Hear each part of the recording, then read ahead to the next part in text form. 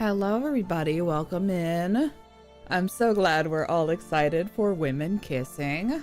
My favorite time of day. Hello, welcome. Say hi, Doppler! Thank you. Excellent. Oh, hold on, I don't think it's capturing your audio. Give me 1 second.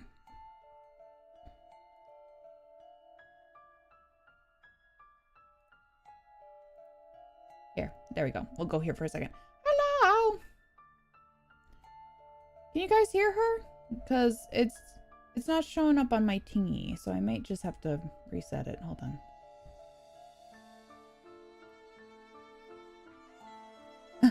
I can hear you, but I know it's not. Hold on. Start yodeling. Oh, there we go. That should be good. Okay, we're saved from the yodel. That's good. I don't know how to yodel. just do your best. All right, today is a great day to like women kissing because I think we're gonna. Now it's good. Yeah, I figured. Okay. Yeah, we're gonna look at women. I love women.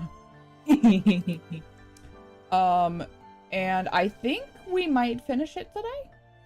I think so. I've been finishing a lot of my series that I've been doing. We finished. I say this with I say this with full genuine sincerity. I accidentally streamed for 10 hours last stream. Oh my god. So, because we were so close to finishing Disco Elysium that I just kind of powered through it, but we also crashed 3 times. So Jeez. It was a fucking mess. So I'm gonna see if I can try to like compile all of that at a later date and make it a actual watchable video. But yeah, I accidentally streamed for 10 hours. What are you gonna do? What are you gonna do? And sometimes it just be like that. Yeah, and now I finished Disco Elysium, and it was great, and I loved it. I didn't get the time to actually talk about my thoughts for it because I was so fucking tired. I was like, I love y'all so much. I'm going the fuck to bed. But this should be much less intensive. So we should be good. All right. Let me know how. There we go. Oh, let me get you in here. There we are. All right. And everybody can see. Sometimes you just black out and try to kiss Kim for 10 hours. It's true. I love him with all my heart. All right, gamers. Emphasis on the gamers. Yeah. Let's move you guys That's over me. here. I know I like to fuck around with mood lighting sometimes. We're not gonna do that today. I'm not gonna bother. Yeah, we don't need the risk. Listen, I'm gonna pray that stream hangs in there. My God.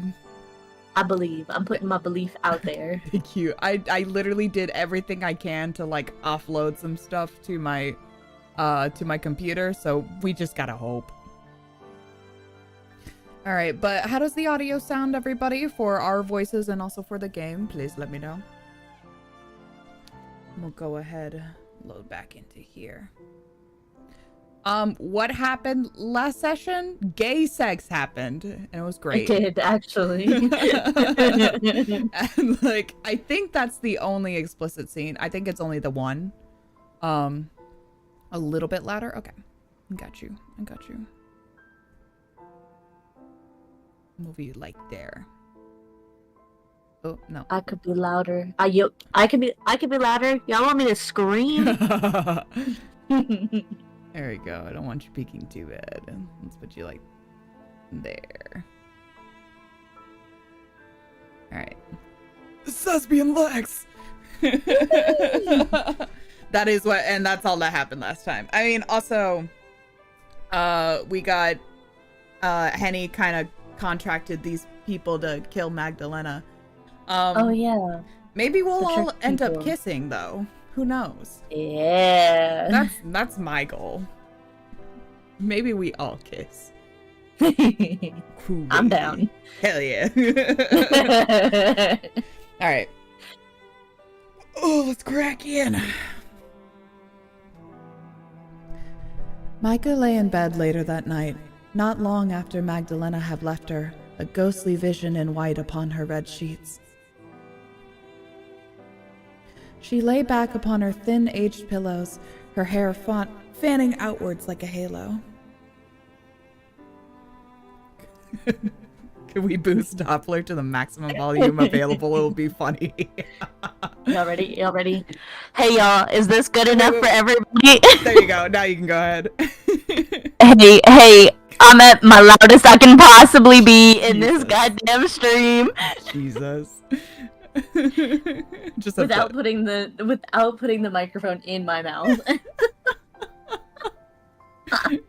That's honestly perfect. Jesus.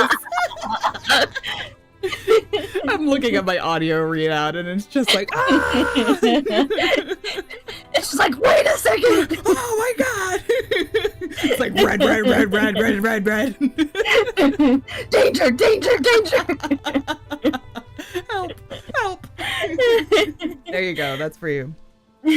Please, I want to have hearing damage by the end of the stream. In due time. It'll be okay. You'll hang in there. I leveled us back out.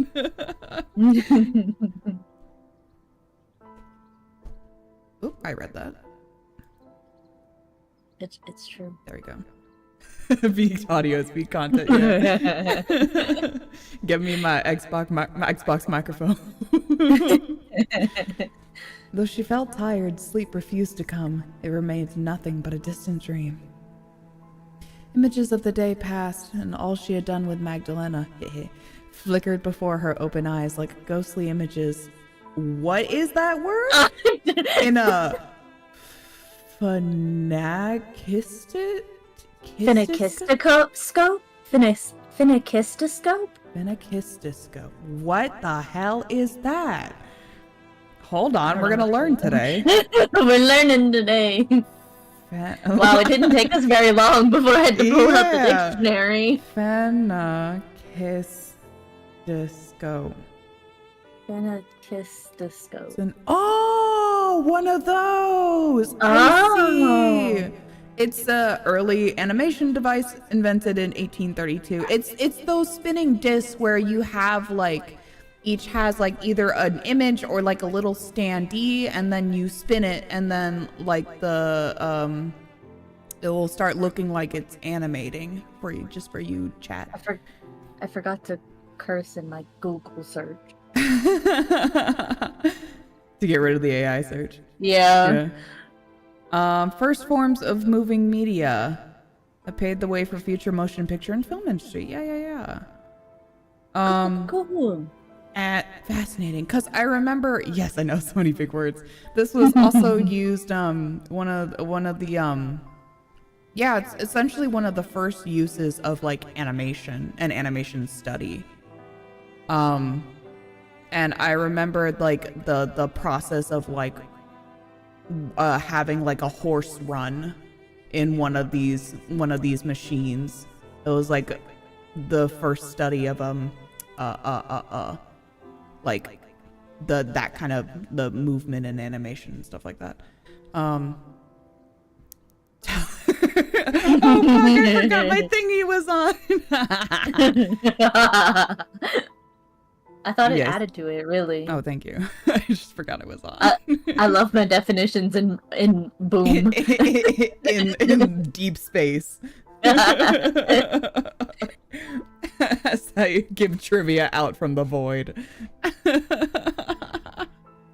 This VN consistently has the quickest time to dictionary speed of any game I've ever seen. Yeah. It's true. Switched so much for GL. They would have this beautiful full vocabulary with BL. They're like, they are men. They are kissing. I don't know. So, well, to be fair, I guess that's true because we play Lamento, and then Lamento is just like, they go here. Now they go here. Oh, now they're kissing. All right, now we're done. I'm like, cool, thank you. Beautiful, yes. Yes. Thanks, women. So now we learned today. Micah saw Magdalena holding her breakfast tray, a small smile upon her lips. Magdalena reaching to brush her hair behind one ear, her sleeve slipping down to reveal her bruised arm. Magdalena standing in the rose garden, her head bowed. She saw Magdalena too, as she had been while pressing a knife against the inside of her wrist, her red eyes full of guilt. Kissing. Oh my god. And later, Magdalena with her pale eyelashes sewn shut, her lips pressed against Micah's own. Do I gotta censor anything? We're doing a little recap here. Do I gotta censor anything? Probably not. Did you have it ready anyway? I do just have in case? it. Okay. I do have it.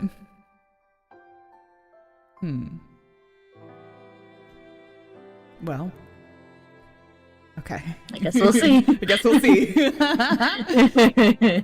Luckily for even the image that does get shown, it's not like crazy explicit. Yeah. So if it pops up for a second, it'll be okay. But I'm like, yeah. Don't want to play around too much with that. Right. It's. I mean, I do this to myself because I'm the one who downloaded deity+, so I can't complain. That had been Micah's first ever kiss. She had not been so intimate with Walter, though he had been her fiancé. She barely knows the guy. Not that Micah saw this as any great loss. It's so true. Real as hell. The thought of kissing Walter, or any man for that matter, had always turned Micah's stomach. She had liked reading stories, but romance scenes had left her cold. Micah had thought she would be happy if she never had to kiss a man, and that belief still stood. Magdalena might have been a woman, and a vampire besides, but kissing her had felt right. Even now, long after her lips had parted, Micah could remember how it had felt. Her lips throbbed with phantom kisses, and blood pooled in her cheeks. Micah pressed one hand to her chest, fingers splayed inside. She knew not how she would go to sleep now, with such thoughts racing through her mind. She feared as she lay there, the darkness pressing in upon her, that she would never sleep again. Magdalena had stolen her ability to rest, just as surely as she has stolen away her heart. Wow.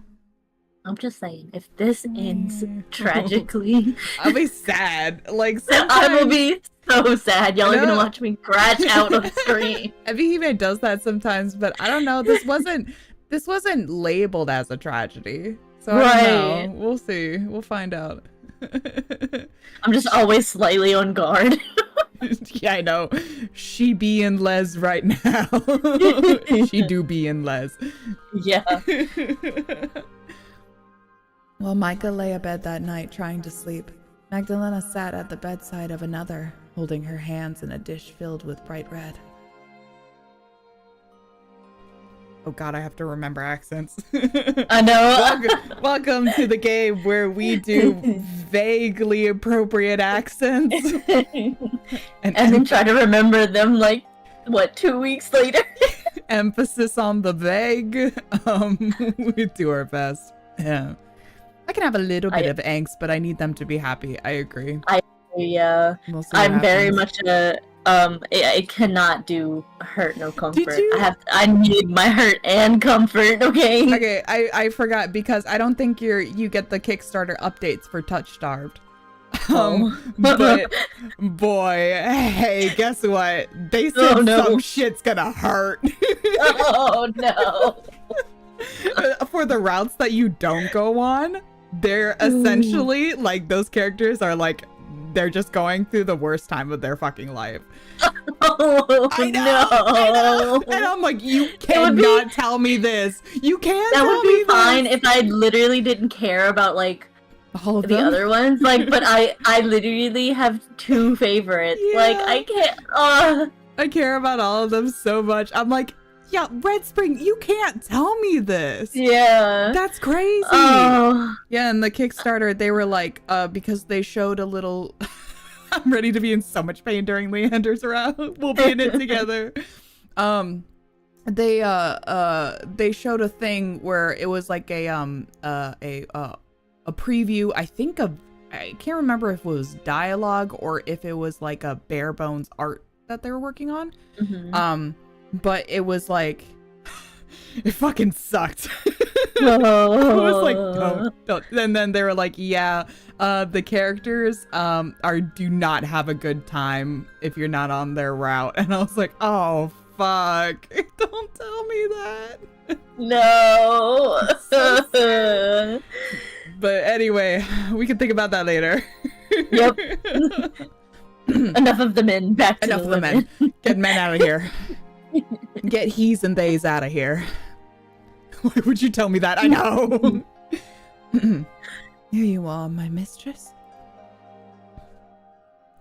Magdalena proffered the dish to a figure who lay upon the bed before her, her expression one of fearful reverence. I procured it a brief while ago. I fear I tarried a while to see you, and it may have gone cold. It is still fresh, though, and its flavor should not be compromised. It's like when you're about to get into a story and then you check the content warning. It's 9 bulletins long. I'm not even joking. Yeah. That's like what happened when I started playing Slow Damage. Oh no. Because I like to check I was going along with a guide. Me and Ami were playing together. And we were going along with the guide, and every time we would go into a new chapter, the guide, without necessarily, it would be a bit of a spoiler, but it would give you the list of content warnings, and I'm like, oh no, oh no, oh no. No. It just kept getting worse. I was like, Nitro games. That's so funny. I hope it is to your taste. The shadowy figure rose, the metallic chains which bound her clinking then shifted forth.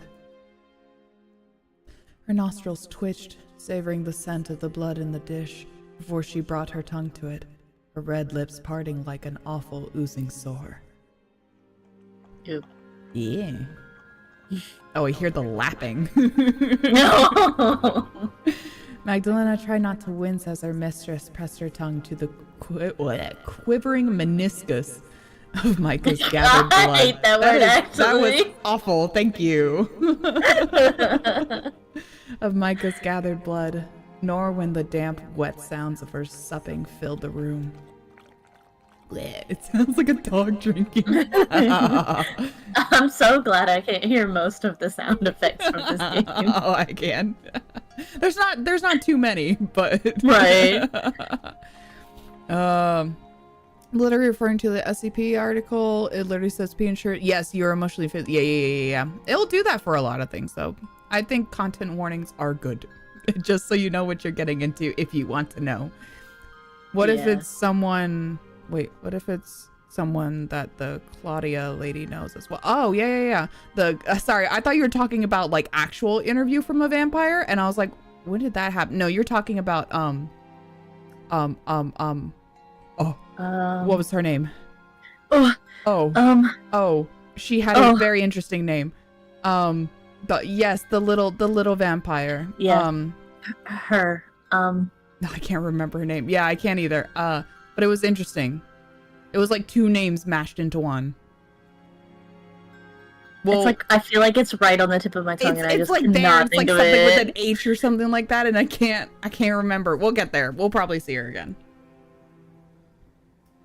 The sound of the mistress's feeding was interspaced only with the lowing of the breeze outside. As it rattled against the window panes, it sounded sad and mournful, which seemed rather appropriate. Magdalena had never much enjoyed these feeding sessions with her mistress, but she enjoyed it rather less now. It was hard for her to remain emotionless, a Grecian figure carved from marble, when she knew so intimately the woman whose blood filled this dish. She did not wish to exploit Micah further, nor to hurt her. She could hardly bear the burden of her wicked deeds. They weighed heavier and heavier upon her shoulders with each day that passed. But what was she to do? If she did not bleed Micah, her mistress would suffer in turn. Her mistress, weak and feeble that she was, needed somebody to look after her. She had no way of procuring blood on her own. Had Magdalena not provided for her throughout the years, she would have been long dead. Sometimes Magdalena thought this might be for the best, but these thoughts seemed wicked, and they made Magdalena shudder. She could not abandon her mistress, no matter how onerous caring for her had become. They were alike, she and her mistress, two birds of a feather. Society would shun them both for being a pair of misfits. They were both monsters. Magdalena's mistress was the only creature like her she knew of. Okay, so they don't know each other. She was all which stopped Magdalena from being utterly alone, and all which had granted her a purpose. Magdalena had vowed when they first returned that she would protect her. I was willing to become the wickedest of villainesses for your sake. I have debased myself, committed vile act after act, and for a while I thought my humanity forfeit. Oh, it's back. Magdalena sighed, her lips pursed as her mistress, heedless as always of her words, continued to drink. But I fear I must be softer than I thought. I have killed many, many men without flinching. Hot, but the thought of killing Micah... Magdalena sighed again, a sigh which seemed to issue forth not just from her chest, but from a deep, shadowy recess inside her. When she exhaled, it left her almost breathless. I don't know if I can do it, not even for you. I want to make you happy, dear one. But if the price of your happiness is my Micah's life... Oh, my... That seemed like too steep a price to pay. If I keep going as I am, I fear something inside me might break. If it has not been broken already, that is. I want to give her a hug so bad. I know, I love her so much. I'm so curious to know who this person is. Yeah. I was thinking it would be like her mother or something, but this kind of fondness that she has for this person doesn't feel like it. Well, I think she said something about when they turned her, so it's probably just a sire type situation. Could be, yeah. Unable to face her mistress or herself, Magdalena let her eyelids fall close. Her lashes melted together, long and spiky, like albino spider's legs. She did not cry, but she felt phantom tears prickling her eyes regardless, sobs she could not make racking her slender shoulders. All the while, her mistress continued to sup as a cat might. Her pointed tongue lapped Micah's blood, her head bobbing back and forth. Her mistress was, in many respects, like a pet. Eating always contented her, but eventually she would show her claws. Magdalena had been on the receiving end of said claws more times than she could count. Her arms were littered with bruises, which were all the thanks she received for her labor. Aiding her young mistress has never been the most thankful of tasks, but Magdalena had persevered. Looking after her mistress had been Magdalena's only purpose in life for nigh on a century. It had been her only reason to keep going. Now, however...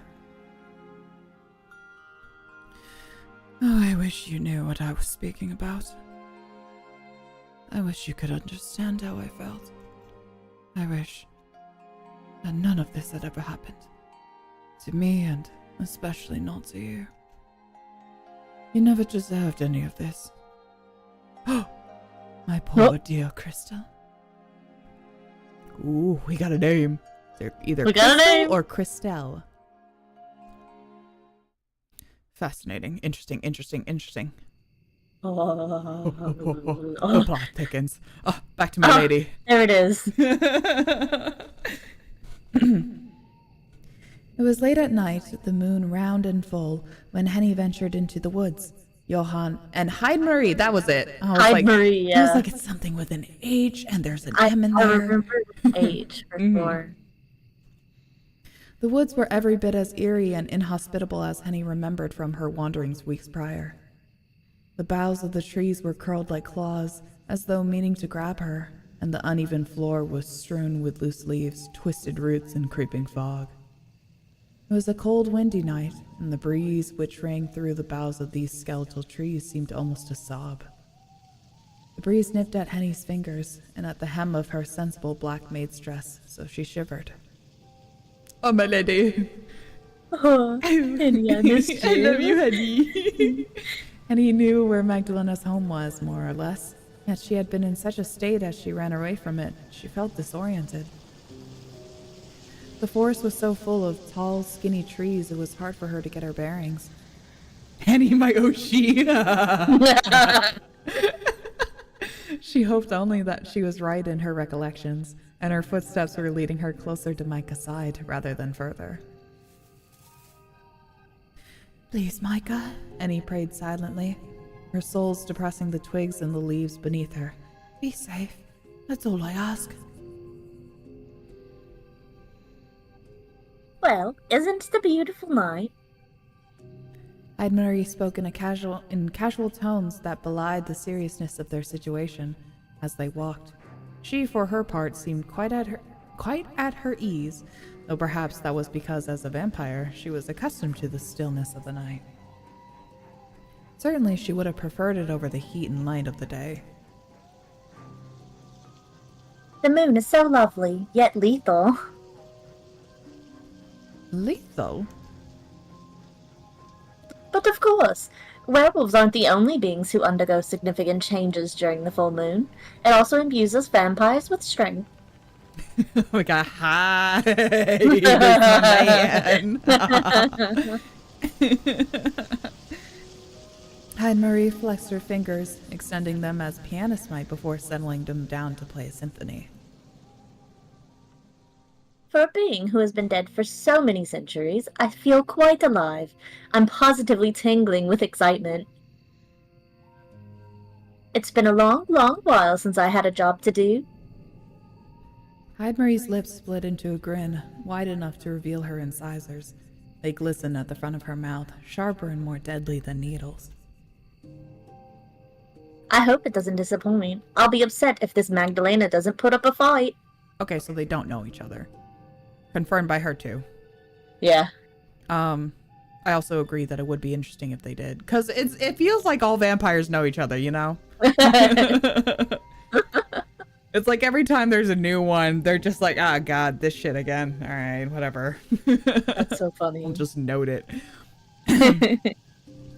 Now, Heidemarie, we didn't come here to have fun.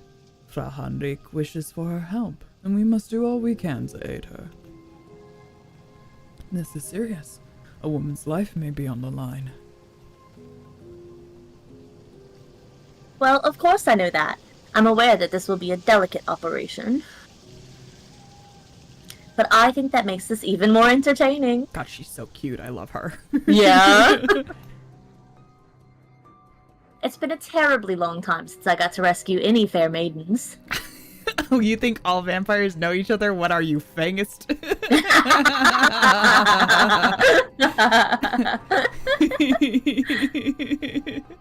Johann loves women. I think he's just a gentleman, you know? But I agree. I think he is a nice woman respecter. Mm-hmm.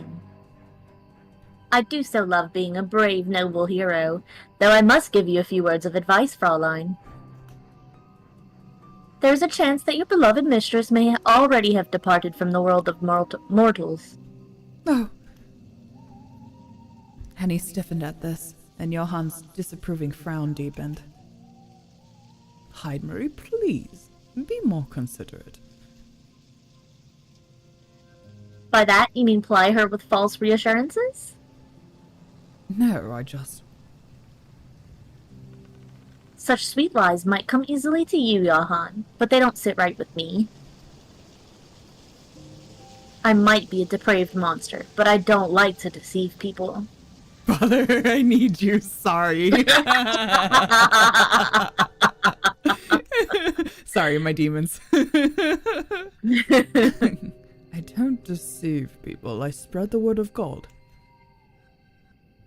And you truly believe in the eventual reckoning and salvation in heaven? Yes, of course I do. You know I do. I wouldn't preach such matters if I didn't. Maria pressed her lips together before eventually capitulating. Yes, I suppose you're right. You've always been an awful goody two-shoes. You're not a liar either, Johann, though you are misguided in your optimism. I know you wish only to think on the most positive potential outcome, but life often does not work out as we might want. Marie looked again to Henny, one arm resting on her hip. Powerful though I am, I'm not privy to everything that happens in Augsburg's vicinity. I cannot say for certain that your mistress will be unscathed. Though I'm certain I'll be able to dispatch this Magna in due course. It may be too late for your mistress. Don't say that. I mean, she's doing great, honestly. Yeah. Please come to terms with that during our travels. It will save you a lot of unnecessary grief later. Well, I suppose you have no ill intentions by saying this. Johann clicked his tongue while Marie tittered. Oh, sorry, hold on.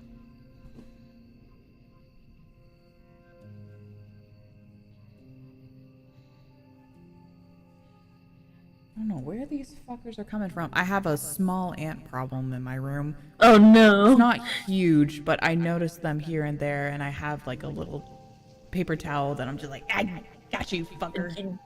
Get him. Yeah. Can't run back home.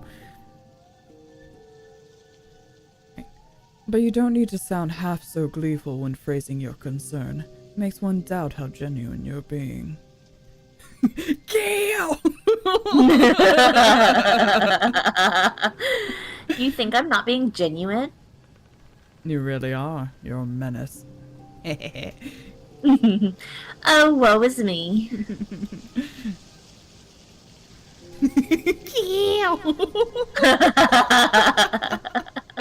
Marie staggered back dramatically, one hand pressed to her breast as though she had been mortally wounded. Had Henny not been so tense, perhaps she would have smiled at Marie's antics. As it was, however, she found herself incapable of seeing the funny side in the young girl's capering. Her thoughts were too full of Micah to pay the mischievous Marie much heed. She knew Marie had a point, but her Micah could very well be dead, but Henny did not wish to come to terms with such possibility. No, she's great, don't worry. If Micah was dead... Oh, if Micah was dead. Frau Henry. It was Johann who spoke next, after the pause rent by Marie's warning, his voice softer and gentler than the moonlight. I know Marie speaks carelessly, but she does have a point. There is no guarantee we will be able to save your mistress. But if her heart beats still, then Marie and I will do all in our power to save her. You can rest assured on that score. Please, place your faith in us. I would never seek to betray your trust, not when you went to the effort of seeking us out as you did. Yes, yes, Johann is right. If there's a damsel to recover, she shall, of course, be rescued. And if she is a corpse, well, we'll simply have to pay her our respects. Either way, you'll get the closure that you want. By the time this night is up, we will know exactly what has happened to your beloved Micah. Either way, you'll get closure. You'll be fine. Thank you. I don't know how Michael had been faring. I went all over the place. Or what state she may be in when we find her. But I suppose I'll find out soon enough, before the night comes to a close. Everything will be sorted then, one way or another, for better or worse. Yes, yes, that's a good way of looking at it. It's best not to get your hopes up too much.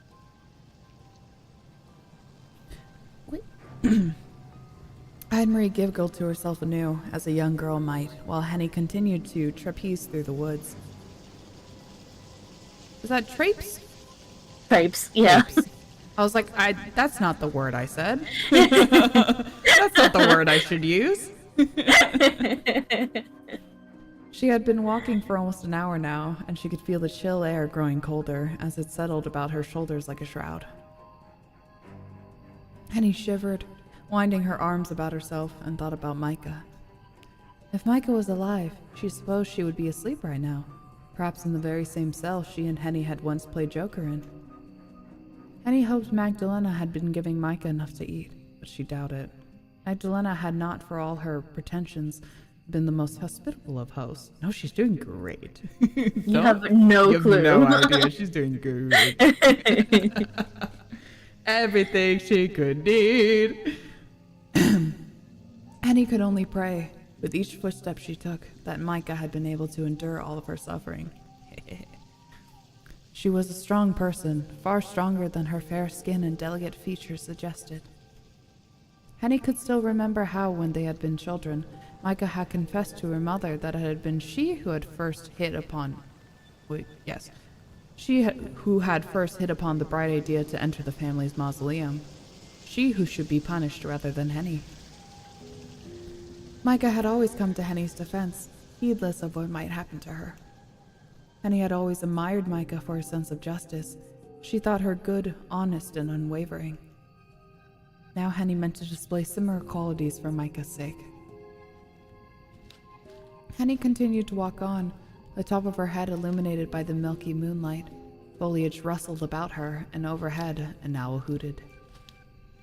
The fog swirled about her ankles. It was so thick Henny could hardly see where she was going. Henny's eyes were not golden like Marie's, but those of an ordinary human, and they were unaccustomed to the gloom. Henny stumbled several times while walking, and Johann had to support her. Normally, Henny would have thanked Johann for his consideration, but she was so focused upon her task that she hadn't the words to spare for him. Every beat of her heart seemed to call out Micah's name. Don't say that. Oh my God. Whoa. Her every thought was laced with her dear friend and of her fate. Like, I'm okay with them being just friends, but also, like... Yeah, like, obviously... I have a feeling. We'll find out. This might get wild. I guess so. Henny knew it was a possibility that she might be too late, but soon discarded it. Micah would be fine. She had to be fine. Henny still had hope. It swelled within her, growing stronger and stronger the closer she drew to Magdalena's home. I can't do that. Yeah, I know. Everybody on now. Contagion. Get wrecked. And he kept going. Infection. Infection. Placing one foot after the other in a grim march until... Ah, yes. We must be on the right track. I can smell it now. Smell what? Death. Marie's answer was a simple one, yet it made Henny shudder all the same. Vampires often cloak their abodes in magic, but these parlor tricks only work on mundane creatures such as humans. To a fellow vampire like myself, such enchantments are mere child's play. Try though we might, we vampires cannot hide from one another. The stench of death is much too strong. The soil beneath our feet is soaked with blood. When I strain my ears, I can hear the screams of her victims in the air. We must be very, very close indeed. Marie smiled, her incisors razor sharp in the gloom which swelled about her. Now, I must prepare myself for coming face to face with this young vampire. I would hate to look a mess. I have to be stylish. It's true. Vampires have to be stunting on each other. It's genuinely all the time. Ooh. Oh. Act 4. Act 4. Oh my god. Act. Oh my god. Okay. Whoa. I mean, I was kind of like starting to think we would, but yeah. Oh, then maybe a maid and her mistress. Yeah, maybe we'll see. We might have another part after this. We'll find out. It feels like maybe yes, but also I don't know. I don't know. Let's see. It took Micah almost a full hour before she was finally able to drift off that night, lulled into the world of slumber by the stirring of the breeze beyond her bedroom window. In her dreams, Micah saw herself and Magdalena as she wished they were, smiling, arms linked, like a pair of ordinary women. In this dream, Micah was not the sole daughter of the once noble Von Essens, and Magdalena was not a vampire. They were both young ladies from moderately well-to-do families, both young and fresh-faced, with no outside pressures forcing them to wed. And they were best friends. And they were besties. They never married, and they lived together, and they were best friends. In this dream, Micah and Magdalena were of a like age, equals who had formed a fast friendship. A couple of besties. Together, they would promenade about their families' estates, play cards, and help one another with their hair. They flipped through fashion magazines, offered helpful critique upon one another's clothes, and often during quiet moments, they would sit together and devour books like sweetmeats. I love sweetmeats. There was my favorite thing ever was, I forget where the fuck it was. I don't remember which game I was playing, but it's somebody's like name, like their name tag was sweetmeats. Oh my god. And I was like, hell yeah. Fashion magazines, the Victorian era. Yeah. There were like articles and stuff like that about latest fashions. Those existed. They would read plays and poems and prose, and once they had finished with their tomes, they would talk about them to one another excitedly. Nobody condemned their friendship, and nobody sought to come between the pair of them. And he gladly gave Micah and Magdalena her blessing, as did their parents. Micah's mother in her dream was not the exacting Lady Von Essen, but another woman altogether, a woman kinder and more accepting, who did not smack books from Micah's hands, nor revile her for being too willful. Micah even dared in this dream to pursue with her fictional Magdalena a relationship deeper than that of close friends. There were covetous glances and brushing of fingers out in public, arms linked with heads dipped just a little too close when they shared secrets. In private, meanwhile, between their reading of books and their girlish chatter, they came even closer together until... but Micah knew these dreams could never come to pass. She was tormenting herself by indulging in a fantasy which could not be realized, but still, she continued to dream. She did not want to give her fantasies up. How could she?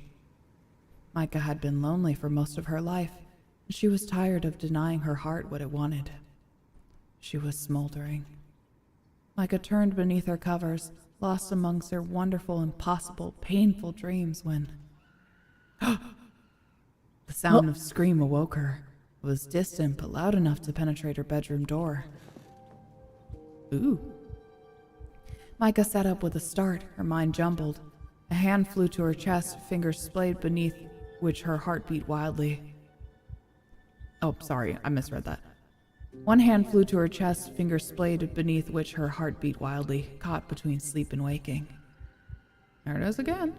The screaming continued, high and hopeless. It was hard to gauge who owned the voice, but Micah thought it belonged to a woman? Was it Magdalena? Had she been caught off guard, her home laid waste? That would be a crazy turn of events so quickly, yeah. Micah. It's like, oh, it's all gone to shit. Micah knew not. My hands are sweating. Yeah. Micah knew not what kind of creature could make a vampire scream, but it must have been a frightening one. The trembling Micah rose from her bed, then dashed barefoot to her bedroom door. Oh, you're locked in, girly? She took the handle between her fingers and tried it, but she was soon scuppered. The door, as always, was locked. I assume that means, like, withheld. Something like that. Yeah, something like that. Mm-hmm. Micah took a step back, fingers clenched at her front, deliberating. How was she to escape? Brute force was an option, she supposed. Micah was not very strong herself, but Magdalena's home was ancient. Everything was crumbling. Oh, true. I think you could do it if you really try. The lock must have some give in it. Enough to be sprung, perhaps by her shoulder if she applied enough force. Maybe she could try to jimmy the lock with a more elegant method. Maybe a hairpin? Micah had several, which she kept in a ceramic tray by her bedside, which she used to style her hair. Micah had never tried to pry open a door with such an inelegant method before. When she had broken into the family's mausoleum all those years ago, she had simply stolen a set of keys. It seemed imperative to try, however. If Magdalena was being hurt, then Micah wanted to protect her. Micah knew she could not simply stand idle and do nothing. Micah padded to her bedside. Micah, what in the world do you plan to do to protect Magdalena? I know. Like, if Magdalena is being hurt, there's nothing, What the hell you gonna do, girly?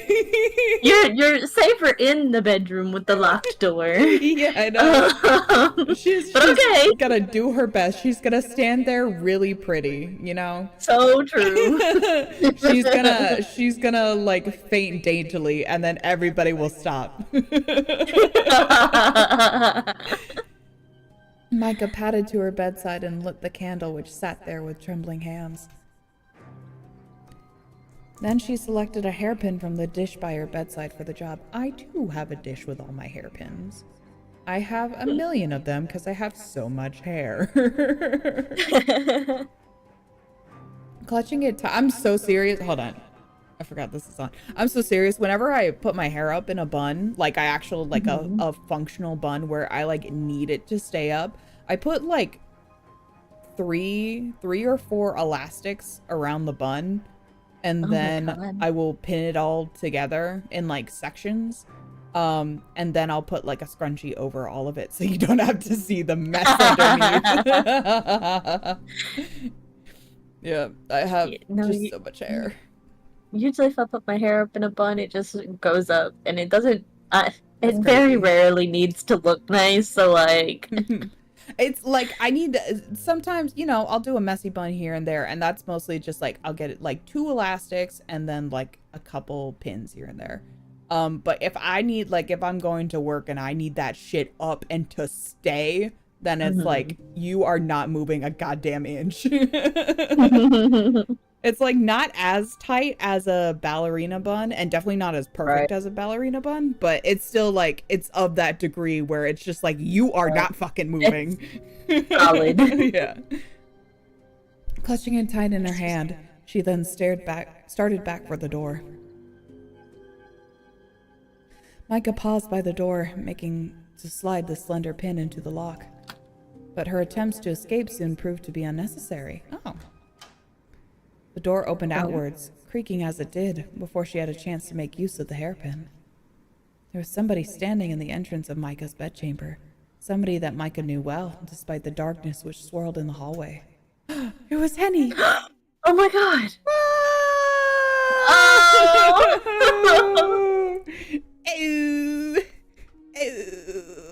Oh, this is so beautiful. It's such lovely art. Oh my god. I'm so relieved by this, but also so scared. Damn, I'm like, I'm really conflicted. Yeah. But this is beautiful art.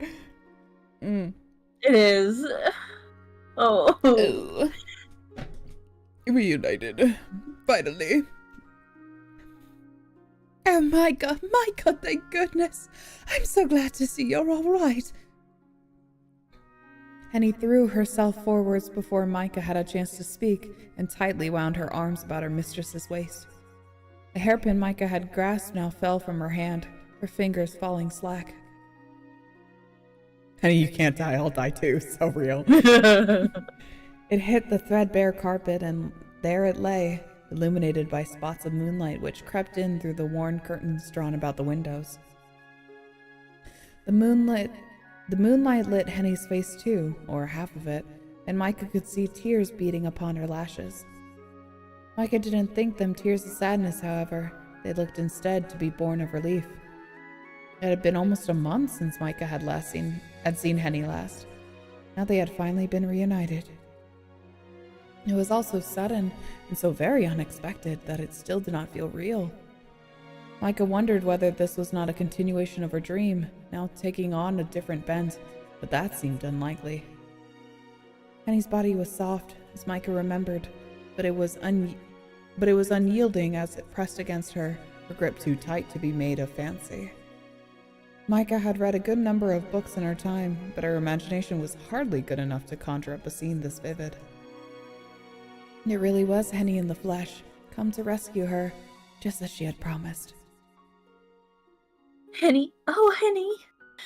Micah began to sob herself, from both surprise and relief. She returned Henny's embrace, resting her head upon her shoulders. And for a while neither woman spoke. They only stood here. Sorry, I got something in my throat. You're good. They only stood there in the entrance of Micah's bedroom and sobbed, clinging tight as though their lives depended on it. Oh my god. Oh. Screams, however, did not abate, and a fresh volley of piercing cries made Micah's body stiffen. Concerned, she drew back, and looking at Henny, said, What are you doing here? How did you get here? Did you do something to Lena? There's no time to explain right now. First, we need to escape. Escape? But where? Outside. Hurry, Micah, before she catches us. She? Micah's brow furrowed. Are you talking about Lena? I mean that monster, yes. Marie is holding her back, but I don't want to hang around while they settle matters. I spent more than enough time around monsters to last me a lifetime, and I bet you have too. Oh, it was horrible, Micah. The things I've seen tonight trying to save you. But I don't want to dwell on it. It doesn't matter. Come on, let's go. But I'm not dressed. I can't wander around the woods in my nightgown. Not barefoot. I need some shoes at least. It can wait. Please, Micah, let's hurry. You need to run. But... Micah tried to protest, but Henny refused to listen. She squeezed Micah's hand in her own and turned, pulling her through the hallway and away from her bedchamber, away from her prison cell, away from her life with Magdalena. Oh, whoa, this music! Oh. Whoa! Micah called after Henny, bidding her to stop, but Henny did not listen. She continued instead to run, her soul slapping against the stones. Micah tried to twist her... Ooh, that violin! Micah tried to twist her arm free from her friends, but she hadn't the power for it. Magdalena had taken too much of her blood that night and had left her weak, anemic, as had the kiss and the caresses which followed afterwards. So real, girl. Yep. Micah had always been thinner than Henny, her coloring more delicate, but in that moment Henny's strength seems indomitable. This must have been the measure, Micah supposed, of how greatly Henny cared for her, but oh. While Micah was glad to see Henny, she did not wish to leave Magdalena's side. Not like this. If she was to leave, she at least wanted to speak to her once more, to tell her what had happened. Micah tried to dig her feet against the cold floor, but it was to little avail, and he responded only by asserting more pressure upon her hand. She was gripping Micah's fingers hard enough to hurt, hard enough Micah feared she might leave bruises. We need to keep going. We're almost there. Just a little further. Henny tried to console Micah, but her comforting voice fell upon deaf ears. Micah's attention had been taken, not by Henny's rescue attempt, nor her own concern for Magdalena, but by a door thrown ajar a few paces away. Micah had not been inside any rooms in Magdalena's home save her own, so she could not help but cast a curious glance at its interior. I'm like, Oh my god. The room was dark, the curtains drawn, yet Micah could make out several shadowy shapes within it. oh. There was an armoire, an escritoire, and an impressive oaken-hewn bed, not so very different from the one in Micah's room. There was one factor, however, which differentiated the room in which Micah had stayed from this one, and that was the chains looped around the headboard. Those chains... She does have a dagger in her. I see. Yeah. She is in torpor. These chains, which glinted in the dappled moonlight, ended in manacles, which were still sealed tight about the limbs of a creature which no longer stirred. The creature which laid upon bed had 2 slender arms and 2 slender legs, and it wore upon its body a gown, which one might have been fine, but now was hopelessly tattered. Its legs were bare, and it wore no shoes. Its hair, long and dark, was matted about its face, its eyes closed as if in slumber. Micah could tell it was a small creature, even lying down, good head shorter than herself and far skinnier. Why, Micah realized with a gasp, the creature was not a creature at all. It was a girl, and a very young girl at that. She could not have been much more than 4 or 5. Oh, wow. 4 or 5 years of age. She was still a veritable infant, an innocent child. Girl, those eyes are not closed. Wow. And she was dead. Wow. Let me get a look at this. So 4 or 5 were in a torpor state, and it looks like they were open and rolled back. No, yeah, they're closed. It's just the way that it's painted, but because yeah, I would agree. She looks like a doll. She looks like a little porcelain doll.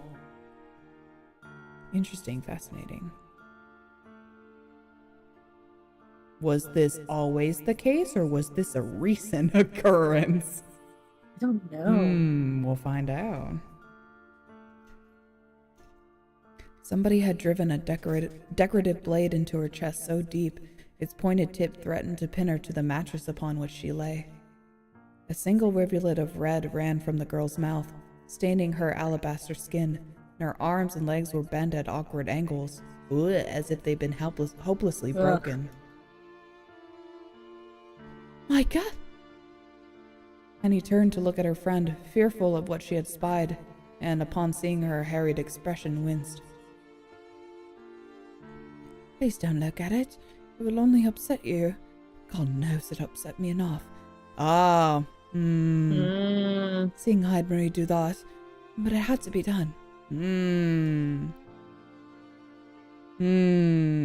She wasn't human, Micah. Micah could see that well enough, with how horribly pale the girl was, but still, she grieved for her. She couldn't overlook how very young the girl was, or how fragile she looked. It seemed a gross cruelty to treat a child so. Who could have killed her so callously? Micah's stomach churned. She heaved. Then, with bitter, acrid tears beating in her eyes. Micah! Bleh. Micah turned her head and vomited all over the stone floor.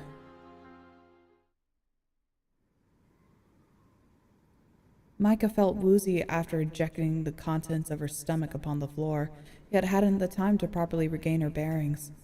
While sympathetic, Henny was anxious to keep moving, and after consoling Micah, soon took hold of her hand again. I'm sorry, Micah, but we really have to run. We can't stay here, not any longer. I need to get you to safety. Micah would have argued if she could, as she felt perfectly safe with Magdalena, yet could not. There was a sharp, sour taste at the back of her throat which prohibited all words, and in any event, she knew the words she wanted to speak were untruths. She was not safe with Magdalena, How could she be when the other woman had caused her so many wounds? Ah, it's fine. It's fine. It's fine. As she continued to stay with Magdalena, it seemed inevitable that she would die. Henny knew this too, and had traveled all this way to rescue her. Yet though Micah appreciated it, an ungrateful part of her wished she had not bothered. Micah had already made peace with the thought of dying. She had made peace with it long ago, before Magdalena had taken her a prisoner even. She had always been a captive in some form or another, unable to say what was on her mind, or to do what she truly wanted. Living with her parents had been no true life. It had been a hollow, empty existence which had parodied living, yet had been too full of waiting, all without consequence, for it to mean anything. Micah had never truly lived at all, not in all her 25 years. This had only changed after meeting Magdalena. Magdalena meant to kill her, but at least her company had let Micah's pitiful existence some sense of purpose. Micah didn't want to leave her. She couldn't leave her. But Micah knew not how to communicate this to Henny. Girl, you just talk to her. Literally, just open your mouth. Just open your mouth and say literally anything and just be like, Henny, I can't go. Say, Henny, I love that woman. I love that woman so much. I need you to pause for 2 seconds. I love you too with all my heart. And I think you could stay here as well. But there ain't no way in hell I'm going back to that man. Literally. That's like, besides the whole point of her, you know, being in this house with a vampire and all that. It's just the obvious things. It's like, you know, one, her parents are dead. So what real obligation does she have to be with Walter, you know, other than probably... Right. You could argue that because her parents are dead, she has like nothing to her name.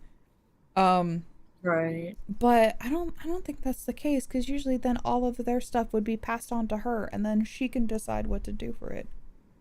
Right.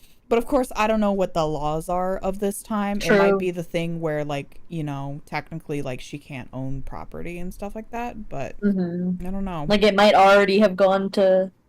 Oh, that's true. Yeah. What's his face? To Walter. Fuck that guy. Walter. I like what's his face better. That's good too. Yeah.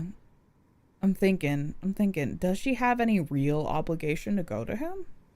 I don't know. No, especially because she's pretending to be dead right now in the forest. There's literally no obligation for anything. That's true. I mean, yeah, you could argue that she could just be like, oh, no, we didn't find Micah. She's dead. Too bad. Whoa, so sad. Literally, like, there's just no need to be like, for her to come back at all. Yeah. I mean, it's obvious that, you know, Henny wants to get her out of there because she thinks that Micah is suffering. But if they have like the conversation, they'd be like, no, it's actually great here. I love it. We could do literally whatever we want for the rest of our lives. Exactly. Like, and just think, she goes back, and how do you explain the disappearance for a month? Like, that's true. Well, I mean, Henny was trying to explain that she had been captured, and then right, yeah, and they just didn't believe her. So if Micah goes back and she was like, yeah, I was captured, they were like, oh, crazy. Do you really think that they would still, like, they would all of a sudden just believe her though? Because I think they would kind of shove it aside and just be like, well, you're back anyway, so who cares? Right. I think that's like the extent of what would be done with that. True. I don't know. Well, let's find out. Hopefully we don't find out. Yeah. I want her to stay here. I know. Let's see what happens. Yeah. She did not think Henny would understand, regardless of how close they were. How could she? Henny had witnessed Micah's loneliness for herself with her own eyes over the course of many years, but she knew not how it hurt Micah, wearing her down until death began to seem preferable to the purgatory she found herself in. She had no idea. She thought she was saving Micah, but in actual fact she was only wrenching her away from all it was she cared for. What would she do, Micah wondered, if Henny really was able to liberate her from Magdalena's abode, where would she go? To Oxford? Well, that's what we were talking about. To Oxford, she supposed, to marry Walter Gerhard, as her parents had planned. But that was too horrible a fate to contemplate. Micah would rather have died. She would rather have died with Magdalena. Come on, Micah. Just a bit farther. And he led Micah into the entrance hall of Magdalena's home. It was a vast, empty shell of a room, which might once have been grand, and now was choked with dust. Micah took in, though vaguely, the chandelier suspended from the ceiling, festooned with spiderwebs, and the old piano in the corner, the lid closed, the keys untouched. The air was stagnant, and it stunk of decay. The entrance hall was dark, too, illuminated only by a few weak, wavering bands of moonlight which spilled in through the windows. The moonlight was bright enough, however, that Micah could see the hall was not deserted. She could see figures, one hanging back, obscured by shadow, while the other two faced off against the other. One of these figures was Magdalena. She was glowering, her lips pulled back in a snarl which revealed her teeth, sharp like knives. The other figure, meanwhile, was unfamiliar to Micah. Her stature was diminutive, her heart-shaped face dwarfed by her swathes of fair hair. This figure, this girl, seemed so slight, Micah wouldn't have put her age as anything past 8 or 9. She was so slender, there was something fairy-like about her. This is very Claudia. Interview with vampires, very Claudia.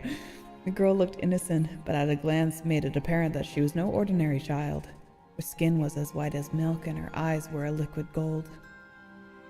She had been like Magdalena, and like the girl, Micah thought with a shudder, shackled to the bed, impaled through the heart.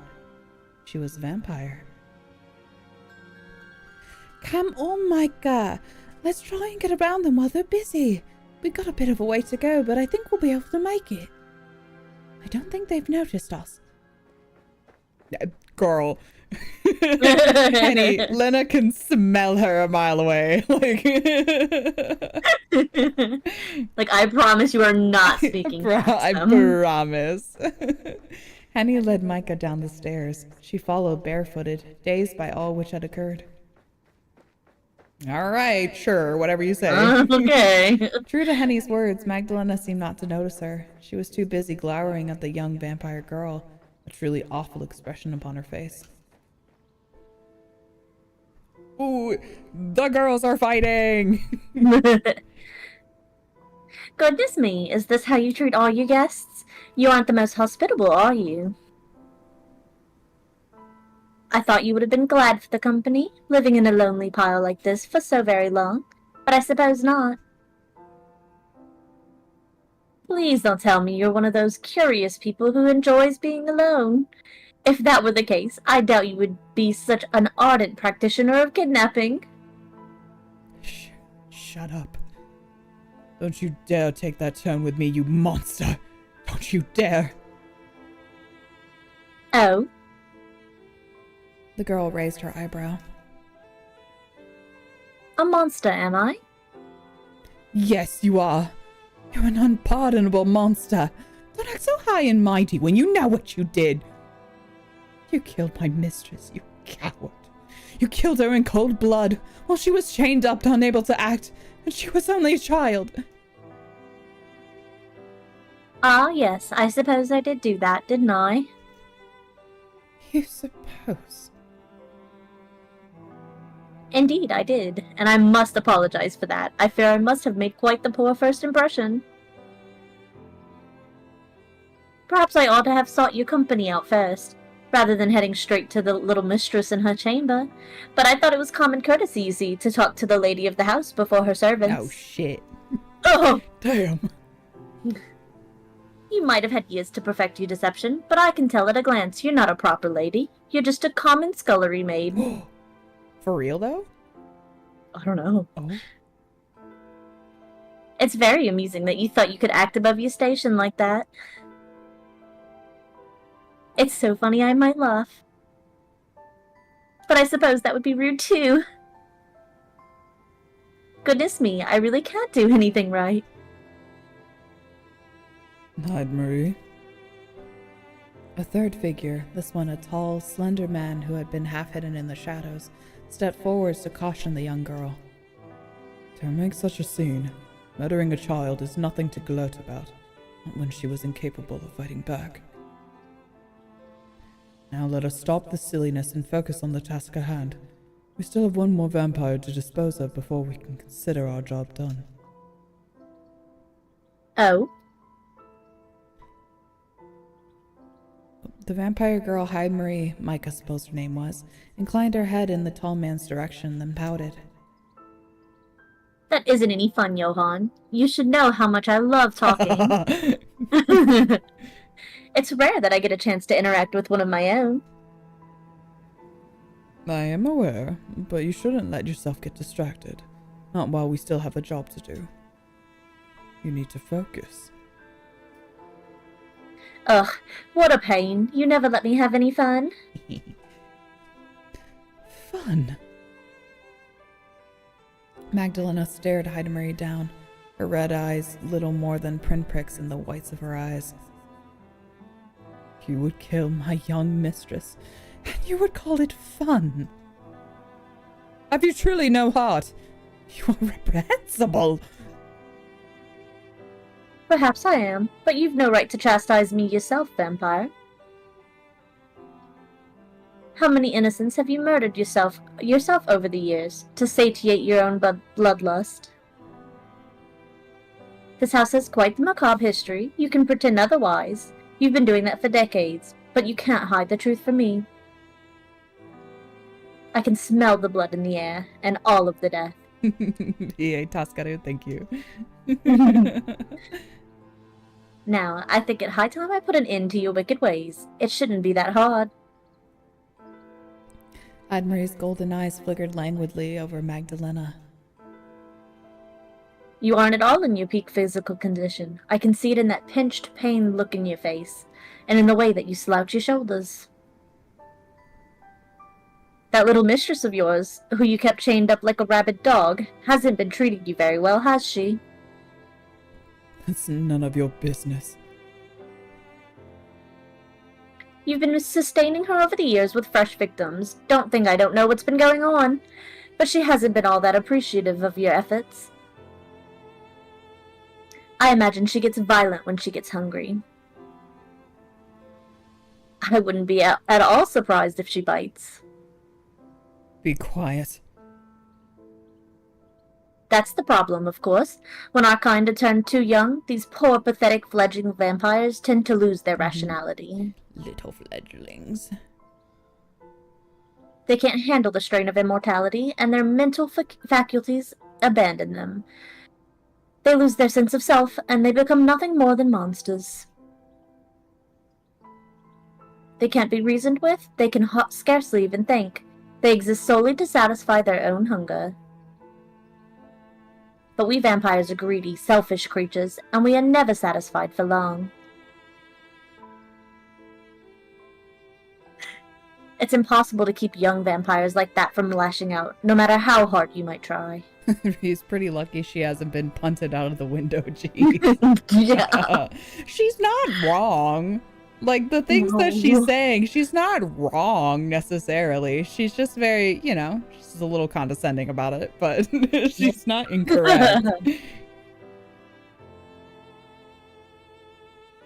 That girl was obviously a lost cause. I have no idea why you thought it was a good idea to keep her alive for so long. Hello? Thank you, Alexa. Thank you, Alexa. I thought that's what it was.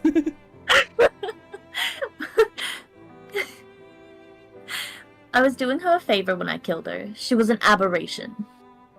I said be quiet. Might not be in my best condition right now, but I'm more than a match for a coward like you who murders small children for sport.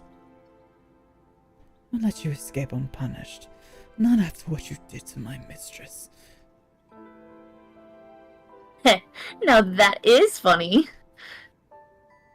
It's awfully hypocritical of you to want to fight me when I was turned before my 11th year.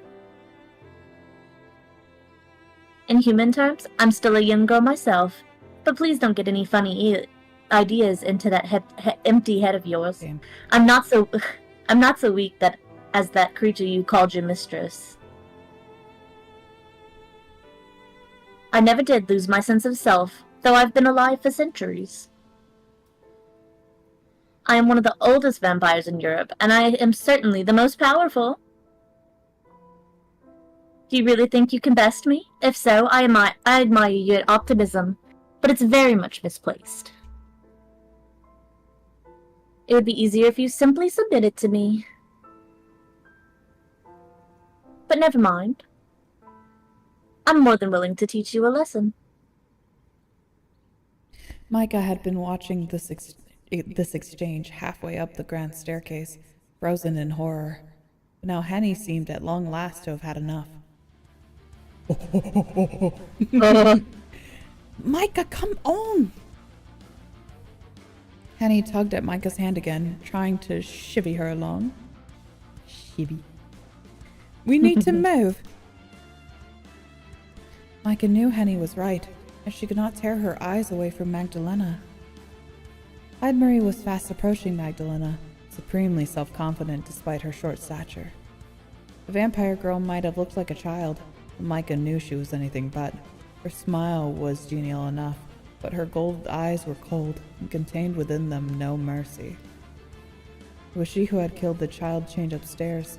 She had driven a stake through her heart and had listened perhaps to her dying cries. She was every inch a killer, just as Magdalena was. Now she meant to put an end to Magdalena too, and Micah feared she might be successful in this endeavor. How could Micah run away with Henny and let that happen? She could not. She had to protect Magdalena. Girl, how? Just throwing herself on top. I'm sorry, Hen, but... Micah, with a burst of newfound strength, wrenched her arm free from Henny's grasp, then dashed forward. I need to help Lena. What? But Micah! Henny called after her friend, her right arm extended. Why would you do that? She kidnapped you. You don't know about anything. She might have kidnapped me, but that doesn't mean I don't care about her. Real as hell. She's a good person, really. I don't want her to be hurt, much less killed. No, wait. Oh, please wait. Micah's feet slapped against the ground as she ran, her white nightgown billowing about her legs. Coming between Magdalena and Marie, she spread out her arms in the hopeful yet ultimately futile gesture of one who meant to stop the whistling of the wind or the lashing of the rain. Don't do this, please. Don't hurt. Oh! Oh my god. I'm gonna cry right now. Oh, that's crazy. But this art is so good. It's so good. Wow, I literally... Oh my god. Oh my god. Marie looks so fucking cool. I'm not okay. I know. Sorry, I'm just so enraptured by the art. I know. Oh. But despite Micah's good intentions, she was unable to finish her entreaty. Marie had been moving too quickly, far more quickly than any human eyes could hope to follow, and though spying Micah, she had not been able to slow in time. The young vampire was soon upon Micah, her right hand extended. Oh, but the art's really nice. Oh, it's so good, but it's all... Oh. Wow. I got tears in my eyeballs. That's okay. We'll probably, we'll get Micah turned. It'll be okay. Oh, I didn't think of that. I just accepted. No, there's... Oh, God. Then there's the whole drama of turning her and stuff like that. Is like, am I gonna curse you to live like me because I want you, or am I gonna let you die? Decisions. The other vampire dilemma that is always so delicious. Yeah. Her nails, which were filed into dangerously sharp points, pressed against Micah's back, then pierced straight through her chest. Hyde-Marie's right hand penetrated Micah's ribcage, as if her flesh was ephemeral, made of nothing sturdier than spider webs. Though Micah cried out, it took a few moments for the pain to fully hit her. Her eyes were wider than goose eggs as she looked down, staring at the arm which penetrated her shuddering body. Viscous red liquid was beginning to ooze down Hyde-Marie's white wrist. It was so vivid in the gloom of Magdalena's cavernous entrance hall that it looked unreal, like something from a dream. Micah's blood was brighter than rubies and thicker than strawberry jam. Micah's body twitched about Hyde-Marie's hand. She felt herself turning numb by increments, first her legs, then her chest, then her shoulders, then her arms, until she could no longer feel the tips of her fingers.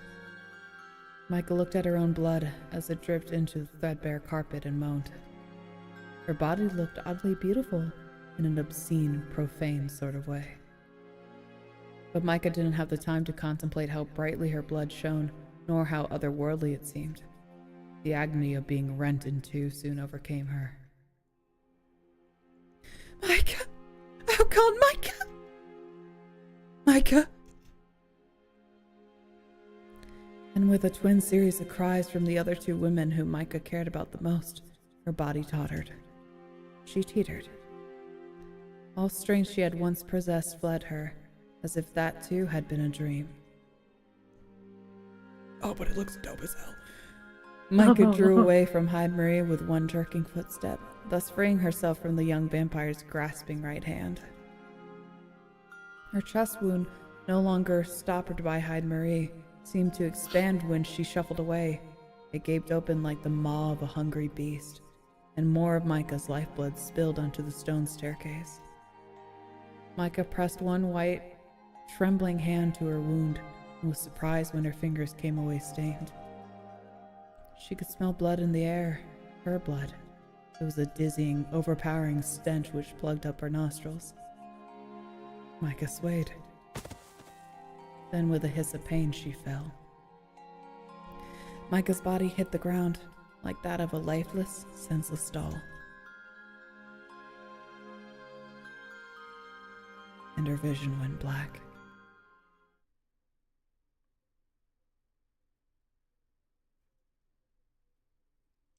Oh, good rescue, everybody. Just real top-notch work. The complete opposite of the plan. Oh my God.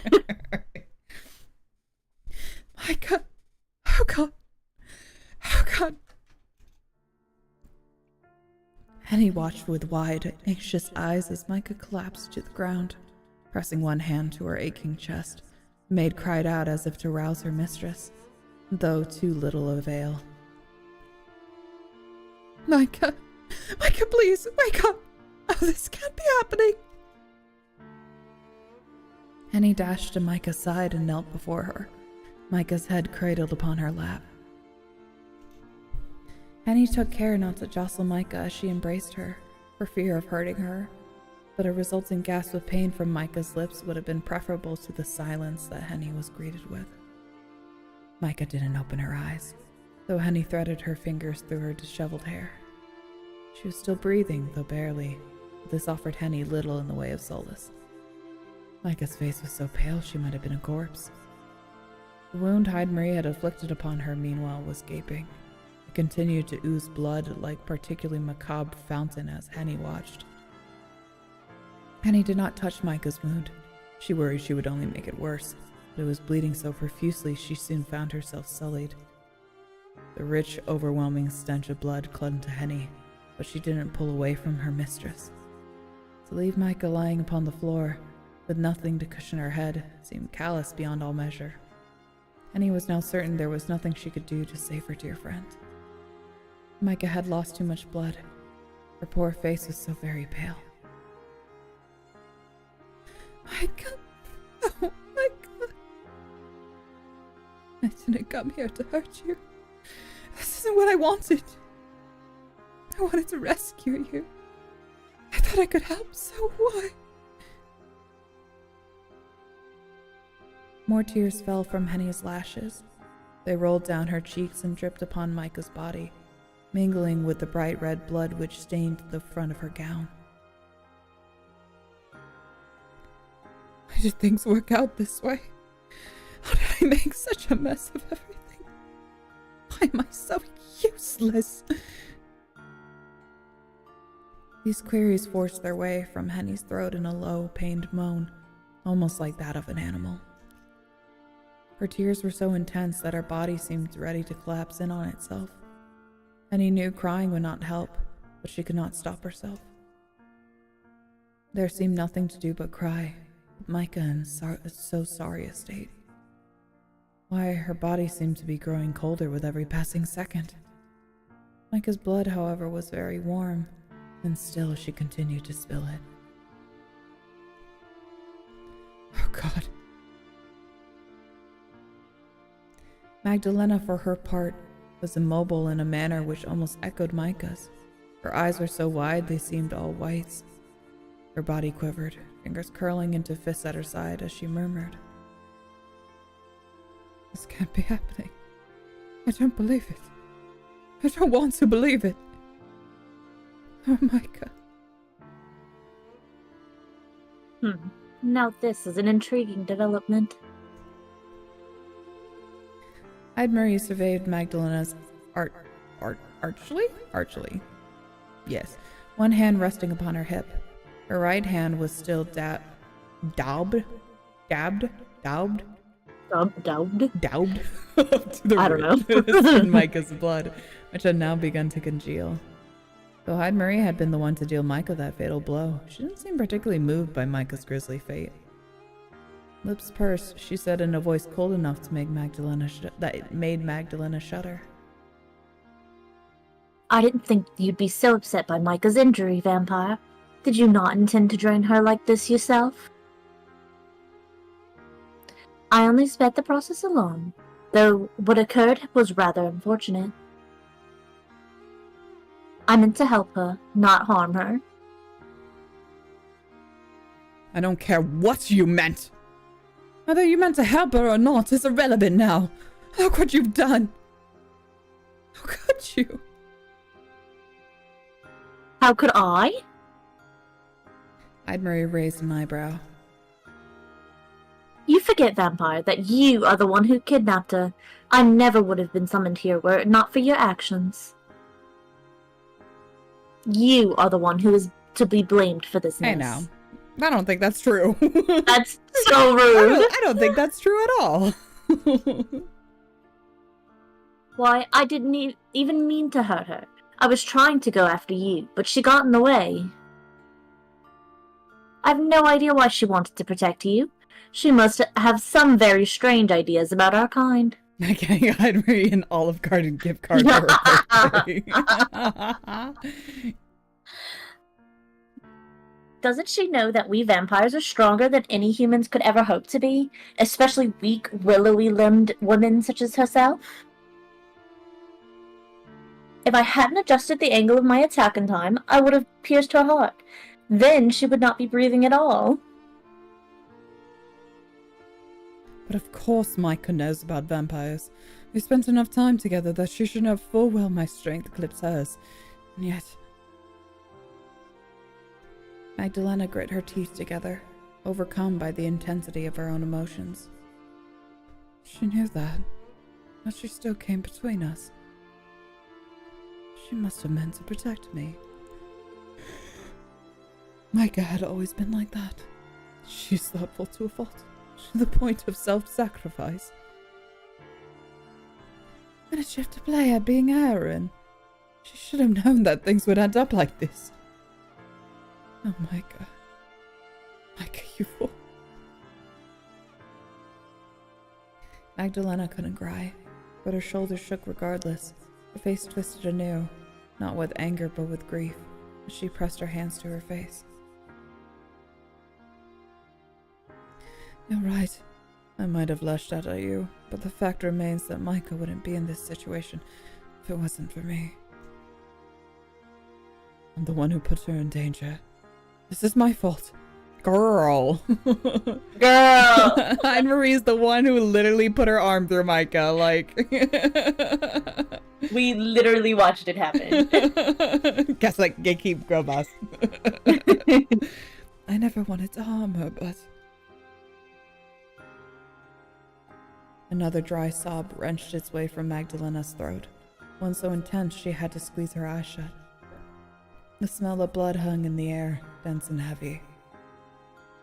Magdalena could smell it when she inhaled, tasted upon her tongue. The blood was like that of a siren song. It was sweetly intoxicating, but the knowledge it belonged to Micah made Magdalena's stomach turn.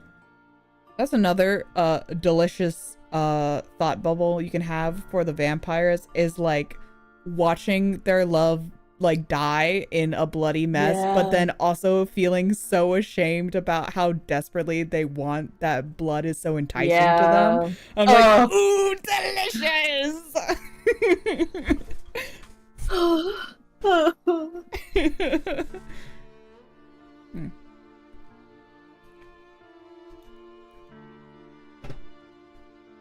Oh, shut up. I'm just saying, that's so good. It's such a good literary device.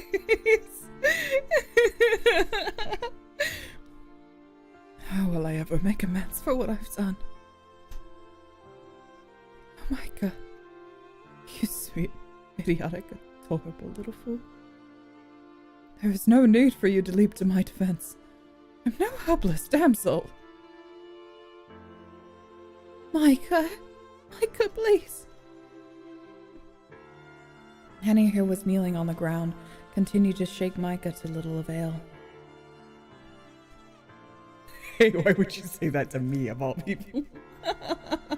I'm just saying. Micah's breath was beginning to wear thin, even as Henny implored her to open her eyes, to take her hand, live on, despite the odds. Please, don't leave me. Don't go. I couldn't bear it. Magdalena stiffened anew as Henny spoke. She sounded so desperate it mirrored her own feelings as well. She didn't want Micah to die either, but what was she to do?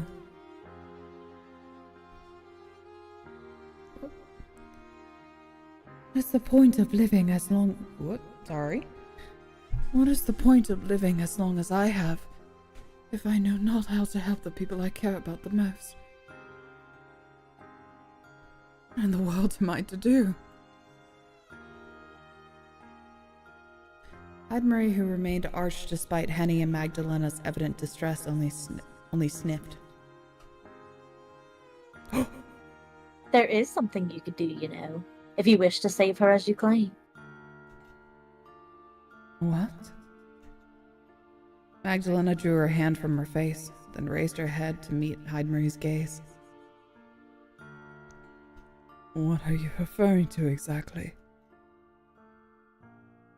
Must I elaborate further? You must know already, vampire, given your nature. I fucking knew it! Oh. I fucking knew it!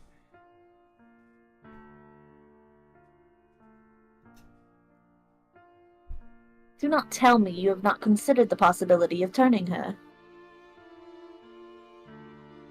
You mean, I ought to make her into one of us? I did not say that you ought to, only that you could.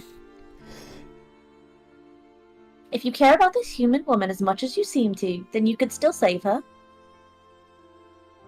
You need only to bite her neck and drain some of her blood. That should be enough to change her. Her heart might stop beating, but she'll still be alive, in a sense at least. You should be fast about it, though, if that's what you desire. I don't think she has much time left. We cannot transform corpses, only the living. But I suppose you must know that already. Of course I do. You don't need to explain it as though I'm a child. I have thought about turning her, of course. Believe me, I have. Do you really think I could go forward with such a great act of selfishness? You think it would be selfish to spare her life? Yes, I do. I would be sparing her from nothing if I turned her into a vampire. I would accomplish nothing save making her suffer. I don't want Micah to die, but I want even less to condemn her to eternal death without the reprieve of resting, not unless she were to will it. If these are my only two choices, then I would rather let Micah pass peacefully. But I would far rather see her live as a human woman. I just want her to be happy. I see. So that's how it is, Hyde-Marie replied after a brief pause, one hand now resting beneath her chin. I had wondered about your precise relationship with the poor dying Fraulein, but it seems like it was more than that of a captor and captive. You might have kidnapped her for nefarious purposes, but it seems you really did grow to care for her. That you have no desire to turn her speaks volumes for your character. Well, that's nice.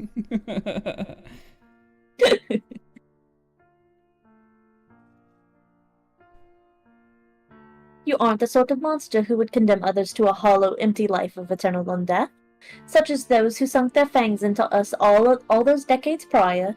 Oh my god, every time we play this game, I'm just like, fuck, I miss my Vampire the Masquerade campaign. I love playing in the vampire world. It's so delicious. Yeah. Vampire that you were still capable of rational thought. Perhaps that's why the clumsy young Fraulein jumped to your defense as she did. She must have seen there was something within you worth saving. I can't hate you after hearing your response, and neither do I wish to harm you. Yeah, I know. Ami's in that game, so he's like, I'm ready at any time. I know. I love playing in the world of Vampire the Masquerade. It's so the PC game and also the tabletop RPG. Both are just so delightful. I want you to play in one of those games so bad one day. I know. Have I DM'd you before? I think I have. I think once. I think once we tried. It was very brief. Yeah. It fell apart. Yeah, because a bunch of shit happened. But yeah. I mean, regardless, we've played together. We have. Yeah, and I always. I'm not meant to roleplay. I don't enjoy it. You don't enjoy it? Okay. No, like I've tried it a couple of times now, and it's just like I rather like because I love in general like tabletop like D&D and all of that like, but I think I'm meant to just like watch other. You rather be the viewer? Yeah, I understand. Yes, I understand. Instead of it's like the improving those scenes is not fun for you. Exactly, very much so. Don't get me wrong, I love to create a character. I hate to play a character. I got you, I understand. And not for lack of trying, like I have tried. No, it was very fun. I loved when we played together. I had a lot of fun. It was a lot of fun. I do enjoy. I know that is true. And anytime we would turn to you, though, you'd just be like, "Oh fuck." Yeah, literally. You're like, "Oh shit." And then also starting off as a warlock, deciding I hated spells and multi-classing as a fighter, so I could just hit shit. You're like, damn, magic sucks. I hate keeping track of this. Me flipping through my index cards, like, I hate all of it. That's so funny. I would, then you would hate Vampire the Masquerade. Yeah, like, it's literally all role playing. Right. Which is that's why it's so interesting to me personally, because I'm just like, I don't have to worry about combat. If we do combat, it's like incredibly like small periods of time. I see. Usually if you get into combat in Vampire the Masquerade, you usually like fucked up royally. Because you're not meant to fight, you're meant to like talk your way through things. I see. But I mean, you can very easily fight. There's the stats for it there and everything. But yeah, the goal is more so to like try to circumvent big battles and things like that. Is the computer game similar? I didn't know they had a computer game. Yes. Oh my god, it's old. There was a I mean, Bloodlines has been has like recurring versions, and they were working on the new one, and then it got into development hell, and now it might not come out. I don't remember what the current update is on it. But the older version of Bloodlines is playable, and yeah, it's very much like it's very much talking, lots and lots of talking and decisions. Yeah. I would say you end up fighting more often than you would playing the tabletop. Just because of the way some of the questions are set up, but you can very easily like circumvent most fights. I see. And it also is encouraged because it's just like the fighting in Bloodlines fucking sucks. It's just because it's old, and so it's just like I cannot see what the fuck I'm doing. And it's like the controls are kind of ass. So it's meant to just like you go to a person, you talk to them. There are like, you know, like especially if you get some of the points, you can like end up in like a gunfight, and it's so fucking annoying. It's like one of the worst things I had to go through, because I'm just like, I kept getting my ass shot, and there's literally nothing you can do than either like you just have to tank the hits, or you just have to quickly get rid of the people shooting you. There's literally no other option. Damn, oh my god. Or either that or like you run away. But yeah, that part was annoying. And then if you end up fighting the werewolves, holy fuck, my god, that sucks ass. But anyway, sorry, this is very emotional part. No, it's okay. Back.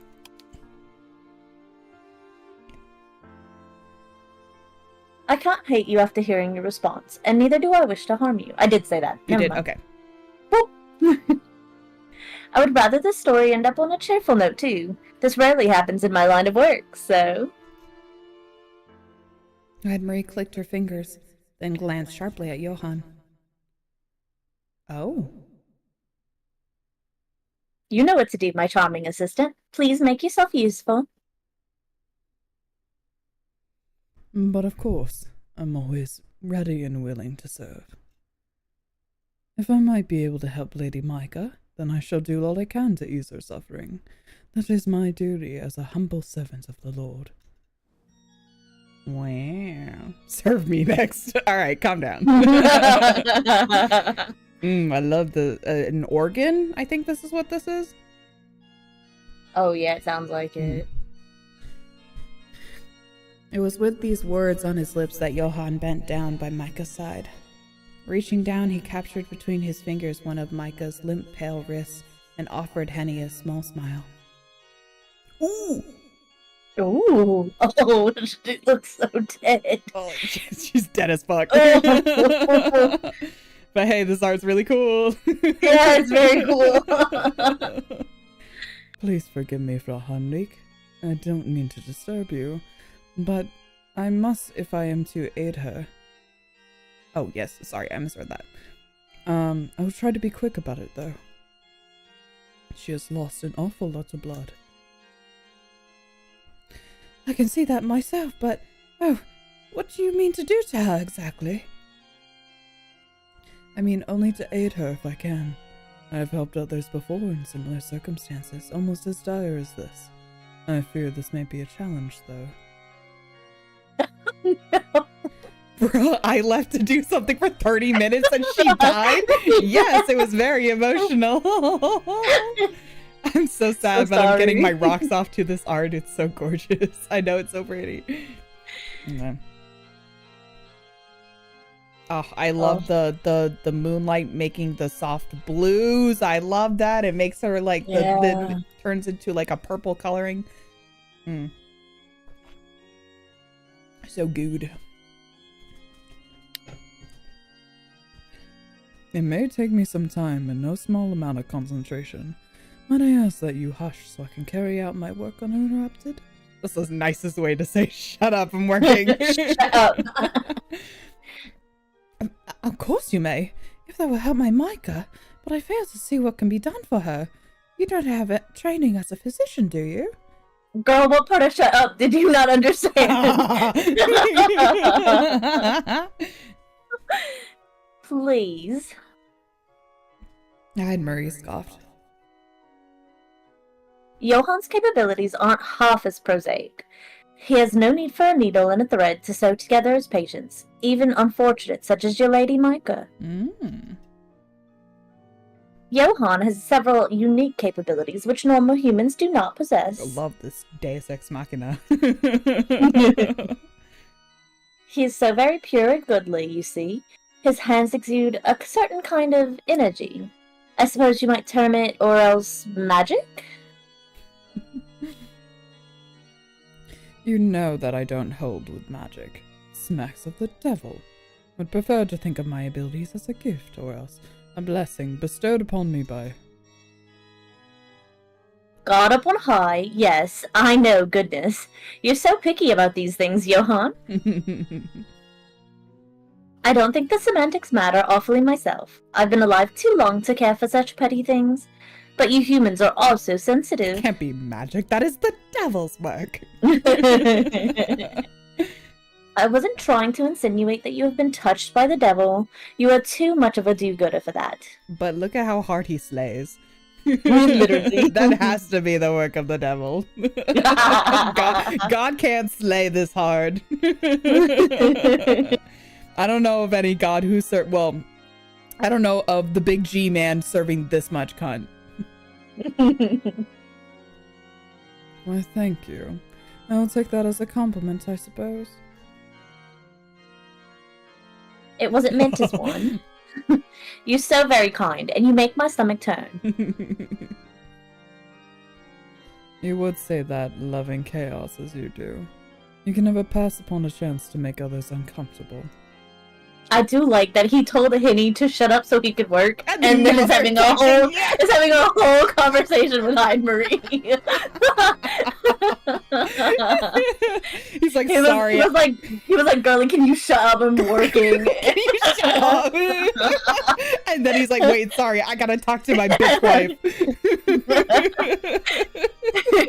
Henny looking back between the two of them, like, hello? She's like bleeding out right now.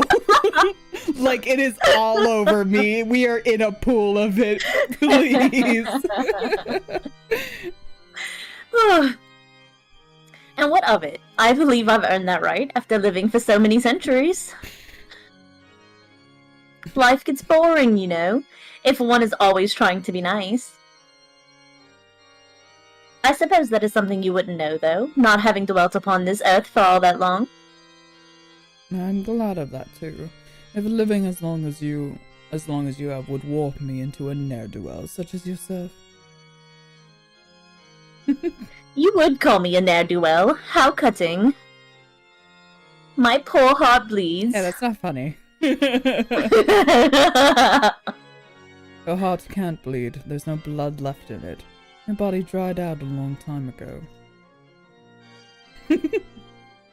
And now you mean to call me a husk? Hyde Marie drew back in a display of faux offense, her arms folded. Well, I never. Oh, never. As Hyde Marie and Johan bickered, Yeah, hey. And he looked at Micah with a pale face, perturbed by her mistress's plight. She's like, hey. like a reminder, like, hey, She could see, even as she sat there, a strange celestial light beginning to gather about Johan's fingers. Okay, he's working. He's working. The light spread over Micah's body, imbuing it in an otherworldly glow, which made Henny gasp.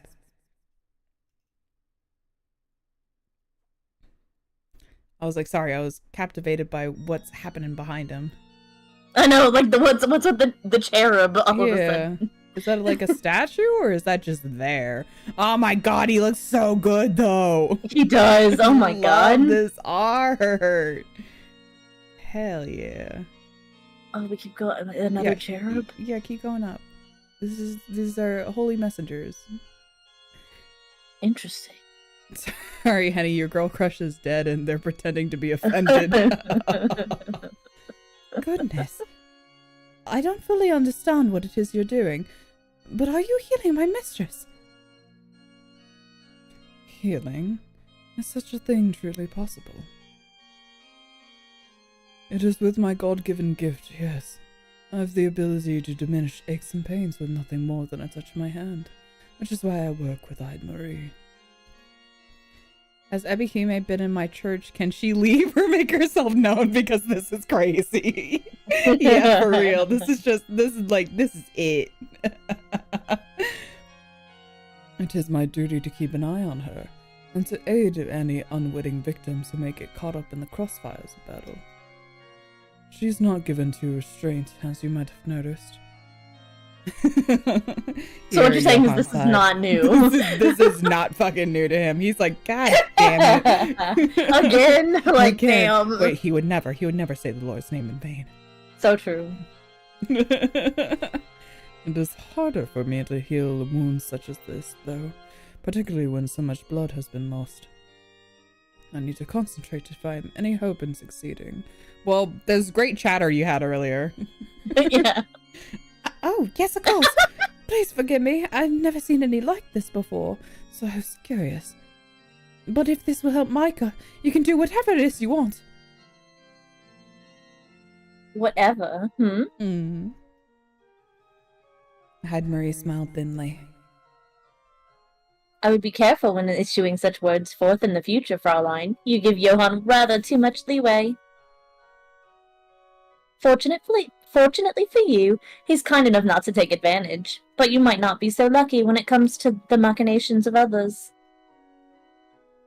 Marie snickered unpleasantly while Johann continued to work. He gripped Micah's wrist tight and bowed his head, his lips pursed together in silent prayer while he worked. Henny, meanwhile, could only watch, wide-eyed, still holding on to Micah's crumpled form. It seemed impossible that Micah might be restored to her senses, but after having been so grievously injured, why, it would take a real miracle to save her. That was what Henny thought. But weren't Johann's healing hands miraculous in of themselves? That is how you say that, isn't it? Mm-hmm. I guess whenever I say that, I just get rid of the and I say like in of themselves, I think. Yeah, in and of themselves. Fascinating. Henny had never before heard of any humans who possessed such power, and she felt rather overwhelmed by it all. She did not begrudge Johann for aiding her mistress, but it unnerved her all the same. Despite Johann's assertions that his abilities had been bestowed upon him by God, there was something unnatural about the light which emanated from him. Witch! Henny, don't you see the cherubs in the background? Yeah, I know. There's something happening there. Henny had half a mind to pull Micah away from him, and so to sever the connection established between her mistress and the grim-faced father, but this would result in disaster. Johann seemed to be the only person capable of aiding her. As such, Henny had little choice but to allow him to work, despite her own misgivings. Henny closed her eyes, cradling Micah's head upon her lap, and internally she prayed. Please, Henny prayed, with a fervor she had not felt for quite some time, not since escaping Lord and Lady Von Essen's carriage with Micah in tow. Let my Micah be safe. Please, let her open her eyes. Let her draw in breath anew, without having to struggle for it, and lessen the burden which weighs upon her body. Please, let her get better. And he prayed and she prayed and she prayed as the seconds elapsed. So entrenched in her own thoughts, her surroundings slipped away. The stench of blood in the air no longer weighed upon her, and neither did the anxious beating of her own heart within her breast. She forgot about Magdalena, who stood still as a statue, and of Marie, who watched with idle curiosity of a bystander, and even about Johann, whose fingers still clasped Micah's wrist. She only thought of Micah, her mistress and her friend both. She recalled the times they had spent together when they had been younger, and their ill-fated excursion into the Von Essen family crypt, which had incurred Lady Von Essen's ire. We're really harping on this crypt. Yeah, like, okay, we get it. Like, okay. Is it, are we gonna come back here?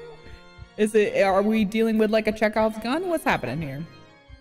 Who knows? She recalled walks through the Von Essen family's estate, their arms looped together as if they were promenading ladies, or promenade. Both work. Huh. And of sitting by the riverbank in the summer months when the dragonflies were out and about.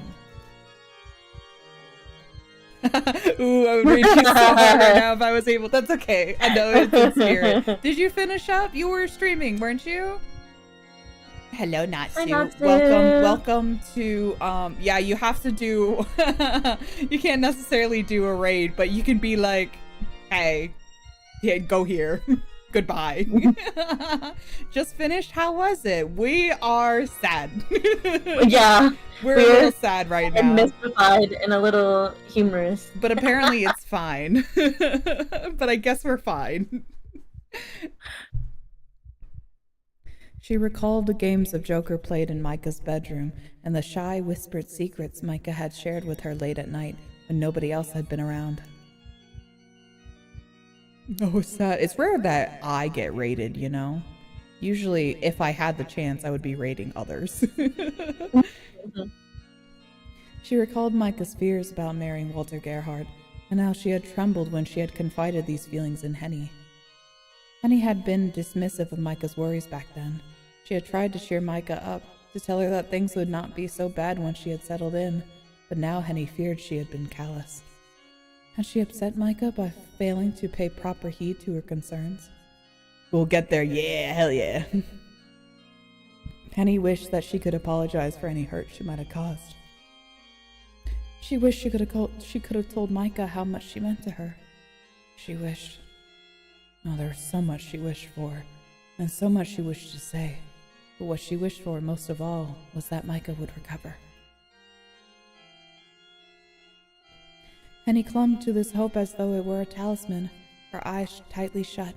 Her desperate desire burned within her, brighter than any star, intense enough to be all-encompassing. Are we getting ahead? That's what I'm thinking. She prayed and she prayed and she prayed, and eventually, I think they're gonna stick with them being friends, though. Probably. Henny? Henny heard her name being called in a sweet, soft cadence she recognized only too well. The voice was weak, void of any real energy, but still, it was enough to soothe Henny of all her anxious thoughts. Henny's eyes snapped open. Fitfully, she stared down at the woman who lay upon her lap. Micah! Oh, my Micah! Micah's own eyes were still closed, but upon her lips she wore a small smile, one which was marred only slightly with pain. Her nightgown was still spattered with blood, but Henny could see that her wound had healed, her skin visible through her torn nightgown, unblemished. Johann had succeeded after all, despite his earlier cautions. He had healed her. Micah was safe. Oh, thank goodness! I'm so relieved! Micah! My Micah! Henny. Micah squeezed Henny's hand with her own, as though to reassure her, and it was this gesture, so selfishly sweet and so very Micah, which tipped Henny over the edge. She slumped forward, her shoulders shaking.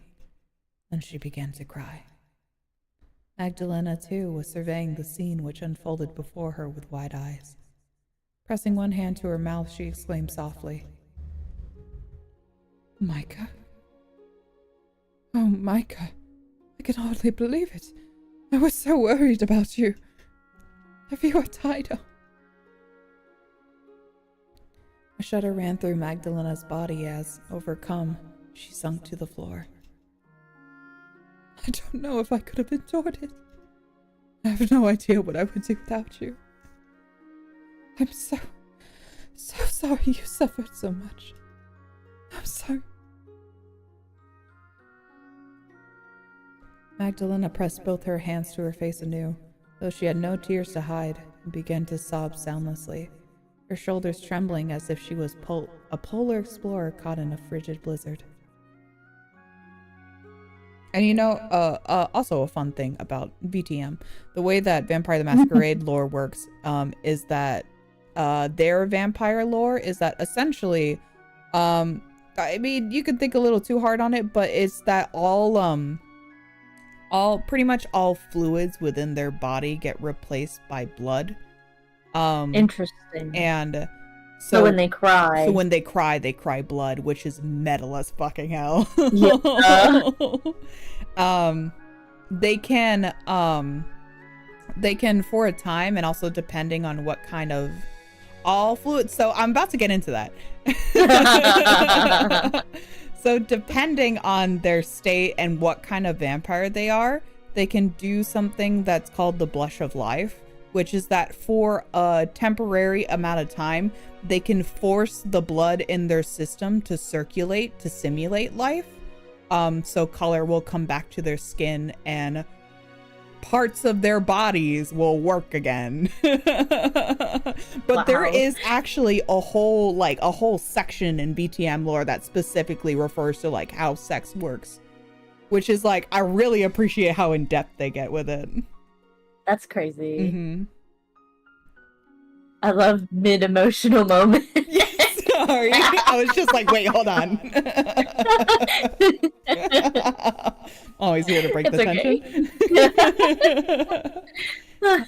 Anne-Marie, for her part, watched on, her arms folded. But she said all that with a voice echo? No, I remember this time. Her right hand was still dark with Micah's blood, yet she paid it little heed. Yeah, her arm is still fucking... Yeah, all bloodied. Observing Magdalena's sobs, she said softly, "It would appear that this vampire isn't half as dangerous as I first thought. The little vampire I incapacitated upstairs was much more threatening than she is. Now that she has been taken care of, the older one should have no need to continue procuring victims to satiate her bloodlust." I mean, that's true. "I wonder..." "It's okay, I love you, Natsu. Mama. "Love you so much. You're wonderful." You're wonderful." Anne-Marie. Johann rose on unsteady legs, wearied after his efforts to revitalize Micah, then approached his charge. "Are you having second thoughts?" Anne-Marie nodded. "Tell me, Johann, would you think me awfully weak-willed if I chose just this once to spare our Corey's life?" It would be surprisingly sentimental coming from you, but it's rare in our line of work that we are able to usher in endings as happy as this. Lady Magdalena seems to have no further desire to harm you. As such, you have no reason to engage her in further combat. In circumstances as unique as these, I do not think there is any reason for you to execute her." Thank God. Well, thank God. That is precisely what I was thinking. She's not doing anything wrong, as far as I can gather, other than existing. Damn. Girl, you ain't got no room to talk. Yeah, you ain't got nothing to say. Yet I know better than anybody that we vampires do not ask to be made as we are. There we go. We have little choice in the matter. I believe this poor, conflicted creature is a victim, not a monster, and ought to be treated accordingly. I am not completely devoid of feelings, and I do know how to sympathize with the plights of others. I cannot help but feel sorry for this poor Fraulein," she says while waving around her red fucking arm. Yeah, her bloody fucking arm. Anne-Marie clicked her tongue, considering, then smiled. "Very well then, I shall spare you. Let us report to our superiors in the church that we slew the monsters in this abode, and she will no longer be an issue. We needn't tell them about Fraulein Magdalena here. She is no monster. I doubt the church will come all the way out here to corroborate our tale. Not unless the Fraulein here gets peckish and starts picking off more travelers." That is a thing where they did come to kill a vampire, and they did in fact kill a vampire. Yeah, so they're not lying. Oh, really, Henry? Are you sure you don't want to murder one more person? You know, I think she's good. If you can keep your consumption of human flesh to a minimum, then nobody need know that you are here at all. Yeah. You can continue to live if, indeed, your continued existence can be termed as such, and everybody will be happy. Yippee! Isn't that nice of me? It's so very nice of you, girlie. What? Magdalena stared at Hyde-Marie, shaking like a newborn deer. Will you truly let me go? Indeed I shall. I've tired of spilling blood, and it looks like you haven't had much to drink for a while regardless. In your current state, you wouldn't be much fun to play with. I doubt you'd have more than a few droplets of blood of your own to spill anyway. But you were sent here to kill me. I think I almost deserve it when I think about everything I've done. Girl. Yeah. Girl, come on. I've killed dozens, no, hundreds of people. Yeah, exactly. Only hundreds? She's like, girl, I'd be batting 1,000. Henry scoffed. Don't make me laugh. I have killed far, far more. Don't forget, I have been alive longer than you, and have feasted far more solely to satisfy my own greed. I am the more amoral of the two of us, yet I continue to live. Who's to say you shouldn't? I am in no position to judge you. No, that's funny. Magdalena laughed dryly without humor. Isn't it your job to judge godless beings such as myself, executioner of the church? On paper, I suppose. But I don't think of myself as being all that important.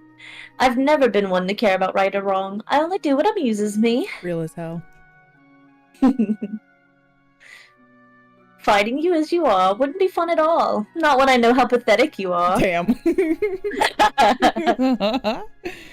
It would feel too much like kicking a poor, defenseless puppy. And yet she had no trouble stabbing yeah, the other one. child, you know, whatever.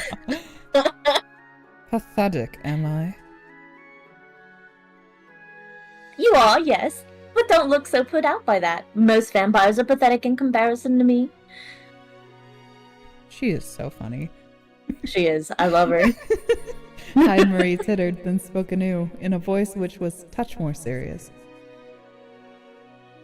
It was rather naughty of you to harm so many innocents, but I presume you did so only to feed that child you were saddled with. You didn't partake in any of the spilled blood yourself, did you? Would have been fine if you did. No, I couldn't. Seeing Crystal feed turned my stomach. I knew I had no desire to end up like her, a slave to my desires. Don't you need it to live? Like, you didn't have, like, any? Maybe not in this world. Maybe not in this one. I thirsted for blood too, like all vampires do. Oh, interesting. But I've never once drank the blood of a human. Of a human. Oh, okay. Got you. I feed only on the blood of wild animals. All those people I killed, the bandits and the brigands and the vagrants, were offered up to Crystal. I had to hunt for her. I had no choice. Without me, she would have died. I understand that. But I think killing her might have been for the best. Surely you knew she was a lost cause. A vegetarian. Yes. In the vampire world, it's a vegan. I guess if you were only blood bags, that would be vegan. I get. I think so. No. I think so in that terms, and then vegetarian would be only Yeah. animals. And then carnivores, people.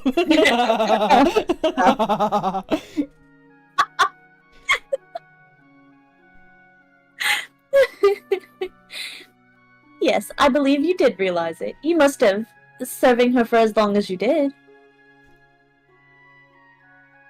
Keeping her alive at all was an act of cruelty when she had no sensible thoughts left in her head, and no purpose for living, save satisfying her own perverse hunger. Because you still be drinking human blood in those bags? No, but you're misunderstanding what I mean. It's that the reason why she didn't want to drink human blood, and how a lot of this dilemma for vampires is that they don't want to harm a living person and potentially kill them. So having blood bags is somebody who willingly donated their blood. You know, that's why those blood bags are there. They're meant for like whatever you need them for. But that would be like a consensual volunteering. So hence be vegan. Yeah, it's not like vegan in normal terms. Yeah, but yes, exactly. Vegan in like vampire. In like this vampire's sensibilities. Because it's like the reason why people are often vegetarian, other than maybe like diet restrictions or religion, culture, whatever. Other reasons like people are vegetarian is often because they feel bad for the suffering of animals that are put through like meat processing and stuff like that. So they're vegetarian. And so that's what we're likening it to. And that makes perfect sense in my brain. Yeah. So vegetarian would be animals because animals aren't people. Yeah, that's what I mean. Did you read this? I agree. Yes. Yeah. But it is no matter. I believe you've served enough, and I know your heart was in the right place. I won't condemn you for your actions. I've no place to. At least she's practical about it. She's like, yeah. She's like, girl, what the fuck am I gonna say about it? Like, I've got no room to talk. Like, what the hell? Your enduring loyalty to your mistress, though misguided, was somewhat touching. It is almost enough to bring a tear to my eye.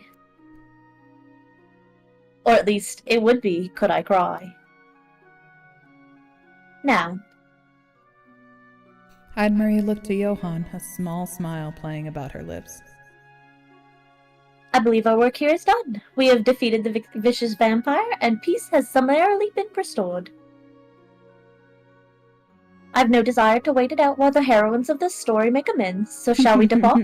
She's like, I'm fucking good. I'm tired of the drama. Y'all go do lesbian shit, I'm good. I would hate to get in the way of their joyous reunion.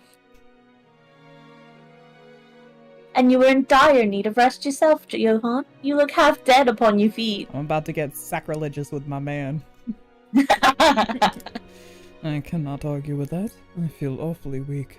I'm unsure whether I can make the journey back to Osbert unassisted. It's fortunate for you, then, that you have me to help you. You may lean on my shoulder if you wish, and I can guide you.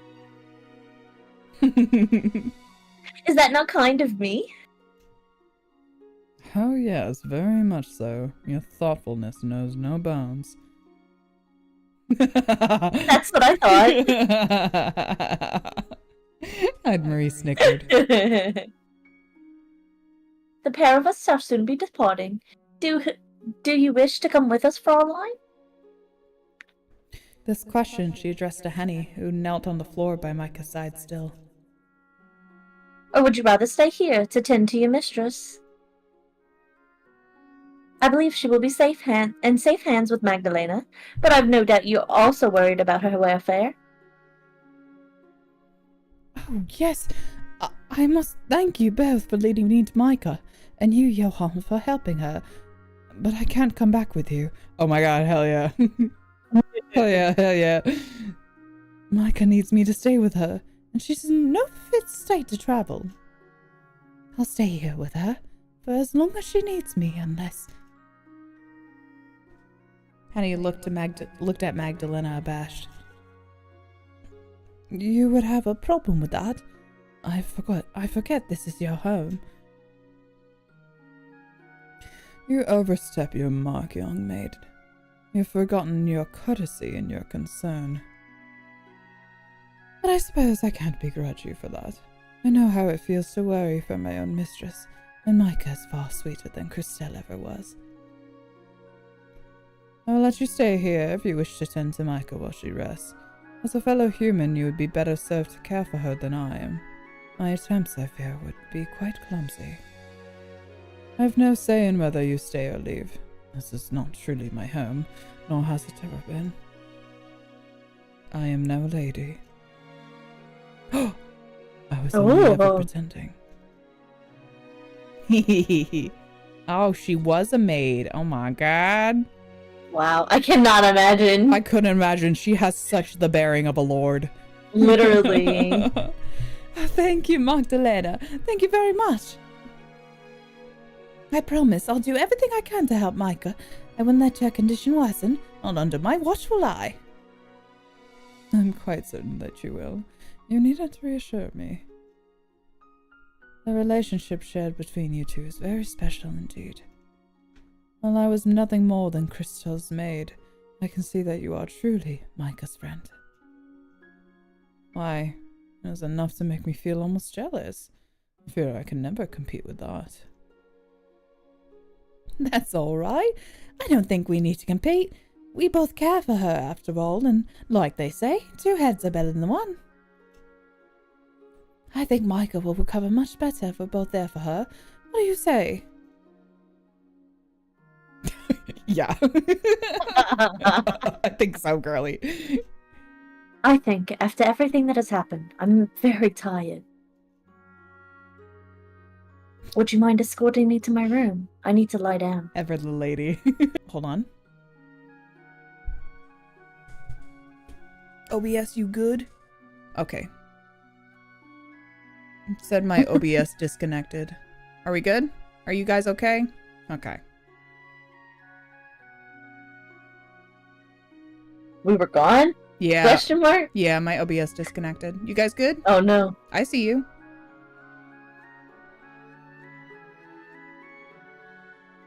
Okay. I'm gonna trust that it's okay. I swear to God, OBS, we are right fucking there. Calm down. So... God damn. Every fucking time. Okay. Here, hold on. Let me check the stream on my end. Yeah. Loud and clear. Okay, Gucci. Excellent. Excellent. Excellent. I thought you would balk at the prospect of me touching your precious Micah. In the past, perhaps I would have, but you have proven how much you care for her. You wouldn't have cried for her sake otherwise. Now come, let's not beat about the bush. Micah needs us. Yes, dear Lena, please come and help me. Hen can't support me on her own. I fear I'm hopelessly heavy. Oh, please. You're light as a feather. Don't keep your distance, please. That would break my heart. Magdalena looked between Micah and Henny. One hand clasped to her chest. She inhaled, her lips pursed, and said with a sigh, "Oh, Micah, I'm so glad to hear you say that." Whoa. Hey. Wow. Something could happen here. I like that Micah's the tallest. Yeah. Magdalena stepped forth, and with Henny's aid, not that it was necessary, she was able to raise Micah to her feet. Both women shifted her gently so as to not harm her, each taking one of Micah's pale arms about their shoulders. While all this occurred, Hyde-Marie smiled, then turned upon her heel. Let us be on our way. There is nothing which can be gained by us continuing to stand here. I know not about you, but I have no desire to stand around gawping. Gawping. That's a... I misread that, and I was like...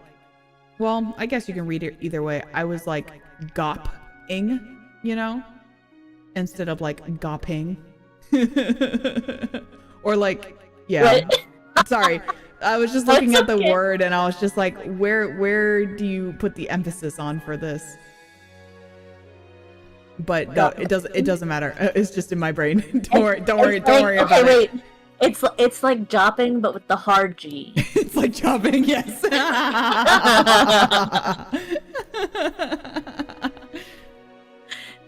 Right. I'm coming, Anne-Marie, but don't walk too quickly. Please spare a thought for me. Hehehe.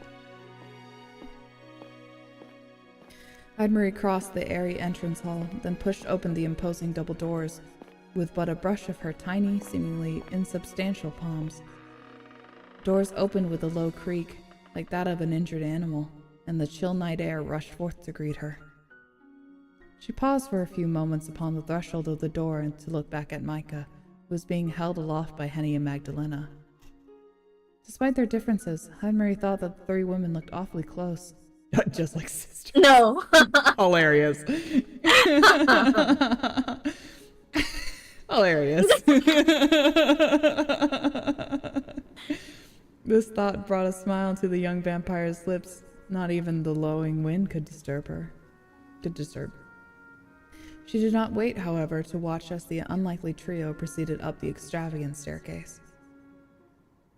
She turned anew, satisfied she had performed her job, and stepped out into the night.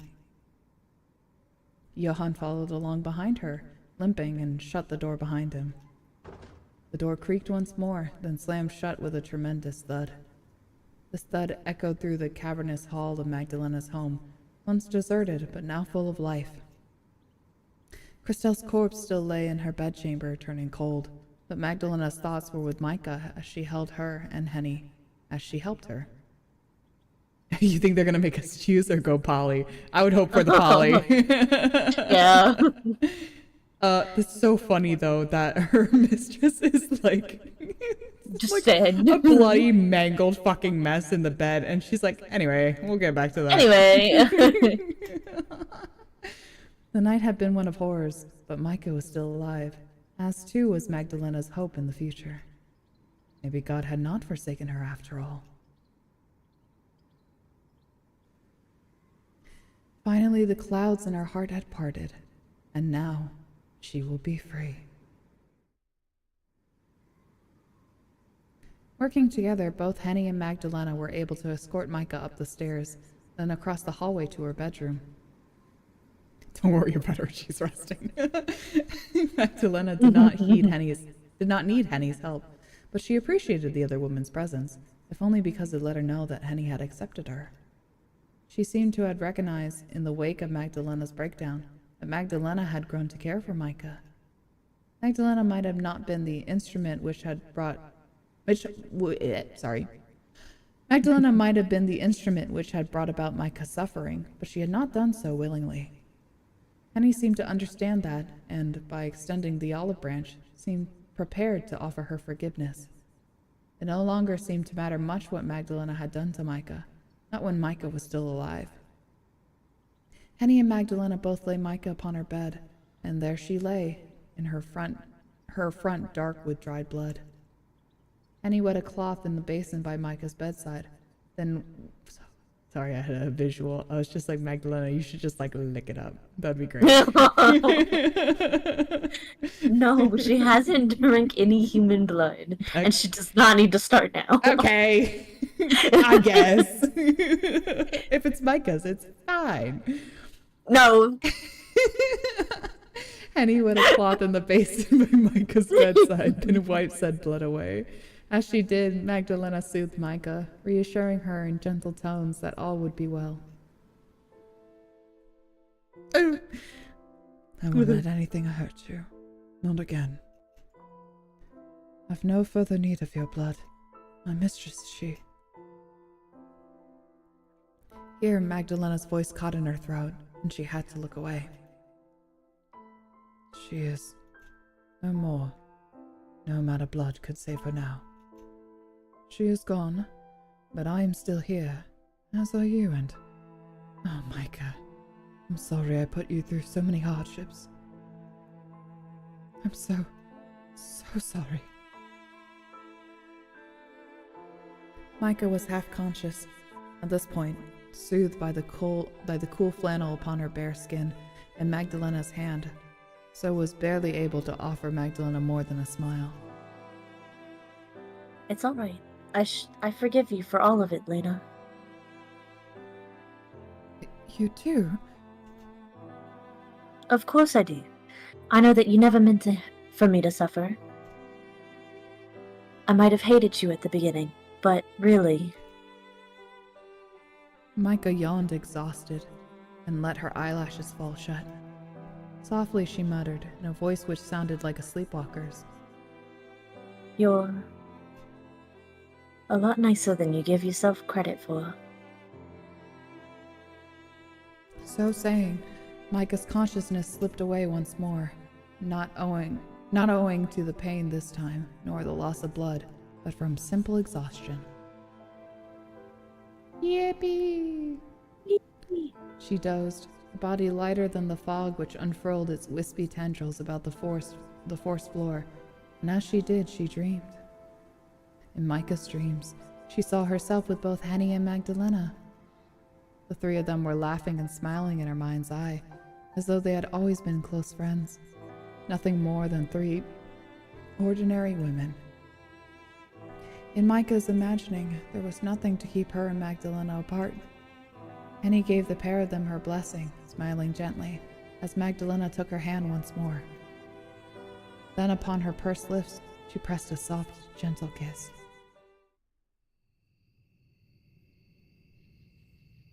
While Micah laid in bed, tended to by both Magdalena and Henny, Johann had found himself in a rather precarious state. Oh?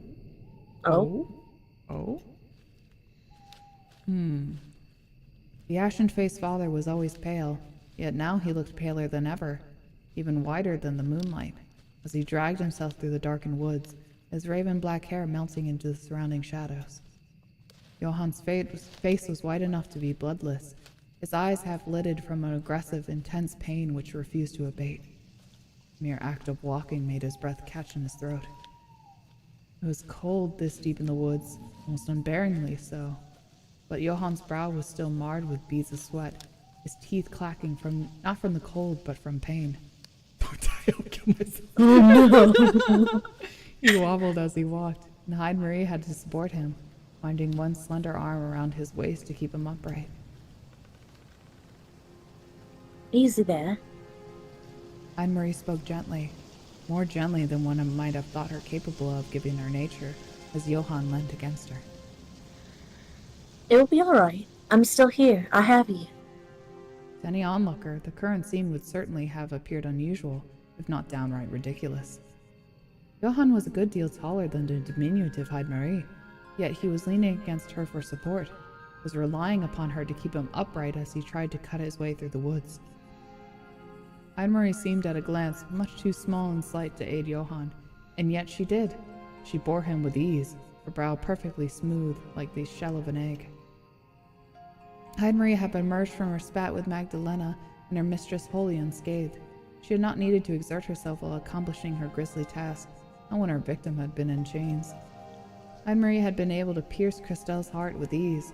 The young vampire girl had not been able to offer up any fight, but simply cried instead as Hyde-Marie had dispatched her. Hyde-Marie had hoped that Magdalena might give her more of a fight. This hope, too, had been scuppered. Micah had come between the two of them, and had cut Hyde-Marie's fun short. She really was a funny woman, that Micah. So impulsive despite being a well-bred young lady. Maybe it was because of her red hair. Hyde-Marie had heard redheads tended to be tempestuous, but that it was simply part of their nature. Perhaps it came from an excess of blood, an imbalance of humors. Hyde-Marie did wonder, but it seemed silly to postulate on it for too long, especially when Johann was suffering so. Hyde-Marie, for her part, never felt lighter.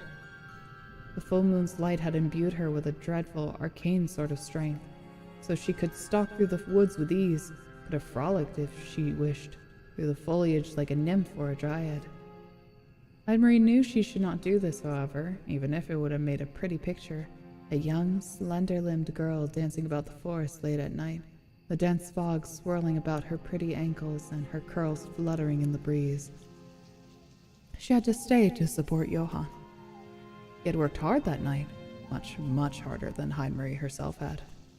For a mere human, one who was all awkward angles, high cheekbones, and long, gangly limbs, he had pushed himself well past his limits. Johann had been able to maintain a veneer of composure when bidding farewell to Magdalena and Micah, and the potato-faced frown line would first come to them for aid, But he no longer had the strength to cling to this carefully curated facade. He was fading, his body failing. Anne-Marie had known, the moment her hand had rent Micah's chest asunder, that the wound she had inflicted was a serious one. Yeah, no shit. Yeah. It had been apparent that it would require a significant degree of concentration for Johann to heal her. Micah's inner workings had, after all, been reduced to a fine red mist.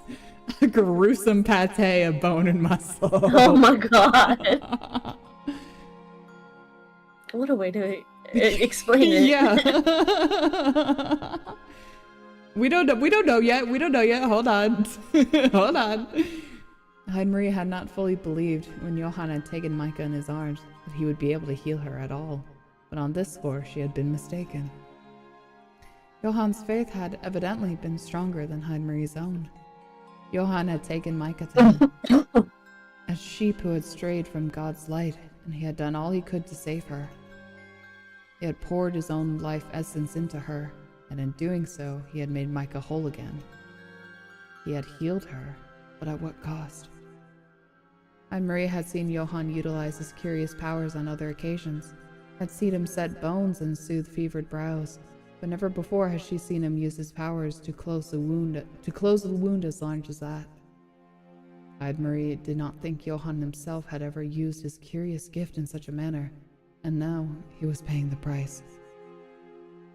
Johann's gift might have been divinely granted. It was a skill he had possessed ever since he had been a young boy, but it did not come without its drawbacks. It required no shortage of mental fortitude for Johann to utilize his healing touch, and no shortage of strength too. Fortunately for Johann, his strength had been in short supply for quite some time. He had spent the last 4 years... please don't die. Please don't do this. Working alongside Anne-Marie. During these years, he had acted as her primary source of sustenance. Whenever Anne-Marie hungered for blood, which was not quite so often as many of her kind, given her advanced age, had whetted the worst of her appetite, she would turn to Johann. Johann's blood was quite unlike any Anne-Marie had ever tasted before. It was pure and it was rich, deeply nourishing, like a mug of hot cocoa served upon a sickbed. Turn him into a vampire, I beg of you. Ami, you know he would hate that so much. He would hate that so much, but also the drama. Yeah. A man of God, a vampire. Delicious. It's like, oh, shit. It was difficult for her. She sank her teeth into Johann's pale neck to stop, to regain her senses, to remember who she was. Perhaps it was because of Johann's miraculous abilities. One would have thought his innate ability to heal would have cut through his blood like poison, but it was not so. Johann's goodly power seemed to pulsate within his lifeblood, his veins full of the stuff. When Anne-Marie bit Johann's neck, she tasted miracles, sweet and light like heavenly manna. Johann was simply too delicious for his own good. So much so, Anne-Marie might have taken 1 or 2 liberties with him. She had drained his blood, of course, before their excursion into the woods. But perhaps she had taken too much of the stuff? Johann had tried to reassure her to the contrary, when Anne-Marie had drawn her lips away from the white column of his throat, but Anne-Marie was no fool. She had seen, even if Johann had not wanted her to see, how he trembled when she drew back. Anne-Marie had bitten too deeply, had indulged too much, and Johann had already been weak when they had first ventured into the woods. It was to be expected, really, that Johann's body would now begin to fail him. He just needs a little sleep, you know? Just needs a little nap. I hope so. It's okay. Johann was a lanky, skinny man, and he did not have much in the way of physical stamina regardless. The years spent donating his blood to Anne-Marie had not helped, and neither had his liberal use of his healing powers. He had pushed himself to the brink of exhaustion once before, when he had aided the young Becker girl, whose father had undergone a terrifying transformation come the full moon. Whoa, really? That's crazy. Johann had been able to reverse this wicked enchantment which had befallen the red-headed Herr Becker. but not without sustaining considerable damage.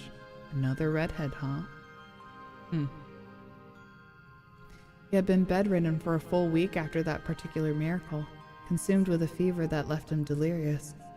Henry had sat with Johann while he had convalesced, while his forehead had beaded with sweat and his fingers had curled at his sheets, and she had wiped down his forehead, wondering all the while what she would do if Johann died. The rule of this game woke. I have no idea. Who would the church next assign her? And would their blood be as delectable as Johann's? It had seemed unlikely. Back then, Heidemarie had not worried overly about Johann's own welfare. She had been more concerned about slaking her own thirst. Now, however... Now Heidemarie could not help but feel a flicker of sympathy for the man who leant against her. It seemed almost unthinkable that Johann could have been brought so low when he had sustained no physical wounds, none save for twin punctures on his neck the size of pinheads, concealed beneath the high collar of his robes. Heidemarie had seen Johann initially as nothing more than another handler, a convenient way of sourcing blood, yes, mostly a nuisance who existed to bind her. In the early days of their meeting, their relationship had not been particularly cordial, but now... It's alright, Johann. I'm still here. Can you hear me? Now Heidemarie felt rather too attached to the dark-eyed, sallow-skinned father. She had not wanted to care for him, but what could she do? For all the centuries she had lived, Johann was one of the few people who did not seem to fear her, who spoke to her as an equal. For a human, could be awfully saucy, but Heidemarie appreciated it. Always loved describing a man as saucy. Yeah. She had always enjoyed how much fight Johann possessed, how often he betrayed her expectations. He did so now even, though he was on the brink of collapse, a smile playing about his lips despite his rapidly weakening state.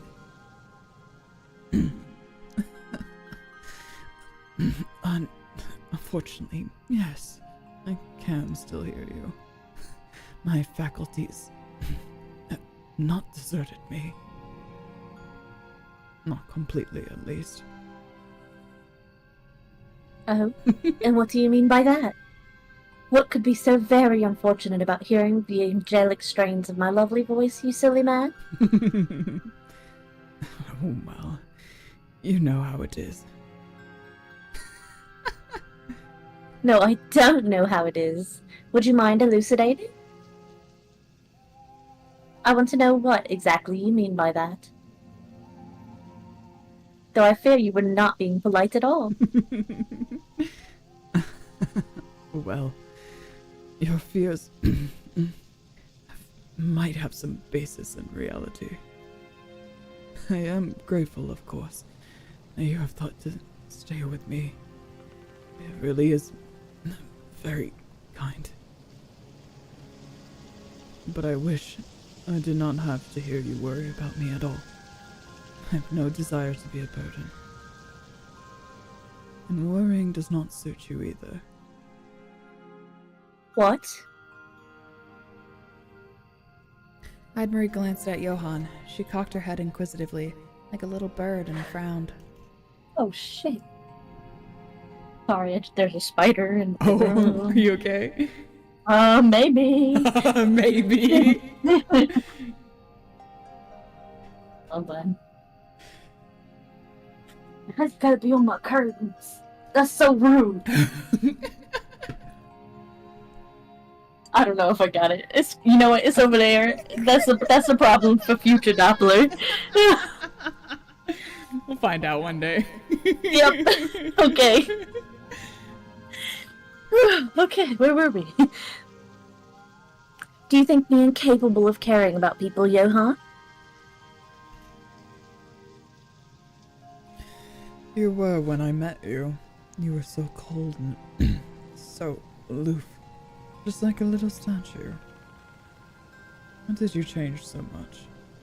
It really is a mystery.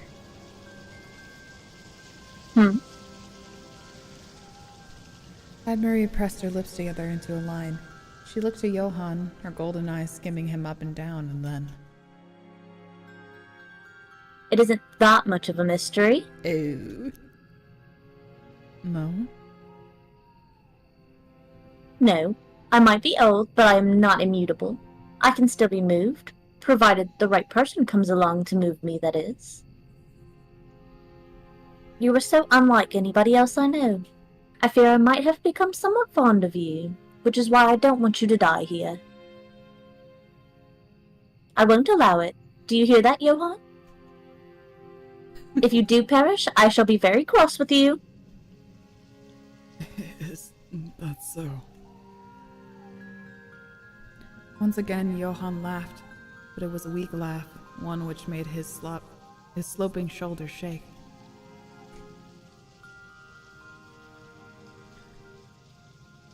My apologies, then. I will endeavor to cling to life to the best of my abilities, but I fear it may be too late for me already. I am but a mere mortal. There's only so much I can endure. Yes, I know. You've endured so much already. Perhaps it was unreasonable expecting you to walk all the way back to Augsburg, especially when... Johann winced, his body seized by a newfound paroxysm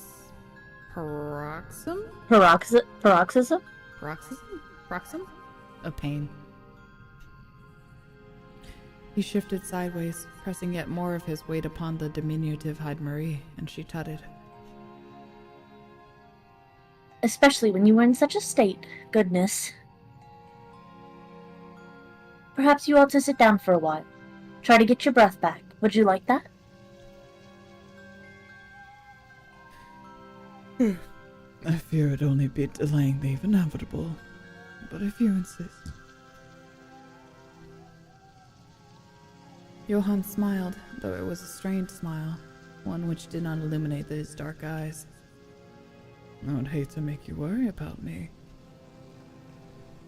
Idiot. Heidemarie sat Johann down upon a stump of a nearby tree and skimmed a gloved hand against his face, wiped his brow free of sweat. Then she said, I always worry about you. How can I not when you are nothing more than a human? Your kind is so very vulnerable. You try to act strong, yet your bravado really does make me wonder. How can you live life as you do, knowing how very fragile you are, knowing that your meager existence could be cut short? Here Heidemarie drew a hand across her throat. Just like that. How do you stand it? Now, that is a good question. I would expect nothing less from you, but... let me see. I suppose I can live like this because this existence is the only one I have ever known, meager or not. I know I'm not as hardy as a vampire, but I have never had any cause to envy you. How could I be jealous of something I've never had? Besides... Johann looked at Heidemarie. His smile was crooked, but he smiled still as he said, his face horribly waxy. Envy is a sin. I do not wish to displease God, not when I have spent all my life trying to serve him. Yes, that does make sense. You've always been an awful bootlicker, Johann. That's crazy to call a Christian just like a bootlicker. Just for like Big G himself is like, yeah, you God's little bootlicker. That's so fucking funny. Oh my god.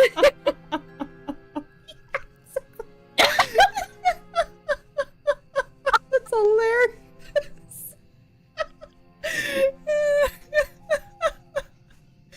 You would call my faith bootlicking?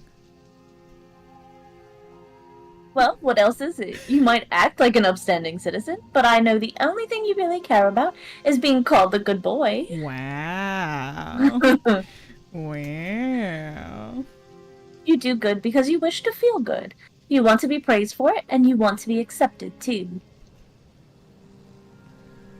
In that sense, you're awfully sycophantic. But you really should practice some moderation. You can't help everybody you meet. Some people are past saving. And now it's too late. You've given up too much of yourself in service of others, to your flock and to me. It's funny because one of the disciples literally did offer to clean Jesus' feet. Yeah, it's true. But also there's that whole there is a whole thing about the sexual undertone of cleaning another's feet. There's a whole thing behind that. I'll call him one right now.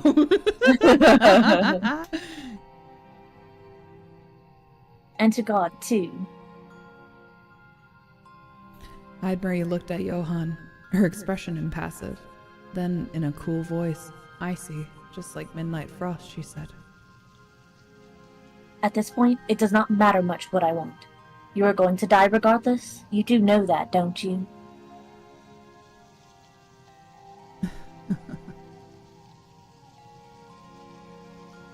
Johann laughed wryly, though how he was able to summon up the strength to laugh at all was something of a mystery. He looked up at Marie, the little vampire girl who had become so close, his dearest companion in all the world, and said, Well, I am aware. But you could stand to mince your words a bit more. Aye, it's almost as though you wanted me to feel bad. Perhaps I do. Perhaps I think you deserve to feel bad for putting me in such a bind. Giving me the cuntiest man I've ever seen and killing him off. Women are so greedy. A bind?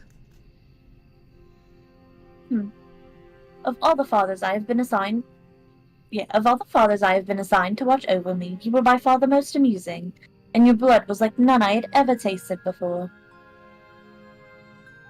When I think that you will die, and for what, that dowdy Fraulein, and her silly impulsive mistress, I can't help but feel disappointed in you. I know you did what you thought was right, so I shouldn't take you to task too much. But did you never stop to think about me? What about me? Marie. Johann sighed. There was a moment's pause, a soft sigh as the wind blew through the trees, and then...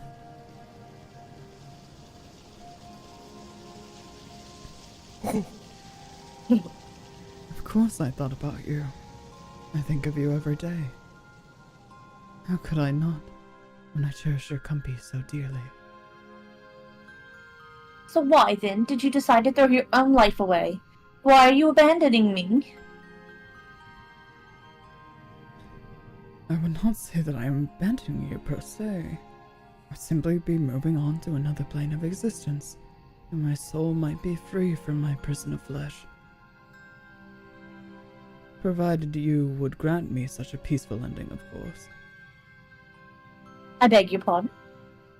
Being parasocial with him right now. What are you suggesting? I would suggest nothing. I would not wish to influence you, dear Marie. You are right. It would be rather rude of me to pass away here and put an end to our friendship. That's crazy. Oh my god. Johann, look at you. He is a saucy man. He is a saucy man. Johann smiled crookedly. Are we friends? Well, I do not consider you an enemy. And neither do I you. I'm quite fond of you as it happens, and I shudder to think what would become of you if I did die. Ooh. Ew. As mouthy as you can be, I always did get the feeling that you were on your best behavior whilst in my company. I would not necessarily trust another to keep an eye on you. So perhaps it would be for the best that I remained upon this earth for just a little longer.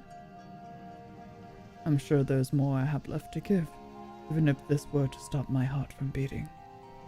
Twirls hair in all caps.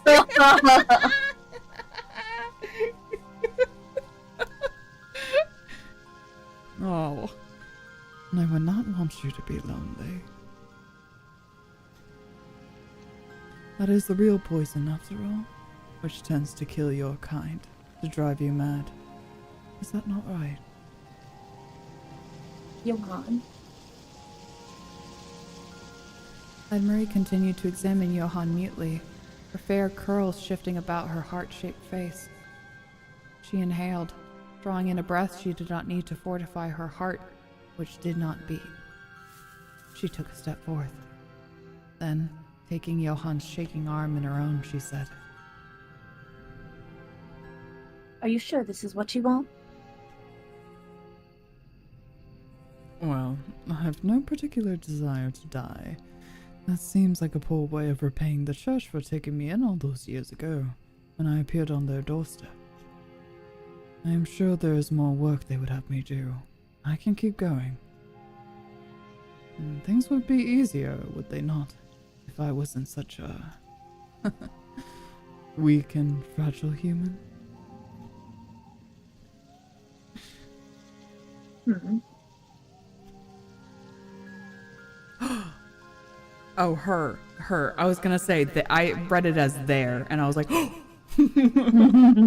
Once again, Marie pressed her lips together.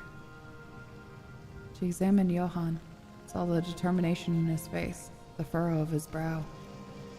She drank in his eyes in particular, which were very dark, so brown they looked like the carapaces of beetles set into his pale skin. Then lightly she laughed.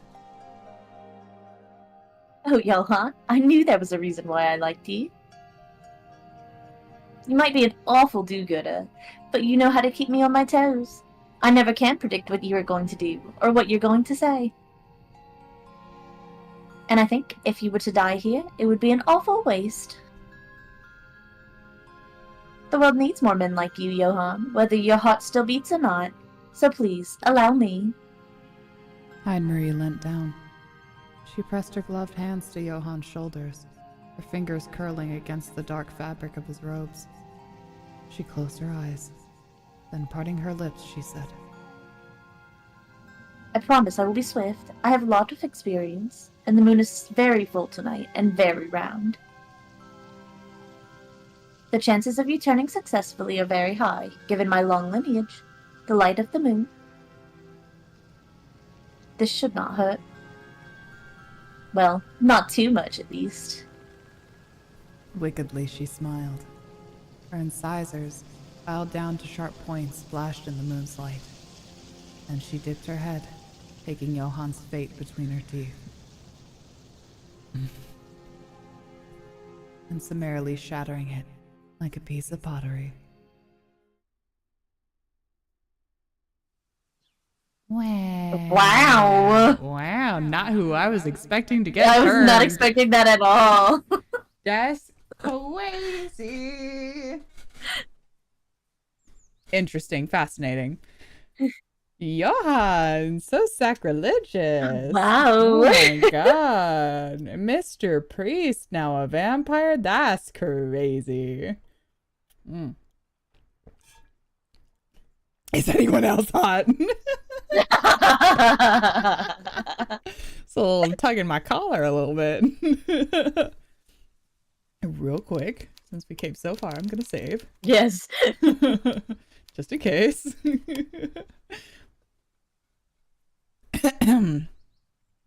Crazy Dio. Yeah, that's wild. Oh my god. Well, at least you don't have to worry. He didn't die, you know? Nobody died. Nobody died. Micah lay unconscious for 2 days, tucked up in her bed, while Henny and Magdalena tended to her. Drained from her brush with death, she drifted, unaware of how tightly Magdalena held her hand throughout her convalescing. Win is a win, exactly. Micah knew not as she slumbered that Magdalena sat beside her, praying to a god she did not believe in for her safety. I have no idea where the rest of the story is going to go. I know, right? When she finally awoke, shaking off her exhaustion as a duck ruffles its feathers free from water, she soon learned of the anxiety her slumber had caused. It was early in the morning when Micah opened her eyes. It was cloudy and overcast, and only weak rays of sunlight could spill through the moth-eaten holes in the fabric, all pale and washed out thanks to the bower of clouds which hung in the sky. Henny sat at a chair by Micah's side, and when she saw Micah's eyelashes flutter, she cried. Oh my God, my Micah, I'm so relieved. Henny. Micah looked at Henny askance. Her head was pounding fit to burst, and her thoughts, which were far too numerous, seemed to weigh heavily upon her like rocks. Weak though the sunlight was, it stung her eyes, and she winced. The pain which had pierced her following Hyde-Marie's attack had vanished, but now she ached all over. Her arms and legs felt horribly leadened. These aches, at least, reassured Micah that Henny's anxious face was not a fabrication of her addled imagination. This could not be a dream, for she felt too uncomfortable. It took considerable amount of effort for Micah to sit up in bed.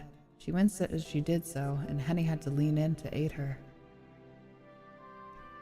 Careful, Micah. Don't push yourself now. You really have been through the wars. Through the wars. The wars. Oh yes, how could I forget? Micah smiled wearily. I apologize. I'll try to be more careful. Yes, you do that. I'd hate for your wounds to reopen. Though come to think of it, I'm not entirely sure if that's possible. Johan did quite the thorough job. There aren't scars. I can't even see any bruises. You don't look like you were injured at all. It really must have been a miracle. A miracle, hmm? I suppose it must have been. He is a priest, after all. Micah looked down at herself. She was wearing the same nightgown Magdalena had bequeathed to her, but the tear which had rent the middle of it had been sewn up. The stitches were neat, the thread white, so it was hard to tell from a distance any damage had been done to it at all. Micah recognized this neat needlework, and he must have fixed this gown for her as she slept. Her maid really was dutiful down to the smallest of details. Micah placed one hand to her chest, trembling as she did so. She still remembered what had happened, exhausted though she was. She had come between Hyde-Marie and Magdalena, and she had been skewered for her best efforts, her blood splattering all across the carpet hall like spilled wine. That pain was not something she would forget in a hurry. Wincing, Micah looked away, and in doing so saw Magdalena. Magdalena was sitting beside Henny, her pale eyelashes closed, her lips pursed in silent slumber. Her hands rested upon her lap, and her head hung forwards, like that of a doll's. She was quite motionless, despite the weak sunlight which played about her pale skin, or even paler hair. Oh, Lena.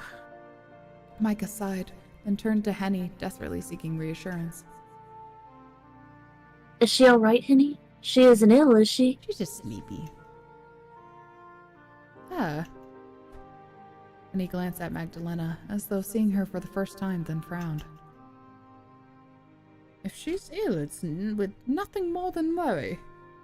You needn't fuss so. She's fine, at least as far as an undead being can be fine. She's just sleeping, and I don't blame her for it. She's been sitting at your side ever since we brought you up here. She's not had a single week of sleep all this time, not until she dropped off a few hours earlier. Really? Micah's face flushed, touched at Magdalena's thoughtfulness. She cares for me that much? Girl, I would hope so. Girl! Oh my god. Ever so much. Her actions make it blindingly obvious. I'll admit I didn't think much of her at first. Can you blame me after all she put you through? But my opinions of her really turned around. I didn't think vampires could be so caring, but it's plain as day she adores you. She was beside herself when you collapsed, she was. She looked like, I don't know, like a woman who'd lost all words to live. I mean... Yeah. Yeah. Yeah. Yeah. She fell onto the ground and then, well. Annie shook her head then smiled. Why are you asking about Magdalena, Micah, after all you've been through? Shouldn't you be more concerned about yourself? Maybe I should, but I worry regardless. I know I have you to care for me, Hen. And you do a wonderful job at it, believe me. But Lena, she hasn't had anybody to care for her in a long, long time. She's been all on her own.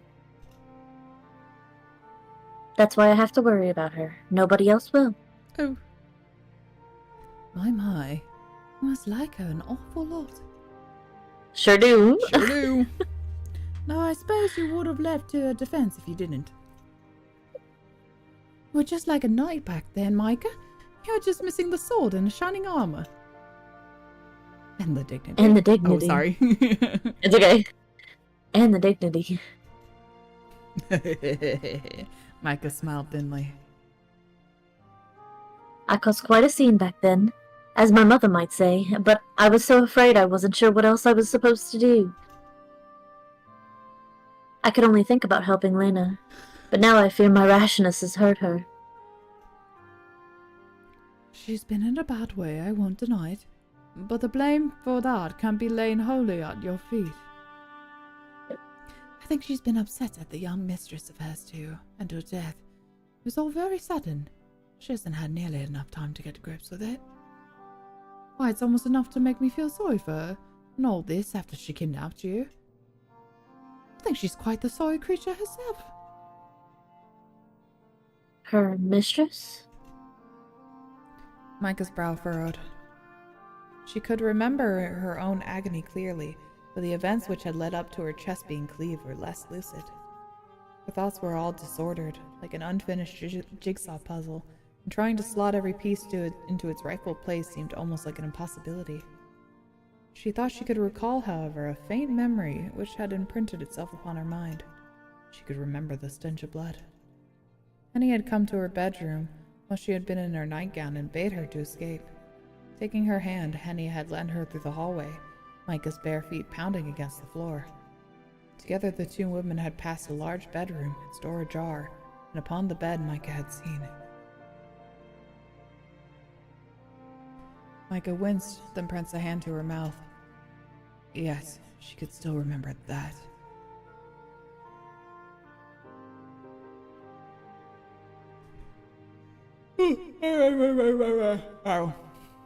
Micah let her eyes fall upon Magdalena once more, who continued to sleep. As Magdalena had no need for air, she slept quite soundlessly. She's like a statue. It's gotta be so unsettling. Her chest did not rise, and neither did her eyelids tremble. In sleep, she really did look like a doll, one which was devoid of life. Her mistress wasn't that young girl we saw, was she? That's right. Magdalena talked to me a bit about her circumstances when we were both tending to you. But if you want to know more about her, you'd best be sad asking her. I'm afraid I wouldn't be able to explain everything properly. It's awfully complicated. Oh, but look here now. Oh, delicious. And he glanced at Magdalena, then drew back. She's beginning to stir. All our talking must have disturbed her.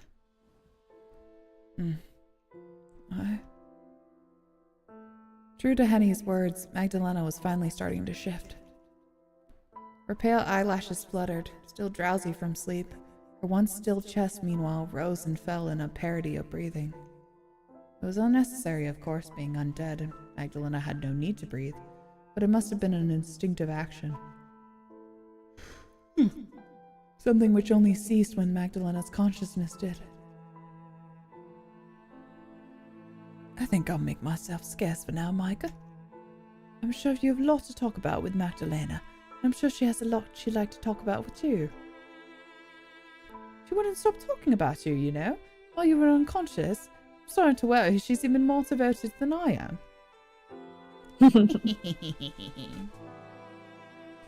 Annie withdrew, laughing softly as she did, but before she left the room she paused to say, I'll be back to check on you later. I'm just glad for the present to know you're alright. I was really worried about you, Micah. The door closed behind Henny with a thud, leaving both Micah and Magdalena alone together.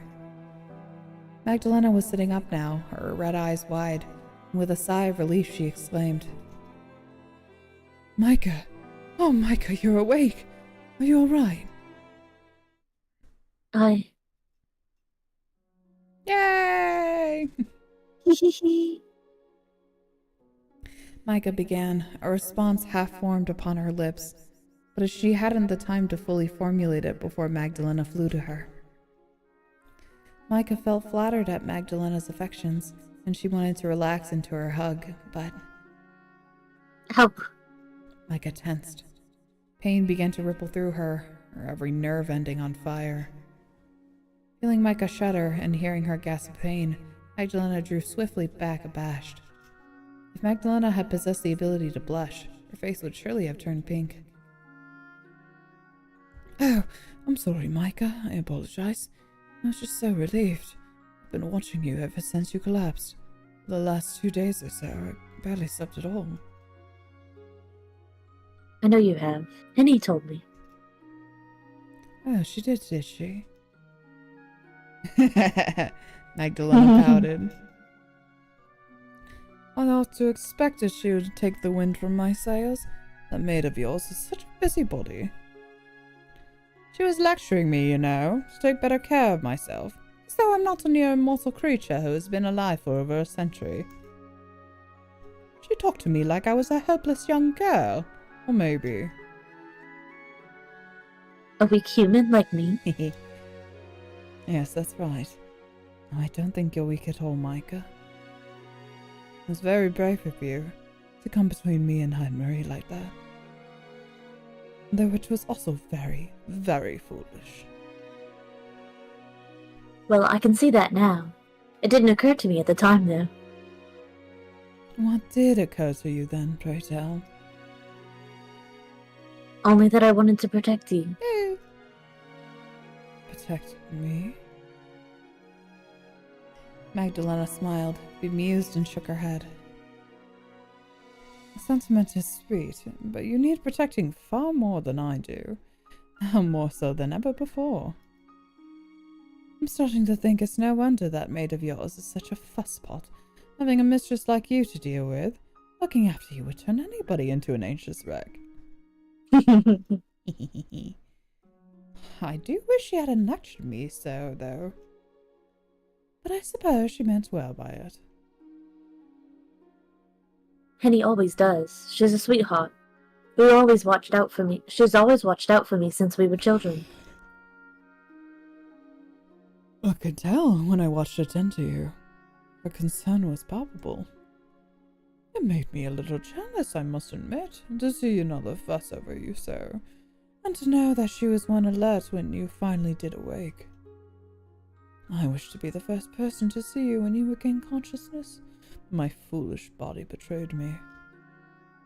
I might be undead, but even I need my beauty rest. Yes, you do. You haven't been getting nearly enough of it. The bags under your eyes are frightfully dark. Damn. Yeah, you do need that beauty rest. Damn, look at you.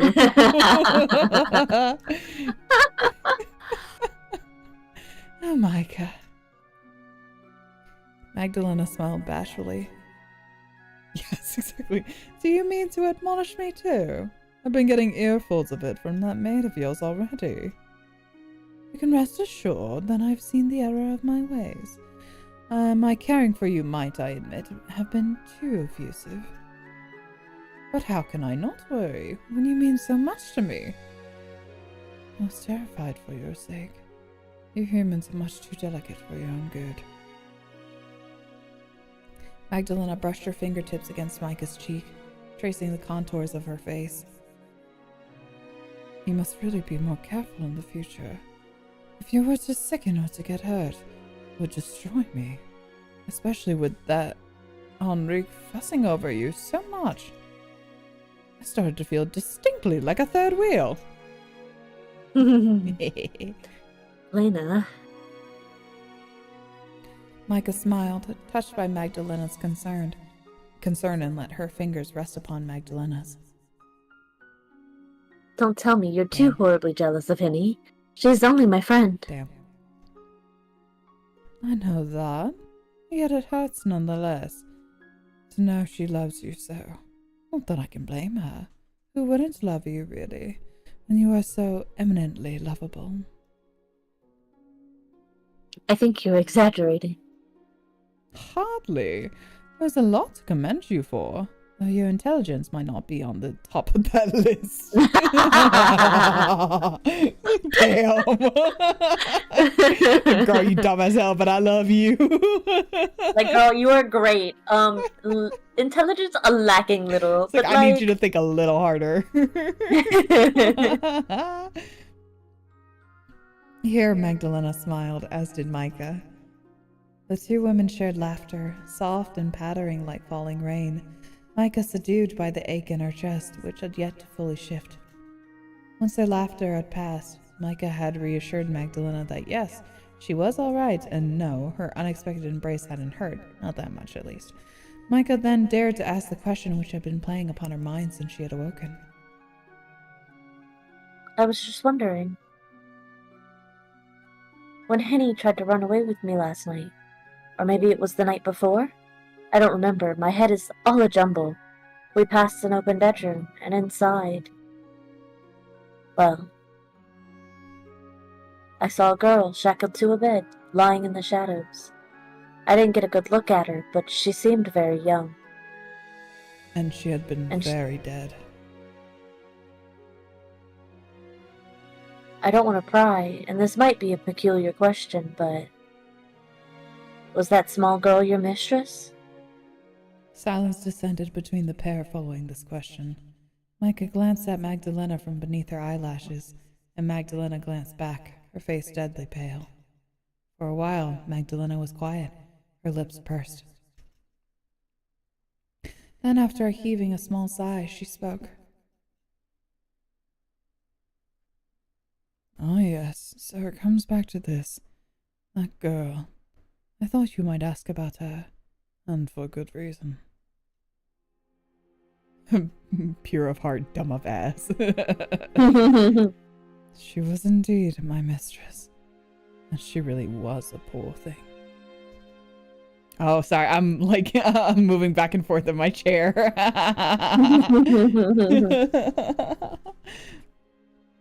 My mistress's name. That poor creature. She was called Christelle. Or perhaps she had no need of that title after she was turned. No, it's cute, thank you. I'm just moving back and forth in my chair. Names are a courtesy only humans are granted. Whilst she might have looked like a person, but any humanity she might have once had was stolen from her a long time ago. She couldn't talk. I'm unsure whether she could even think beyond thirsting for blood. Christella is such a beautiful name. Yeah, it's really pretty. Mm. She was less a girl than a force of nature. She was always hungry, and she was angry alongside it. If it's not always that way, though, Christelle used to be a sweet young girl. Well, I can scarcely believe it myself. She changed so much, but it wasn't her fault. She didn't ask for any of this to happen, neither did I. It was all very unfortunate. What happened? Micah posited this question quietly, her pale eyes upturned. Would you mind telling me how you and Christelle came to be vampires? Yes! And how you came to serve her for so many years? Yes! It's fine if you wish to keep it to yourself, but there's so much about you I don't know. I want to get to know you better, Lena.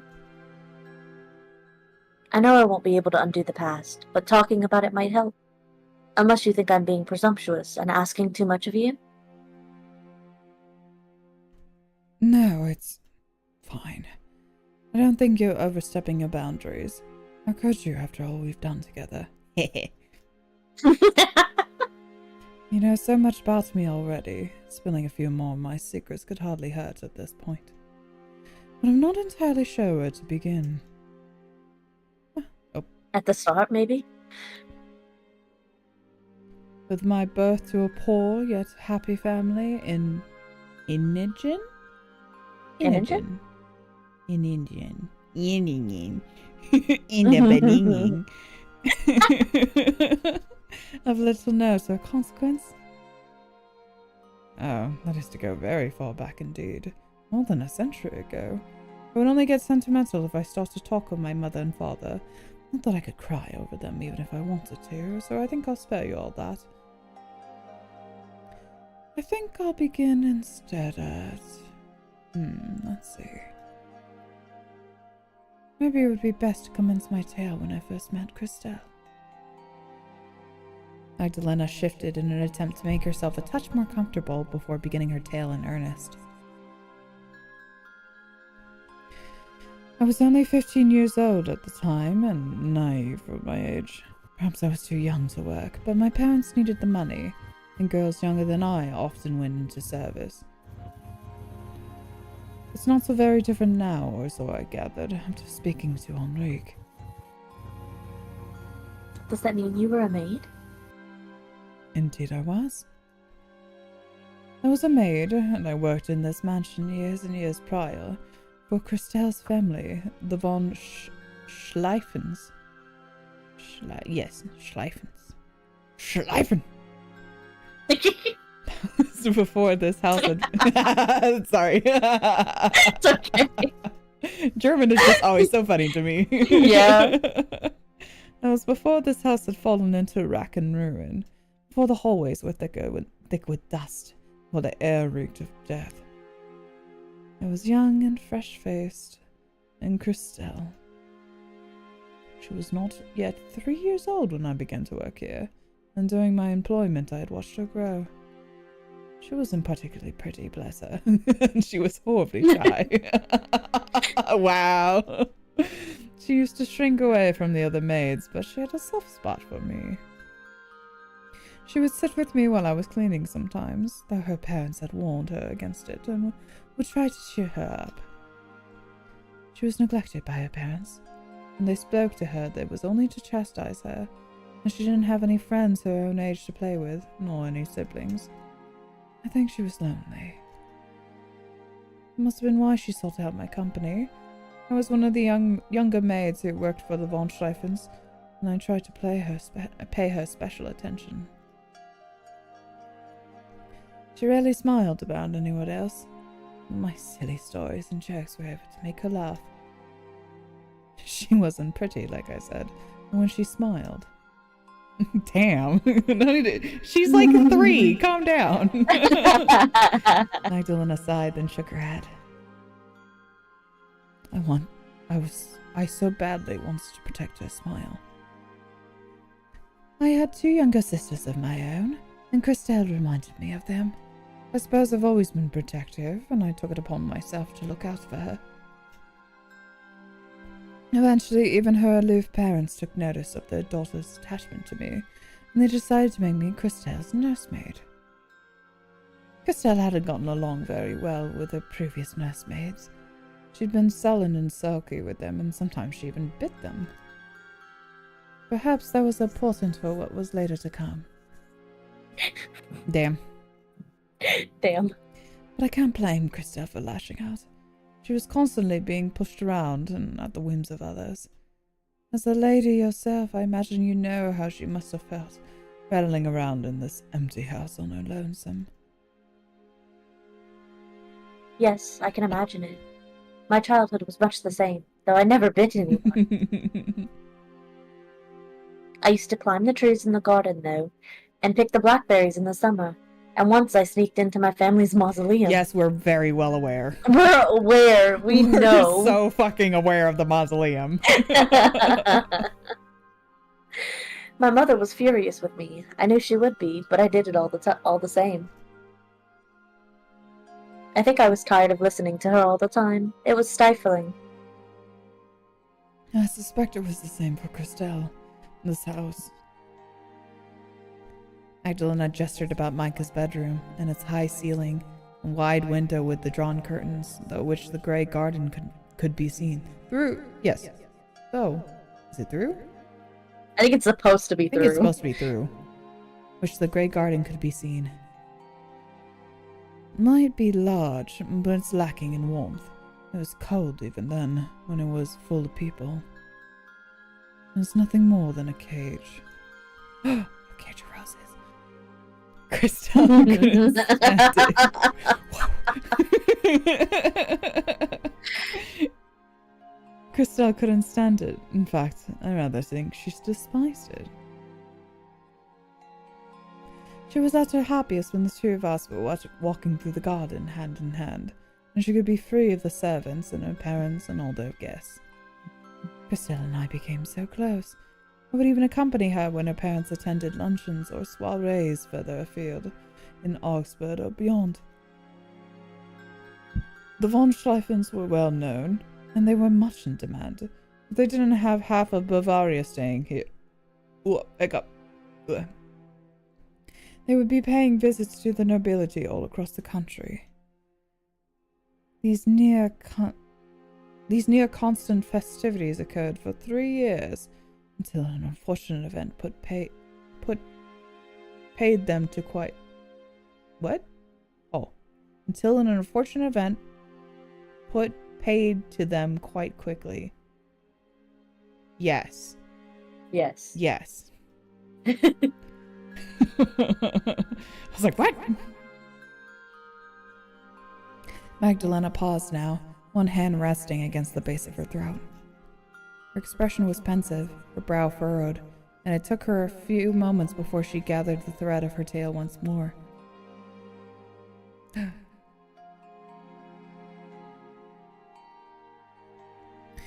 It was on a dark, stormy night. Don't these stories often begin like that? When it happened. The von Schleifens were returning home after visiting a noble family in Regensburg, I think. It's been so very long, I don't remember.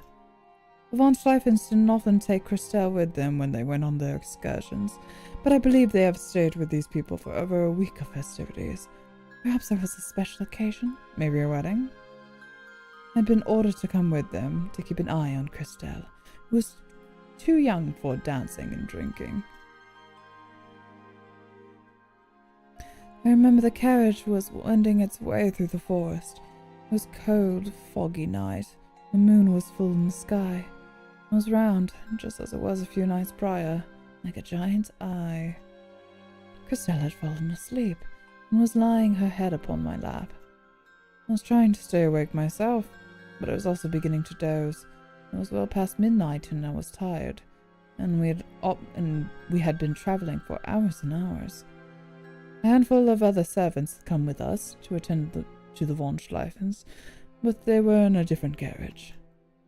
We were almost at our host's home, at least I think we were, when it happened. Magdalena's expression darkened, her fingers clenching into fists upon her lap. We were attacked in the forest. We were attacked while we were in the forest, not by bandits as you were, but by a being much more sinister. It all happened so quickly. I wasn't entirely sure what happened to myself. It was only later, with the gift of hindsight, I can say what must have occurred. It was a vampire. I would assume so. They must have been desperate, attacking a carriage full of people with impunity. 2 carriages, in fact. But I suppose they knew humans would be no match for them, no matter how many there were. Perhaps they were not desperate then, but lashed out solely because they could, because it amused them to do so. I have no idea. I cannot say. It happened so quickly, I never saw the face of the creature who attacked us, not for more than a few moments.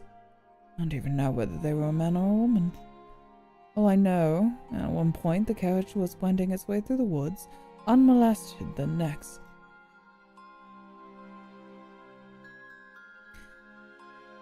Magdalena's voice trailed off, while her fingernails sank into her thighs. She inhaled, perhaps gathering her nerve and her scattered thoughts before saying, I knew something was wrong when I woke up. I hadn't thought that I would ever wake again. I was in so much pain. The darkness had seemed absolute when I fainted, but as soon as I realized this was not the case, I was lying upon the forest floor among the strewn scattered leaves like a discarded doll. My head hurt, and so did my limbs. There was an awful taste in my mouth, and I think I vomited, but I don't remember. I do remember feeling that something was wrong.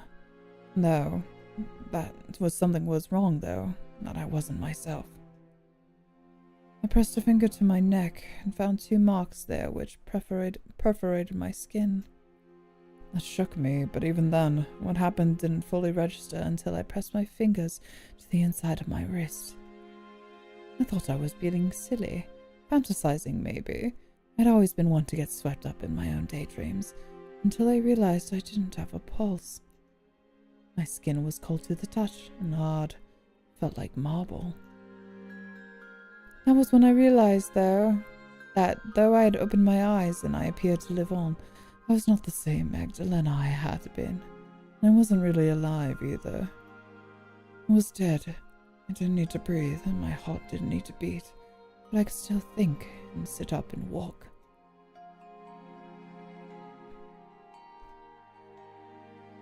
It was quite the shock, but I came to terms with it more quickly than you might think. I had to come to terms with it, lying in the middle of the forest as I was. I had no other choice. I don't know how I knew, but I was grimly aware that, should the sun rise while I was still outdoors, I would turn to ashes. I looked around and soon found the carriage I'd been traveling in. It had been tipped to one side, and Lord and Lady von Steifen were still inside it, their bodies mangled. They were dead, at least. Probably dead, unlike me. And I need to check their pulse to tell. The other servants they had travelled with had been similarly dispatched. Some were in one piece, but others had been butchered. I suppose it's the only word for it. Bits of them were strewn everywhere. My eye had been bitten so cleanly, I know not. My assailant had torn me apart like they had the others, and thought I would have been able to sit back up again. But never mind that. No good would come of trying to guess the motives of my attacker. I don't know who attacked us or why they spared me. In a sense, it's probably a whim. I wasn't the only one who survived this assault either, though I wish I was. I found her lying upon the forest floor, unconscious, her arms and legs bent at broken angles. I thought she was dead. When I reached out to feel her pulse, she shifted, and that was when I knew. Christelle had died, but she was still alive. She had been turned. She was only 6 years old.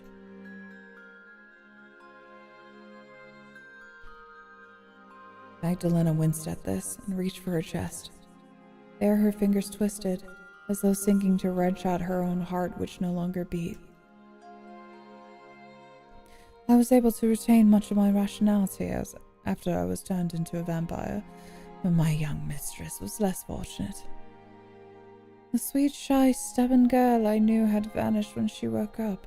She had lost all her sense of right or wrong, and knew nothing save her own insatiable lust for blood.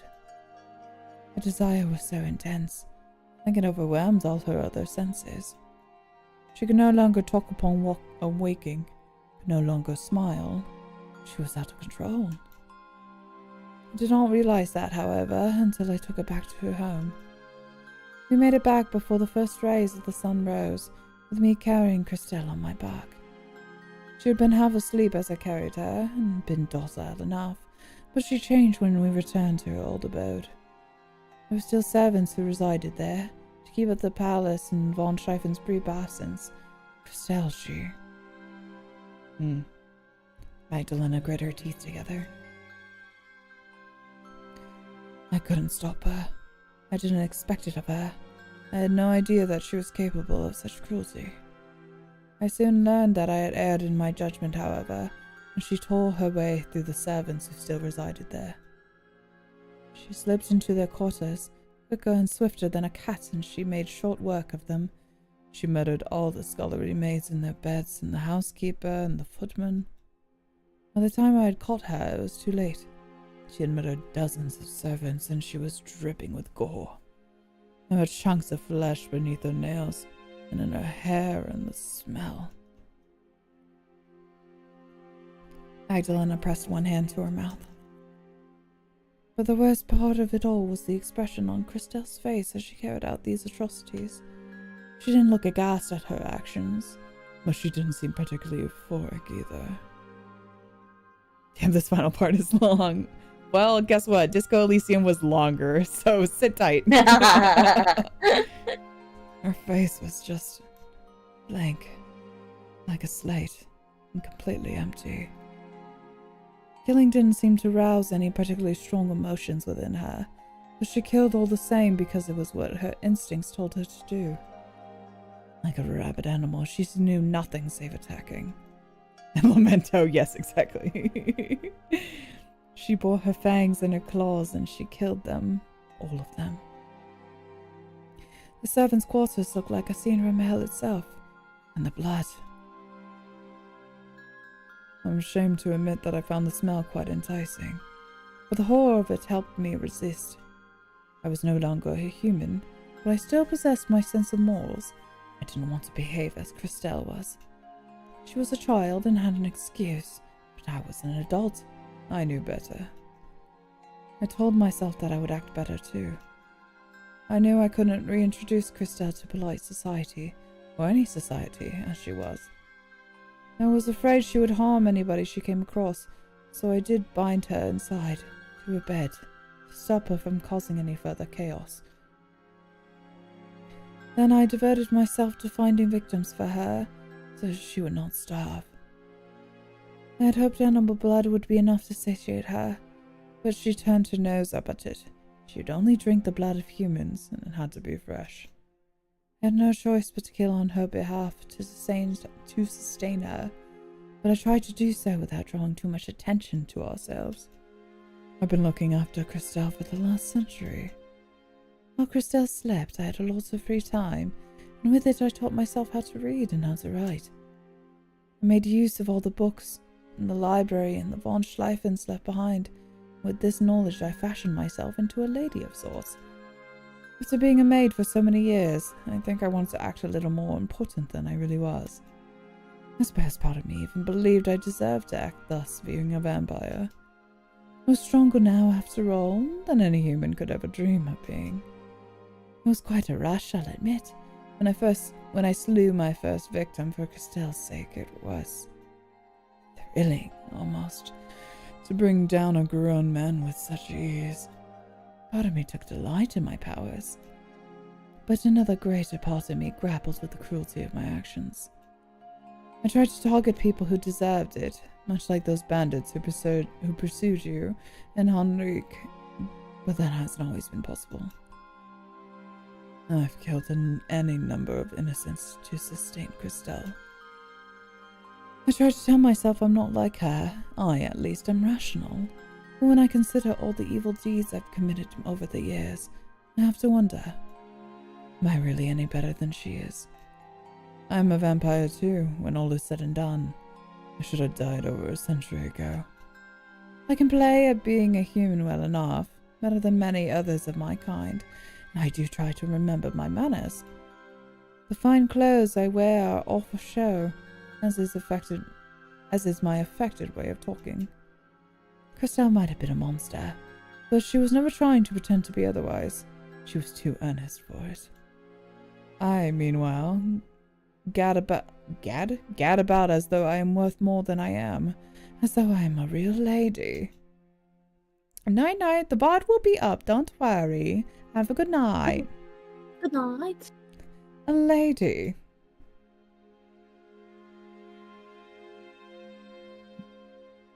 Magdalena scoffed, though it was without any humor, though her lips were pulled into the grim facsimile of a smile.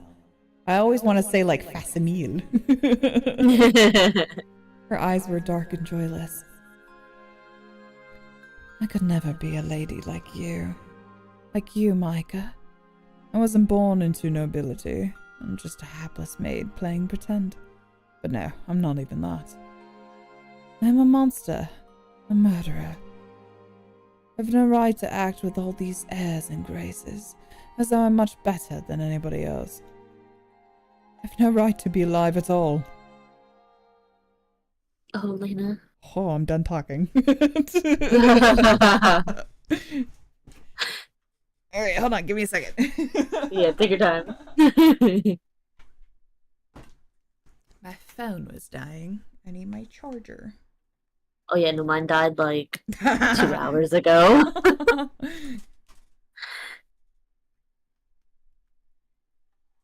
There we are.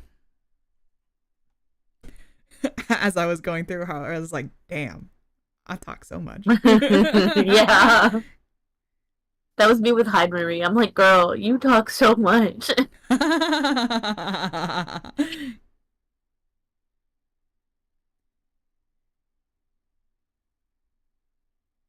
Okay. One sec. You're good. All right, sick nasty.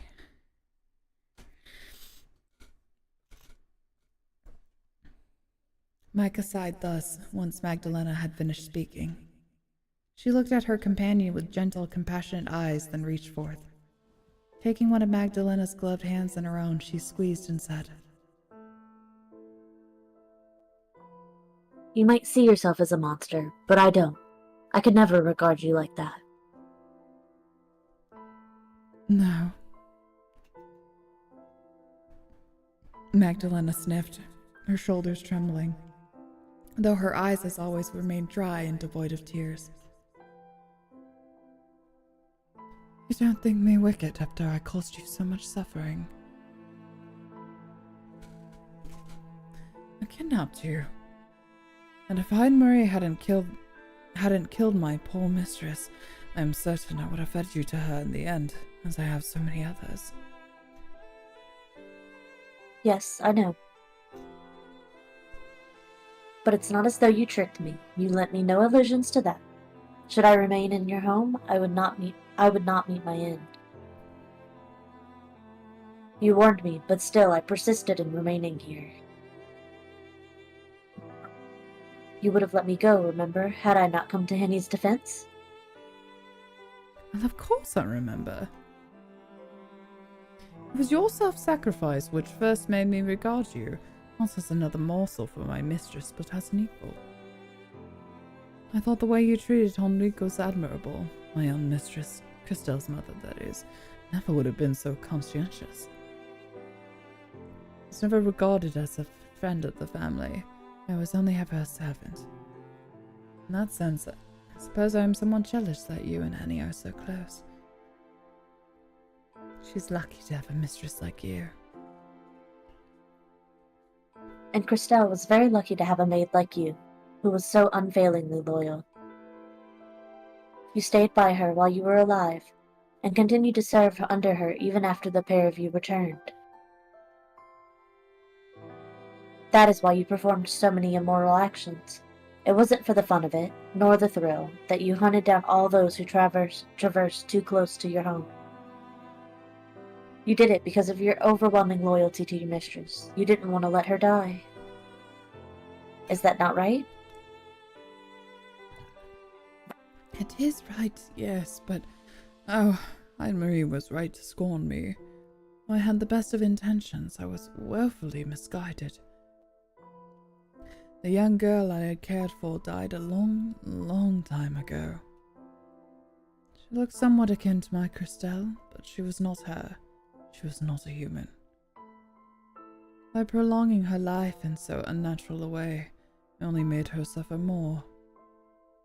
If I truly loved her, I never would have chained her up indoors as I did. I should have let her starve. That would have been a real kindness.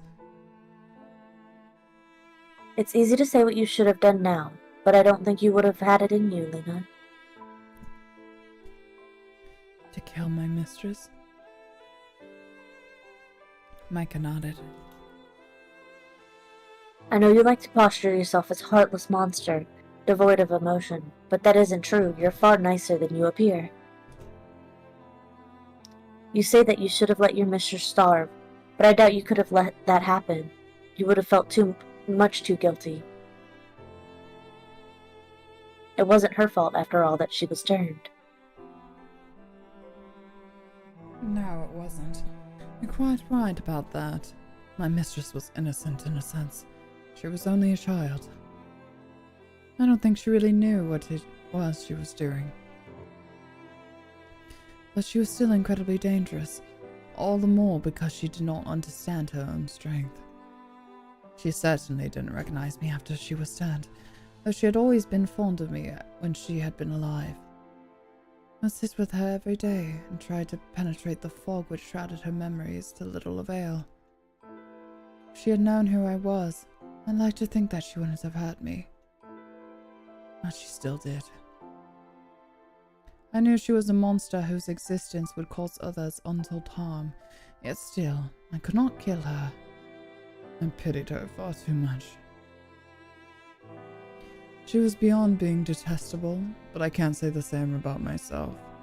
I still maintained my sense, even after being turned, and I knew what I was doing was wrong. My hands are stained with so much blood, I feel I'd never be able to wash them clean. I'm glad you still seem to care for me, Micah, but how can you bear to be with me? Don't you think me unforgivably wicked? You might think you are wicked. You've certainly said so enough times, but I do not. You were put in a difficult place, but I think you did the best you could. You're not a bad person, Lena, just an unfortunate one. Damn. You never asked to be turned into a vampire either. I know that, but how am I supposed to live my life now?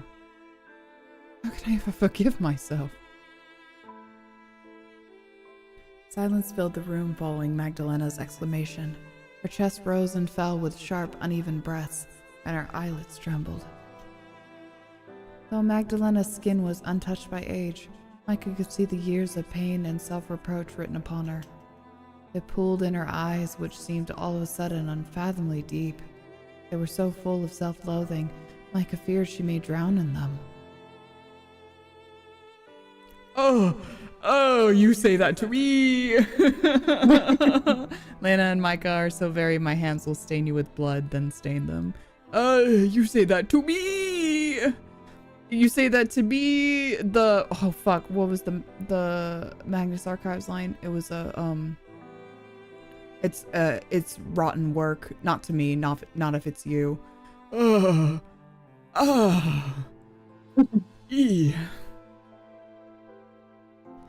Micah could see now beyond all of Magdalena's bravado, could see one clear, unmistakable truth. She could see that Magdalena despised herself. Oh, you think? Magdalena had despised herself for many, many years, ever since she had been turned into a vampire. Magdalena could not love herself, for she had become something she considered evil. But Micah could. She had, she realized, been in love with Magdalena for a long while already. Lena. Micah spoke softly, still squeezing Magdalena's hand. I can't say when, or even if, you'll be able to forgive yourself. That isn't something for me to decide. You'll have to think about all you've done on your own, and try to come to your own conclusions. Yes, I thought you might say that. It's as I feared. Well, I've had a century to think things through, and I already know what I think. Don't believe that I can be forgiven. It isn't possible. I've done too many awful things. Marie should have put me to death a dozen times over, and not even that would be enough to cleanse all of my sins. They're too great. They weigh upon me much too heavily. That might be true for you, and it's true, too, that I don't know all the pain you've brought. I know instead only of how you treated me. I know that you did not wish to cause me any undue hurt. Micah leant in, then pressed her other hand to Magdalena's cheek, cupping it gently, her fingers splayed, then she said, And I know that even if you can't forgive yourself, I can. It's like, I know you think you're a horrible monster who has killed a bunch of people, but I don't think so because I don't like you. So.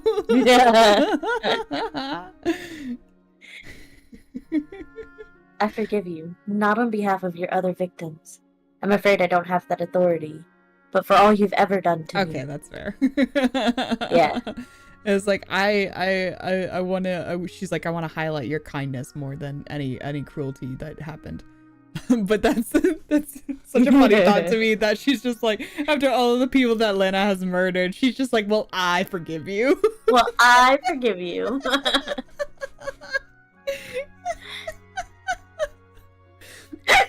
It's so fucking funny. I see everybody, like all the people rolling in their fucking graves, like, bro, what the fuck?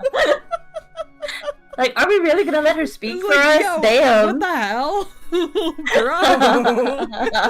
Like, I'm torn in half. Like, what the fuck do you mean you forgive her? What the shit? That's so funny.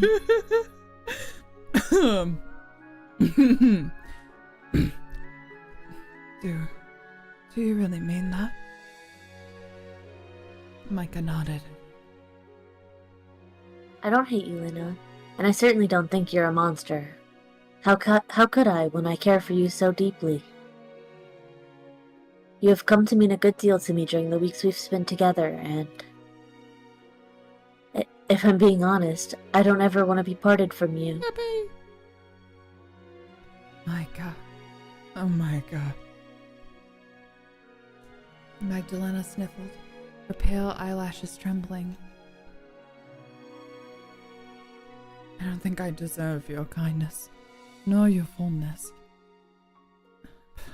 But I'm not arrogant enough to assume I can tell you how to feel. I know I've often acted like it. Your feelings are your own. If you like me as much as you say you do, then I suppose I'll have to accept it. I don't really understand it, but... I mean, I don't hear any objections from the people she killed. That's so fair, bestie. Listen, no, well, nobody's saying anything. I mean, fair. So. That's so funny. A small smile caught the corners of Magdalena's lips, thinner than a piece of sewing thread. I like you too, Micah.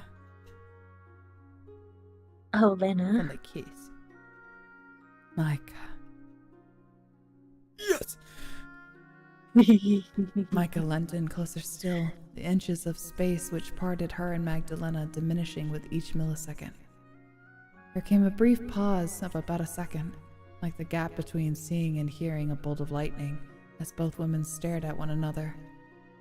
They swallowed as though in unison. Then they shifted.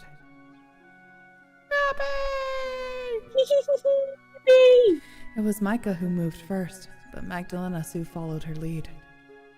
Bridging the infinitesimally small or short space between them, they parted their lips, then pressed their mouths together. It was a very soft, gentle, tender kind of kiss, different from the one they had shared before, after Magdalena had drained Micah of her blood. This was a kiss born not from fear that soon their acquaintance would end, but from hopes, tentative though they were, for the future. The kiss lasted only for a few moments, but it might have endured for longer had both women not been interrupted by the sound of a startled gasp. Oh my! I love the question marks. Like we don't all know who Henny is. Yeah, I know. It's the only other fucking person in the house. Literally. Micah and Magdalena pulled away, Micah blushing abashedly to glance over at the doorway. There Henny stood, her eyes wide, frozen like a figure in a photograph. She was almost gray-faced enough for it, her fingers curled about the door handle. Micah had half a mind to try to make excuses, to tell Henny that things were not as they looked, but she hadn't a chance to get out any words. Henny was already beginning to babble. I do beg your pardon, Micah. I didn't mean to walk in on you. If you're otherwise engaged, I can always leave. I hate to intrude. I can tell when I'm not wanted. What? No, Henny. Micah frowned, her perplexity overcoming her embarrassment. Of course you wanted. I'm always happy to see you. You don't need to apologize. Are you sure? It seemed like the pair of you were rather busy. Not that I can blame you for it. You've not a chance to be alone in quite a while. I'm sure Magdalena is pleased to see that you've recovered. It's only natural that you'd want to celebrate. Though I must admit, I'm somewhat surprised to discover how close you are. That isn't to say I'm judging you for you, though. I'm happy, in fact. You are? Of course. I think it's a wonderful thing that you care for Magdalena so much. It doesn't matter to me that she's a woman, or even that she's a vampire. Hell yeah. You've always been such an individual, Micah. It makes sense that only an unusual person could win your heart. Not that I mean to insult you, of course. That's all right. I know that I must seem awfully unusual in the eyes of you humans. I cannot blame you for being surprised at Micah's. Now shall we turn them? Magdalena smiled, her eyes crinkling. Affections, let us say, towards me. In fact, I'm rather surprised at it myself. I did not think when I first imprisoned her we would ever become so close. He really said not that there's anything wrong with that. She is rather unique, though as far as young ladies go, she's not at all like the prim, prissy young madam I once believed her to be. Oh yes, my Micah's always been unique. She used to get in all sorts of scrapes when she was young. If they mention the mausoleum fucking one more time. Goddamn. My mother would almost hit the roof. She would at some of her stunts. I can well imagine. Magdalena tittered, then glancing to Micah, began to toy with a few loose locks of her hair. Ooh, whoa, whoa, hey there, in front of company. That's crazy. Were you a naughty girl, Micah? She's just like full. Okay. As a child, maybe. I fear Hen is misrepresenting me, though. I stopped acting half so wayward on my 13th birthday. I thought I ought to start acting more like a young lady. And if I'm being wholly honest, being scolded so incessantly by my mother began to grate on me. Real as hell. She's like, fuck, fine. I thought my life would be easier if I changed my attitude. But it didn't make me happy.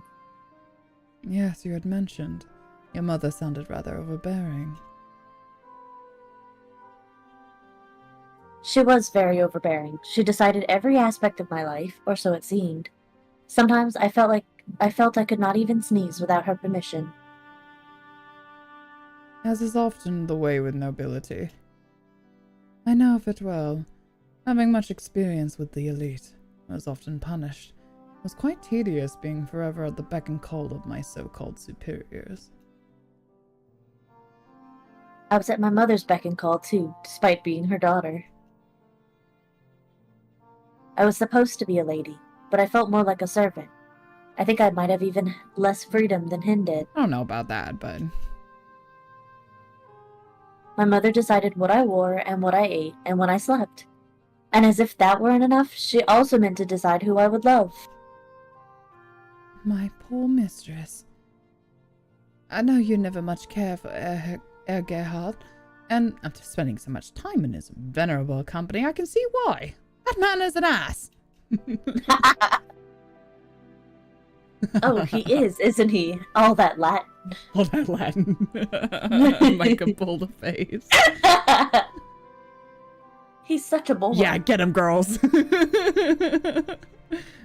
He's so stuck up and self-important. And It was enough to turn my stomach. He was small-minded, too, for all his airs and graces. Can you believe, Michael, that he didn't care tuppence about what might happen to you? I told him you'd been kidnapped, yet he didn't even attempt to try and find you. It was as though, I don't know. As though he'd written you off as a bad business venture, like cargo had fallen from a trading ship during a storm. That is often how I felt around him, yes. I'm not surprised that Herr Gerhardt did not rush to my rescue. It would have been more surprising if he had. Damn, get him. I would be very happy if I never saw him Get again. him. Good news, girl. Good news, girlie. That is something I can concur with, at least. You've no need for a fiancé now. Not when you have me. Oh my. Annie's face, which had begun to cool during her indictment of Walter Gerhardt, now began to color anew. Yes, Henny. The pair of you certainly are close, aren't you? That kiss ought to have given it away, I suppose, but, well, this is an awful lot for me to come to terms with. Though I suppose it's nothing so very scandalous, now that I know vampires exist, and miracles. When I think about all that, I don't suppose it should be too surprising that two women might fall in love, just as a woman and a man might. I'll admit, I've never given it much thought myself, but if you two are happy, who am I to judge? You might have kidnapped my Micah Magdalena, but you've certainly been more attentive to her needs than her so-called fiancé. At the very least, you seem to care for her. You needn't worry about that, Henrik. I care for your Micah a good deal. I might have done many wicked things in my life, but I am not devoid of feeling. And neither am I impervious to love. I've been alone for a very long time, but Micah has stolen my heart. Lena. It isn't much of a heart, of course, given it no longer beats. But for what it's worth, my feelings are sincere. I really do love you. And you. I promise you that. And I'm very glad to hear it. Your relationship might raise a few eyebrows, but I don't much care for that. I thought rather you'd be happy, Micah, than correct. What is correct, anyway?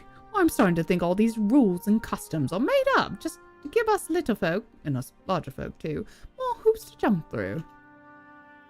Why can't two women be in love? That's how they feel. So true, Queen. I, for one, think the world could use more love, not less. Feelings such as this should be celebrated. She's like trying to be like an overly supportive parent. Yeah. Penny. Micah smiled, touched at her maid's impassioned words.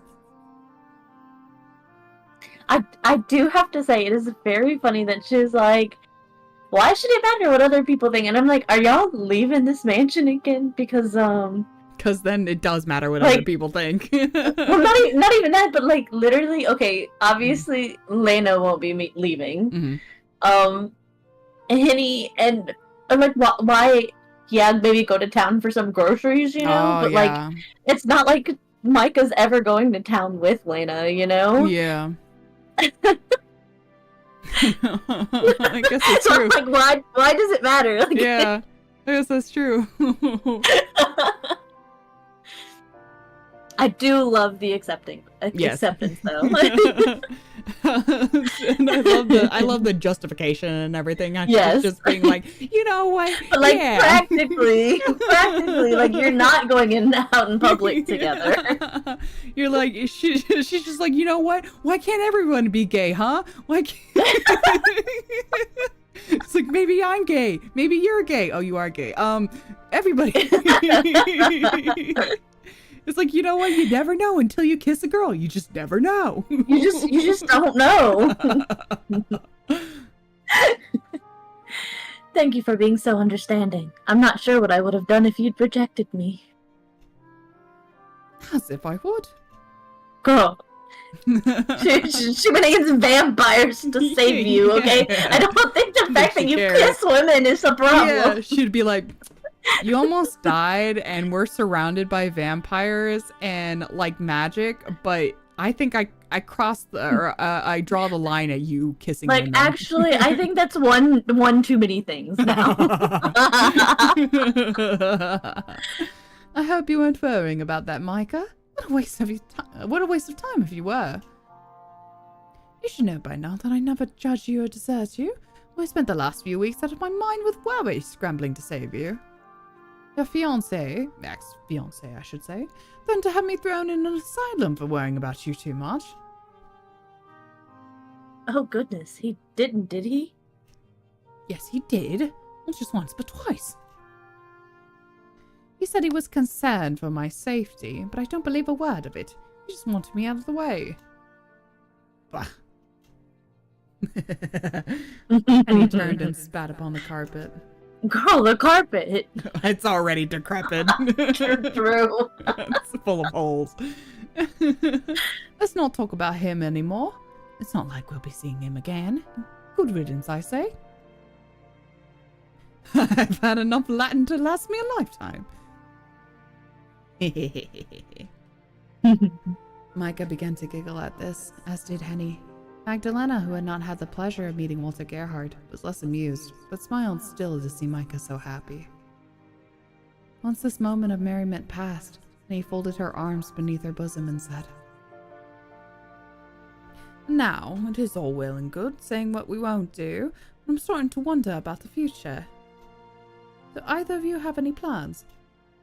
You don't intend to stay in this forest, do you? In this house? Where else are they gonna go? Oh, no. Where are you going? Oh, I guess that does hold a lot of bad memories for her. Yeah. No, I mean, I get it. But like, I'm like, where are you going? Yeah. Talk, Henny, LA. I have no fondness for this place. I never liked it much when I worked here as a servant, and I like it less now that I've been incarcerated here for over a century. This place has always felt like a prison, despite being so grandiose. It's much too big for its own good, and almost impossible to clean. It's practically falling apart about my very ears. You're not wrong about that. This place needs a thorough cleaning before it's even halfway habitable. Even then, I think it's been left unloved for too long. I doubt it'd ever feel like a real home.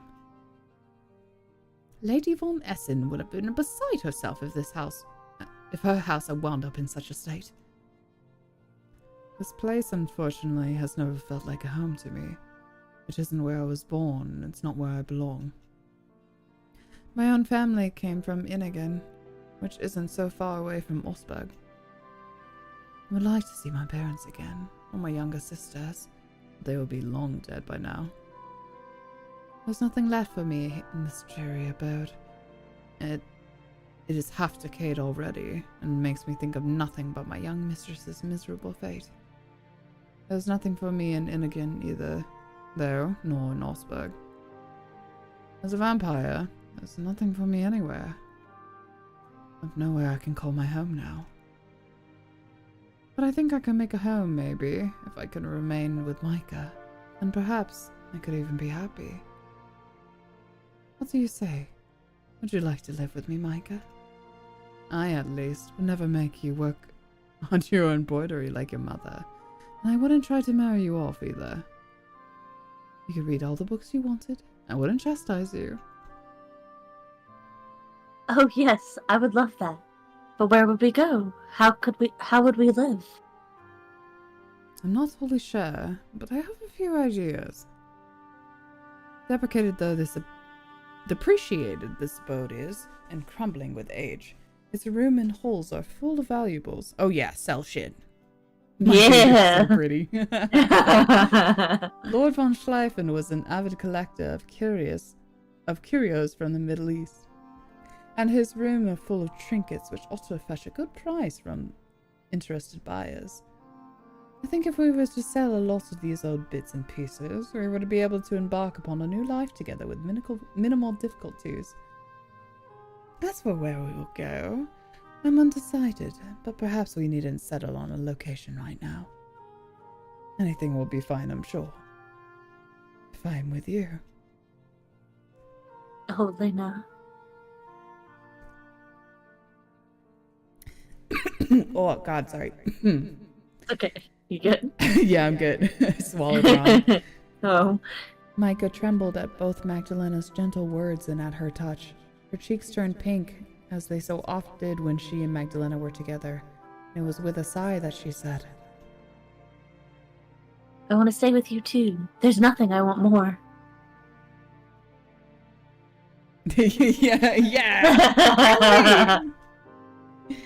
If you need a hand hawking your wares, then please make full use of me. My father used to sell his wares all across the country, and I used to help when I was younger. I'd be more than happy to ferry your bits and pieces to Oxford if you need an extra pair of hands, and when you gathered enough funds, I'd like to move away with you. Henny being there like, I wouldn't get in your way, of course. I've given the pair of you some privacy, but I can't bear to be parted from my Micah. Oh, she's such a good friend to me. Also, We can stay literally, together. Mm? what are your other options, Henny? Yeah, it's true. You go back to the mansion, and then what? Both the lords are dead, so... Right. Oh, Of course. It's okay. Oh, of course we can. I don't want to be parted from you either, Hen. Unless... Micah paused to look at Magdalena. Would you have an issue with that? With Enrique? Magdalena smiled thinly. I might be a little jealous, maybe. But no, I would not mind it. I would appreciate her help if she is willing to offer it. Shifting all the valuables from this old pile will be quite a task. I don't know if I'd be up to it on my own. You won't... Oh, yeah. You won't be on your own. I can work as diligently as a cart horse, or so I've heard. And I'm no stranger to menial labor. Let's do that, then. It sounds a wonderful plan. If I was on my own, I doubt I have much of a future. I wouldn't know what to do with myself. Perhaps I would fall afoul of one of the church's executors. Executor. Pokemon. On purpose, so that I might be granted some rest. I spent all my afterlife caring for my young mistress. I always feared that without her I would be lost. Now I know that isn't the case. I have found an unlikely friend in you, Enrique. An even more unlikely lover in you, Micah. And who knows? If I stay with you, even a monster like me might be able to be happy. Wow. Whoa. Oh. Whoa. Wow. Hold on now. Hang on now. Hold on. I thought we were done here. now hold on. Now hold on. Hold on a second. Now hold on. Hold on, where's my sensor? Alright. Just in case. Just in case. Later that night found Micah and Magdalena abed together, their bodies pressed close, the covers about them rumpled, half hanging on the floor. Magdalena had stolen into Micah's room. Attired in a dark nightgown Micah had not seen in her wear before. A twin of her own, but in black, not white. Oh my god. Oh my god. Oh my god. Oh my god. Magdalena had meant only to lie with Micah at first, and to listen to the comforting beating of her heart, to reassure herself that all was well, that they would be well.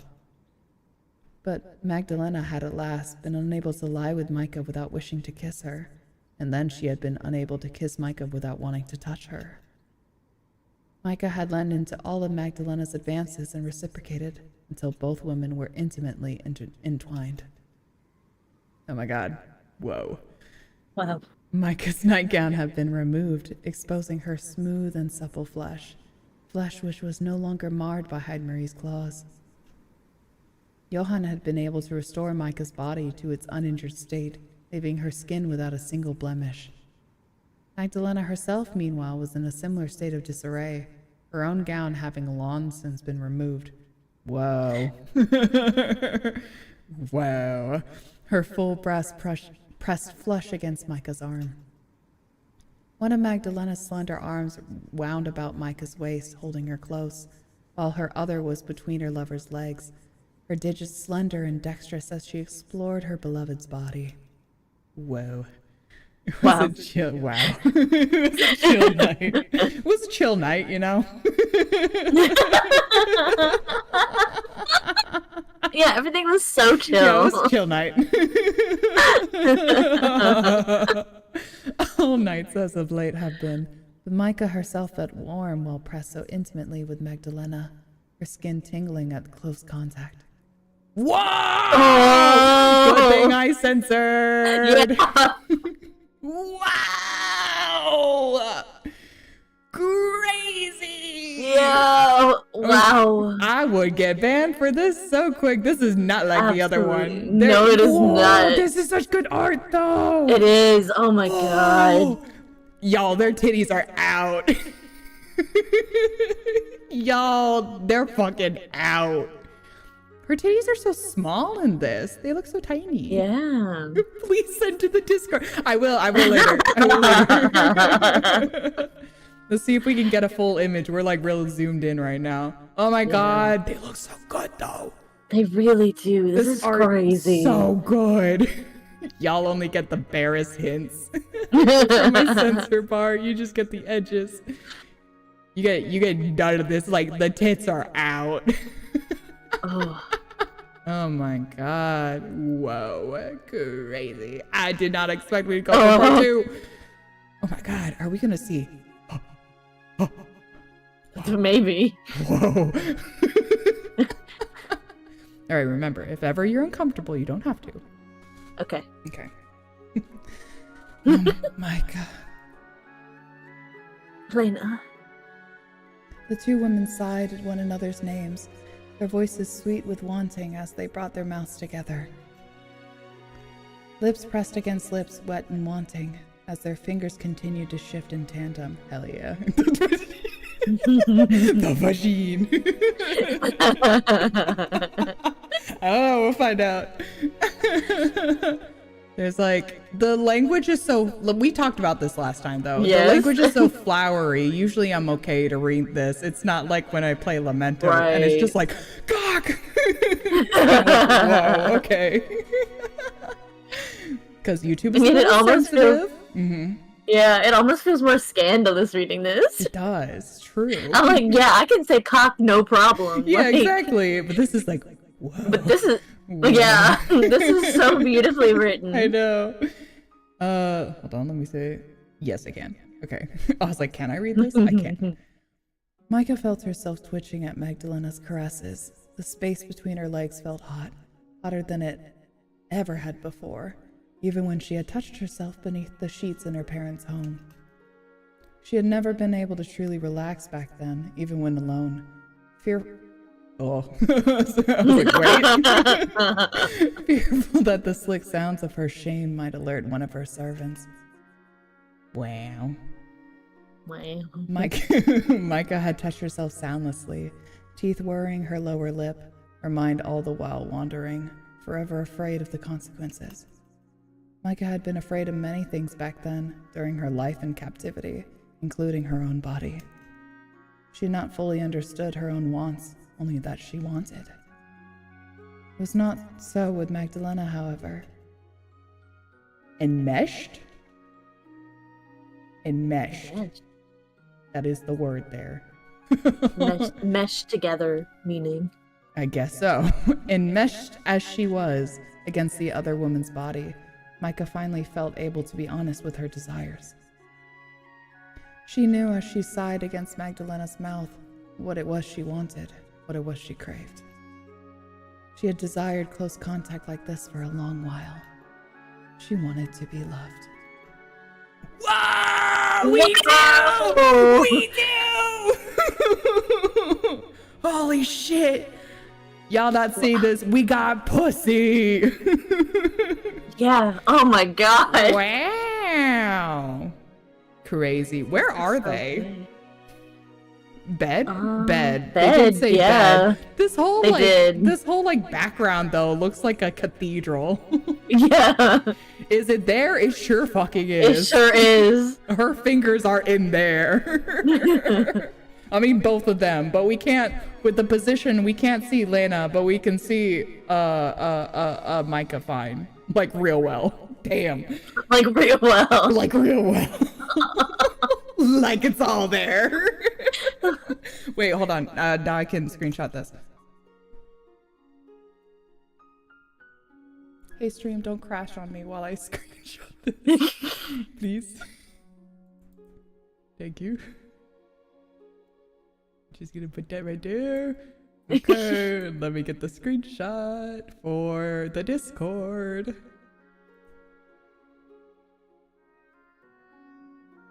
I know this is a beautiful, lovely moment and everything, but I have a job to do. I have a job to do. Y'all can just imagine. So while I'm doing this, Doppler, why don't you, do you want to describe the scene to our beloved people who are not in the Discord? so sorry for the people not in the Discord. I know. Okay, get this over here. There you go. Well, we have two beautiful women. Who? Oh shit! Go back.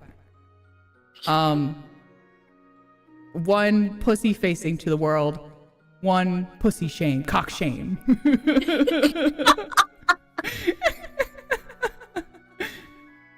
Okay, and then y'all will get that when we're done. There we go. It's great. Lena looks like so tiny. I mean, they're both like so small in this, but Lena looks like especially tiny. All right, anyway. Hey. Lena. My effects was on that entire time. Yeah. Why didn't you tell me? Because I honestly don't realize it until you said it. And I'm like, oh yeah, sure was. Whoops. Sorry, I got excited.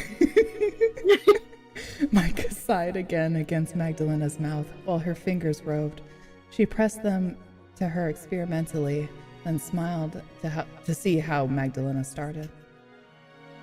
Magdalena's hips were beginning to twitch, her eyes clouded and half-lidded from lust. Lena, is this alright? I'm not doing anything wrong, am I? No. Magdalena reassured Micah with a smile of her own. Wow. You're doing well, Micah. It feels good. Really? Yes, really silly thing. Would I be sighing as I am if I didn't feel good? I didn't think so, no. She's so funny. It's like, oh no, I guess you're right. Yeah, I guess so. But I've not done anything like this before with anybody other than myself, I mean. That's okay. I understand, girlie. It's okay. Micah sought to clarify. Before Magdalena could seize upon the opportunity, her face flushed. I'm not sure exactly where it feels good for you, or if I'm applying enough pressure. Should I be firmer? It's fine the way it is. We can take it slowly. Don't worry so much. We've all the time in the world. Yes, I suppose that's right. Micah replied in the affirmative after a small pause. Looking into Magdalena's red eyes, which seemed to glow in her darkened bedchamber, Micah said softly, We will stay together, won't we, Lena? Isn't that what I've said? I know it's what you said, but... You want further reassurance? Caught out, Micah glanced away, her cheeks turning pinker still, more abashed at Magdalena's teasing tone than at her wandering fingers and how they slid against her. But maybe I too. I'm not used to all this after all. Not just the touching and the kissing, but everything that comes from being happy, I suppose. And finally having everything I want. Do I make you happy? Ever so much. But it makes me worry, too. I've spent so many years alone. It makes me worry whether this isn't all some sort of dream. I was wondering that myself. But the intensity of your kisses soon helped me accept the truth. I couldn't imagine anything half this detailed. Neither could I. At least, I don't think I could. Then you've nothing to worry about. Magdalena reassured Micah, her finger still sliding against her, and with a sigh from Micah, inside her. This isn't a dream, Micah. I know how it might feel like it, but I won't disappear. Not even if you close your eyes. I'll continue to stay by your side. Magdalena continued her ministrations, her fingers shifting within Micah as though searching for something. Yeah, get it, girl. And I want to keep making you happy. I won't leave you. You promise? I promise. You have my word. Then I won't leave you either. I always want to be with you. Always. Magdalena smiled. Now that is quite the bold statement, but I suppose that is you all over. You've always been a daring sort, despite appearing so meek and mild. Case in point.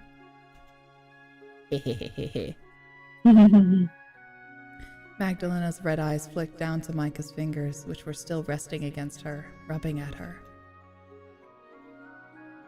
Micah. Magdalena sighed, her eyes half-lidded, her breath cool against Micah's flushed face. Oh, hell yeah. That really does feel good. Don't stop, please. I wasn't planning to. It feels good for me as well. And let's keep making one another feel good. Always, like you said. Thank you, Ami.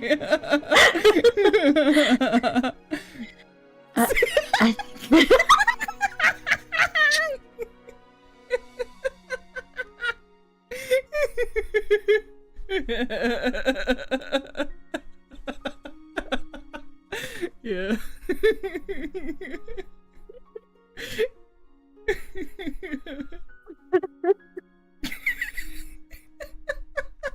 I keep seeing.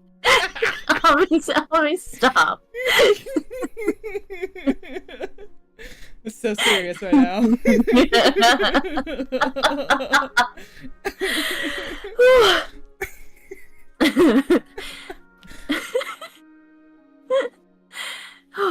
Okay.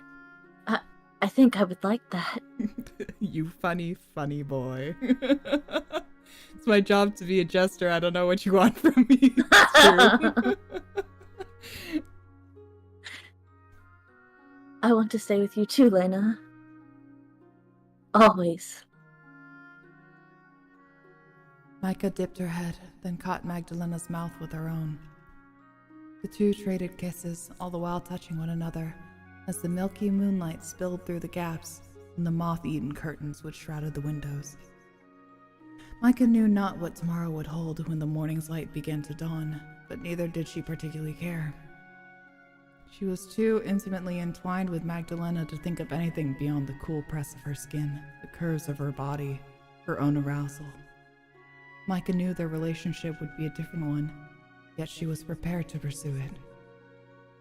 She would follow Magdalena to the ends of earth if she had to. And perhaps the lonely ache which had plagued her for years on end would cease, and, like the heroines in all her favorite novels, she would finally attain her own happy ending. Yay! Yay! Oh my god! Alright. Are you allowed to see again? Yeah, you're allowed to see again. Yeah. Alright. Good. Thank you, Ebihime. Thank you, Ebihime. That was delicious. Your character's designs, phenomenal. Truly exceptional. Thank Truly, you. Thank genuinely you so, much. so good. Oh my Send it on god. Discord. Let me see pussy. Let me see pussy. I'll send it to the Discord. Hold on. Yes, this music was phenomenal. Oh my god. Yes. Oh my god, it was. So good. Thank you guys for working so hard on such a beautiful story. This was a fantastic time. This was a great time. I had so much fun. Thank you, Ebihime. I actually owe you my life. It's true. I always owe Ebihime my life. They have so many more. If you're interested, Ebihime has so many more Yuri and 2.5 studios. 2.5 studios. Oh my god. Yeah. They I feel like I knew that and also forgot. Yes, I told you. I said it at the beginning. Yeah. Oh, there's more. Epilogue. Hold on, epilogue. Oh my god. Are we just little maidens off on our little maiden adventure? I don't know. I have to pee though. Do you want to go do that? Yeah, let me go pee real quick. Okay. If you didn't know, 2.5 Studios are the same people who made A Date with Death. They are a great company now, helping to produce a lot of visual novel content for other creators and stuff like that. So, Ebihime themselves as also somebody who has made many a Yuri stories. Some really sad, some not. Depends which one. Phenomenal, great story, love it here. I'm just having such a good time. I do gotta kind of wrap up soon because it is late for me, but we'll run through this epilogue real quick.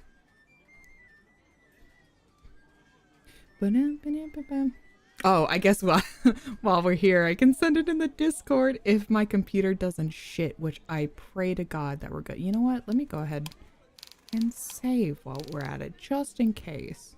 And if we end up shitting, then well, it was time. You know? It was time. Alright.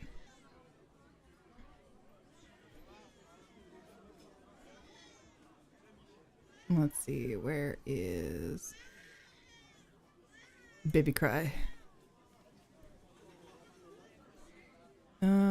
It should be here. Or is it here? It's here. There we are. Yerm. Let's see. Where's Pussy? There it is. Pussy. Oh, excellent. Oh, excellent. Should I spoiler this? It's pretty explicit. I mean, if you're going into the NSFW tag, you should expect this.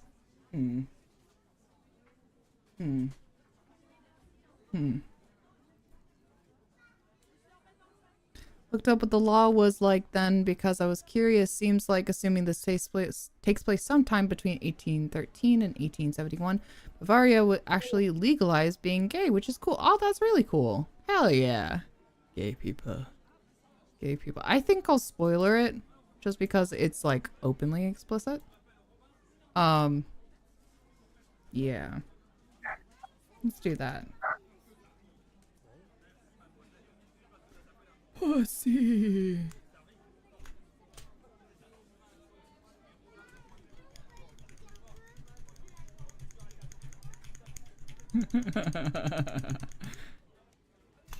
There you go. All right, everybody in the Discord, you enjoy that.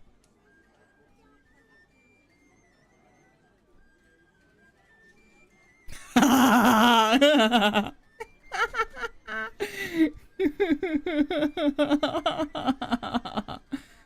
hope you guys like that.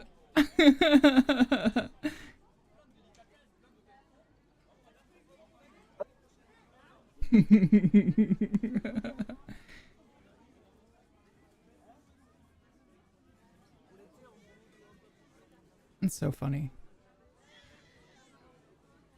I'm glad you all enjoy. I have returned. Oh, welcome back. Tell me why I ran into an even larger spider in my bathroom. Oh, fuck. Oh, damn. I got ants, I'm you like, get spiders. I'm sitting there and I look over and I was like, you gotta be fucking kidding me. I'll take some of your spiders so they can get rid of my ants. That's fine. You know what? I'll take your ants even, you know? Okay. All right, let's see where this epilogue goes. Yeah. Which I'm like, oh, I really gotta head to bed, but we'll finish this up. I know. I gotta work in the morning, but I understand. Yeah, me too. Okay. It shouldn't be too long. Yeah. So it's good. It was late evening in Paris, and the sun had already set, the moon round and white in the sky like an egg. Despite the lateness of the hour, however, the streets were still lively. Carriages went up and down the cobbled streets, the horses' hooves striking the ground at irregular intervals, while the vast wheels of these lumbering vehicles rumbled like thunder. It was always busy in Paris, or so Micah had discovered, rain or shine, day or night, especially in the Avenue Montaigne? Yeah. Which was full of expensive shops which catered to the most privileged of customers. Of course, gay people go to Paris. Theater goers and opera enthusiasts strolled past Micah, their fashionable hats and coiffured? Hair illuminated by the street lamps, while their servants hurried in their wake, carrying boxes and bags in their arms from a day spent shopping. Young girls, meanwhile, some of them not much older than 10 or 11, tried to hawk various goods to those who passed, roasted hazelnuts and wilting daisies picked from the roadside. Most of the passers-by ignored these street sellers, but Micah was less cold-hearted. Listen, girl. Like, I get it, but it's okay. She paused by one such flower girl, a particularly young thing with dark hair and fair skin, who looked eerily like Magdalena's departed mistress, with a furrow upon her brow. Shush, baby. Micah had lived in Paris for well over a year, and had begun to feel almost at home among his streets. The stark disparity between the rich and poor did weigh upon her, however. Micah could not help but feel for the girl, especially when she herself was wearing such finery. It seemed cruel to simply walk past her, but there were so many similar children in Paris, Micah knew distributing a handful of coins here and there would have little tangible benefit. She paused for a few moments, perturbed, when... Whoa. Oh. Wow. Wow. Oh my I god. love it. Oh my god. So, hey. Here you are, young mademoiselle. And do keep the change. It's well deserved, for these flowers are so very beautiful. Magdalena approached the dark-haired girl, handing her several coins from her pocket with a flourish. It seemed Magdalena shared Micah's sentiment about the poor girl, and she too seen the resemblance to Christella in her pale, almost sallow skin and her dark hair. Micah wasn't sure, but Magdalena seemed to be rather enjoying her role as the girl's benefactress. She beamed, now resting a gloved hand upon the girl's head, and said, "In exchange, would you mind giving me your finest bloom for my fair lady? Please give her something which would set off her lovely red hair and her lovely blue eyes. I want my lady to look her best." Be a small child. Oh, yes. The young flower girl, who seemed to be about 12 or 13, older than Christelle then, giggled, then reached into the wicker basket which dangled in the crook of her skinny arm. She rooted about inside the basket, shifting her flowers aside, probably ill-gotten blooms, snaffled, from some noble woman's front garden, before she drew from within its depths. Et voila.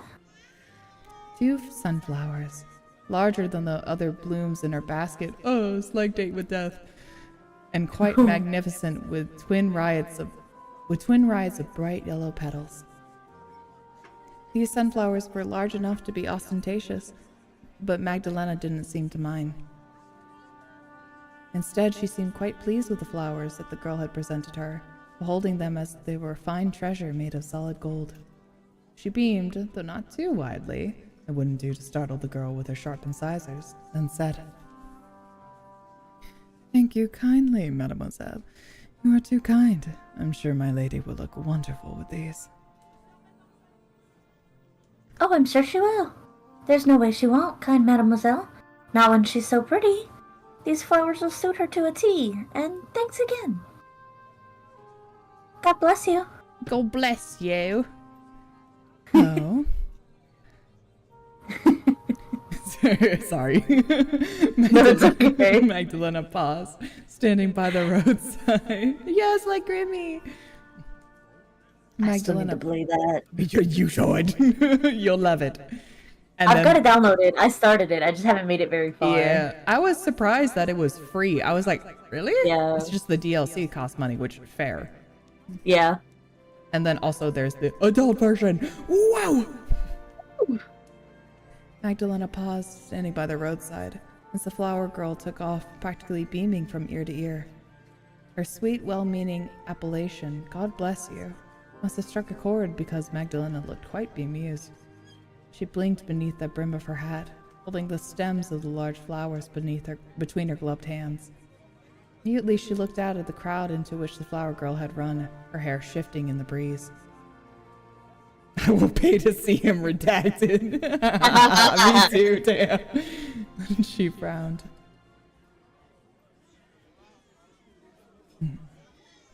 Would God bless me, I wonder? Often I feel as if he had forsaken me, but... Ow! Lady Magdalena? Oh, she's so cute. So cute. Annie, who had been walking apace with Micah, her hands laden with various boxes from their latest shopping excursion, now paused. Are you all right? You look very deep in thought there. What? Oops. Magdalena blinked, like one awakening from a long, long dream, and shook her head.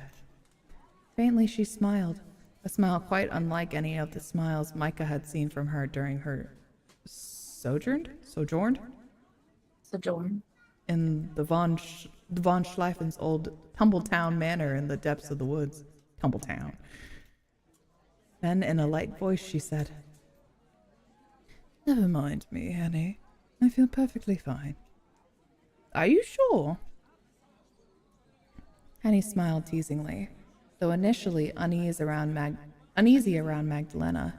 She had grown quite comfortable with her during the year they had been together, and she sounded quite cheerful when she said, If you're not careful, you'll get swept away by the tide and trample underfoot. Magdalena chuckled at this, then shook her head. I would like to see this crowd try. If they have any sense, they ought to know to keep their distance. True to Magdalena's words, the crowd were giving her something of a berth. Busy though the streets were, the men and the women, their children too, seemed naturally to avoid her, as if they knew no good would come of consorting with such a maiden. Though Magdalena was short of stature and rather skinny, she exuded a sort of aura which seemed to render most people uneasy. Was it her red eyes, perhaps, or her pale skin? Micah was unsure, but it did make shopping easier than it might otherwise have been. They were never jostled when they went to the opera, either. The flower girl from earlier must have been made of unusually stern stuff if she had not been perturbed by Magdalena. That or she had been desperate for gold coins. She hadn't much cared about how sinister she was. Well, true enough, you've not had to worry about pickpockets with you around. But you really shouldn't stand about like that. You aren't feeling unwell, are you? I'm quite all right, thank you. I fear this street is too crowded for my liking, however. It is much too noisy. Let us depart for now. I could use some quiet. Magdalena turned, Micah and Henny following in her footsteps. A trio of women left Avenue Montaigne, which was, which was busy at all hours, and retreated to the riverside, to a quieter part of Paris, where there were fewer opera enthusiasts and self-styled gentlemen. The sound of the carriages faded away, to be replaced by the running of the water, the discordant quacking of the nearby ducks. It was even darker now than it had been, and the sky was a rich navy blue, a tapestry of stars which rimmed the all-seeing moon. The moon's light caught in Magdalena's fair hair, so it seemed to shine like silver, obscured though it was beneath the brim of her hat. Magdalena rarely went outdoors without a hat, though this might have been an unnecessary precaution. She took care never to leave the house when it was too light, when it was too bright. Micah sometimes found it unfortunate she could not promenade with Magdalena during the sunlight hours, but she had never once begrudged Magdalena for it. She enjoyed going outdoors with her partner when the sun was beginning to set, when the cool, crisp breeze was full of secrets, and the grass seemed to shiver as it awaited the dawning of a brand new day. Oh! Free from the crowds, Magdalena turned to Micah. Oh my god! I love it! Look at her! Oh my god! I'm crying. Oh my god! Oh, she looks so pretty! I love that dress! Me too! It's so good. Oh my god. I just have such a weakness for those kind of like halter top kind of dress. Yeah, me too. Oh, she's so pretty in yellow, I know. Free from the crowds, Magdalena turned to Micah. Then very gently she smiled. She stepped forth, one of the sunflowers in her hand, and threaded it through Micah's copper hair, a delicate gesture which made Micah shiver. Magdalena beheld Micah, her red eyes full of some emotion Micah could not quite place. Affection, she imagined, or perhaps something deeper, as she said, "Now that we're on our own, I feel I ought to relay the young flower girl's message to you." I only want to look at this forever. Such kind words are wasted on me given my true nature. But I hope God blesses you, my Micah. You deserve it. Oh. Lena. Oh. So pretty. Oh, it's so good. Oh my god. Patty. Oh. And Patty. Oh. Micah blinked. A blush rose to her cheeks, pale pink. It's very kind of you, but I think you deserve a few of those blessings yourself. I wouldn't want to take all of them. The corset, okay, bitch. I kind of want to steal her look, honestly, for real. Yeah, same. I love it. Wouldn't that be greedy? Not at all. You can be as greedy as you want with me, Micah. Everything I have, you may take. I do belong to you, after all, body and soul. And you really needn't worry about God blessing me. No. No. After all, I have you. Oh! Magdalena's red eyes softened. A gust of wind blew, stirring her hair, the hem of her long coat. The yellow sunflower in Micah's hair was so very striking it might have been garish, especially when contrasted with her shock of vivid red hair. No, it's perfect. But it was late, and the lights were dim, and the sunflower instead seemed a very soft and lovely thing indeed. That sunflower seemed to carry within it a whole wealth of meaning. It was the sun which Magdalena could not stand beneath, for fear that she would burn to a crisp, that her body would be consigned to ashes. Magdalena could not step out during the day, but she did not need to. Now she had Micah. Micah would continue to shine upon her, to smile at her. And in that sense, perhaps Magdalena was very fortunate indeed. Both women had rescued the other, yet allowed one another to escape, and when Magdalena next spoke, Micah felt her heart flutter. Micah stared at Magdalena, who was so divinely beautiful she put all the goddesses in the Greek pantheon to shame. Oh, hold on now. Wars were started from that saying. Now hold on. I know. Like, maybe back up a second. Hold on. Them's fighting words. Now hold on. As she said. And when we are together, I feel very, very blessed indeed. Oh, the end. The end. Sunflowers in September. Oh, do you remember? Yippee! Sunflowers in September. Yippee! Yippee! Well, Yeah, we did it. We did it, everybody. We did. What time are we at? Just under 5 hours. Yay! Yay! We did it, everybody. We did it. Happy. I can't look at the extras because that's there's porn in there. Yeah. All right, we'll go to there we go. Just chatting. I'm gonna think about Magdalena every day of my life. No, me too. That was so good. That was such a beautiful story. It was so incredible. Oh my god. I'm so happy. I'm so glad that you came along with me for this. Yeah, thank you for having me. Yes. I know we were both so excited about it, and it's even crazier that we got 18 plus. I know. Thank you so much for streaming. It was so amazing. Both y'all's voice acting was so good. Oh, thank you. Thank you so much. Appreciate it. I also fucking kill me the way that it's like I don't need to see the sun for one when I have you, and especially when I have you and these sunflowers. Like, yep. Oh. Shoot me once, shoot me twice. I'm going down. Oh god. I did not expect pussy, but we got pussy. I did not expect pussy. I also did not expect Johan's transformation. I'm like, oh god, I'm still thinking about it. I know. I'm like, why didn't we get to see him as a vampire? Oh, no. God, I already thought he was a vampire with the whole aesthetic. Yeah. But also, honestly, whatever he got going on was just as cool. I know. Like that I wasn't expecting either. I was like, oh, okay. It's like, oh fuck, how did that thing go? It was like, I could fix him, but whatever's wrong with him is so much funnier. It's so much funnier, yeah. Yeah, that's what I'm saying. Please let me see my man. Yeah, Ami, that's just, I think they just found your church. That's crazy. Yeah. All the embellishments and everything and the iconography, I was just like, this is just Ami's church.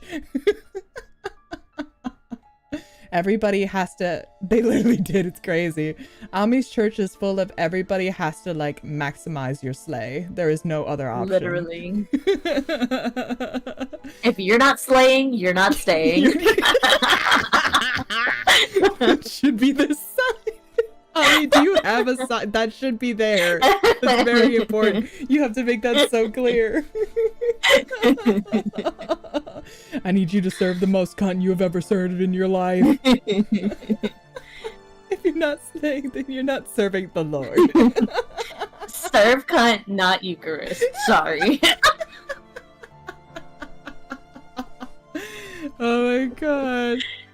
I'm so happy. I'm so happy. I've been, oh my god, within like a close amount of time, I've finished so many of my series. Yeah, you've been finishing them back to back. Yeah. We finished Okami, we finished Disco Elysium, we finished Cage of Roses. What do I do now? Yeah, literally. It's like, oh shit, what now? I guess we'll just have to wait for Touch Starved. Oh, that's right. We still have Lamento, and Lamento's gonna take 5 million years. Yeah. So that's still going. Yeah. Oh my god, I can't fucking wait for Touch Starve. I don't mean to keep talking about Touch Starve when, you know, I want to also sing the praises of Cage of Roses. It's so good, so beautiful. But it's just like the art style just reminds me so much of it does. Touch Starve. And it doesn't help that we are both looking forward to Touch Starve so much. It's very much. Have we gotten a release date for that? No. Damn. I got a recent Kickstart update. But no, they were just talking about yeah. I was like, should I spoil it a little bit? It's not like you're seeing it, but they were showing some like animations and stuff that they were working on. It's undoubtedly they're working incredibly hard, and I recognize this.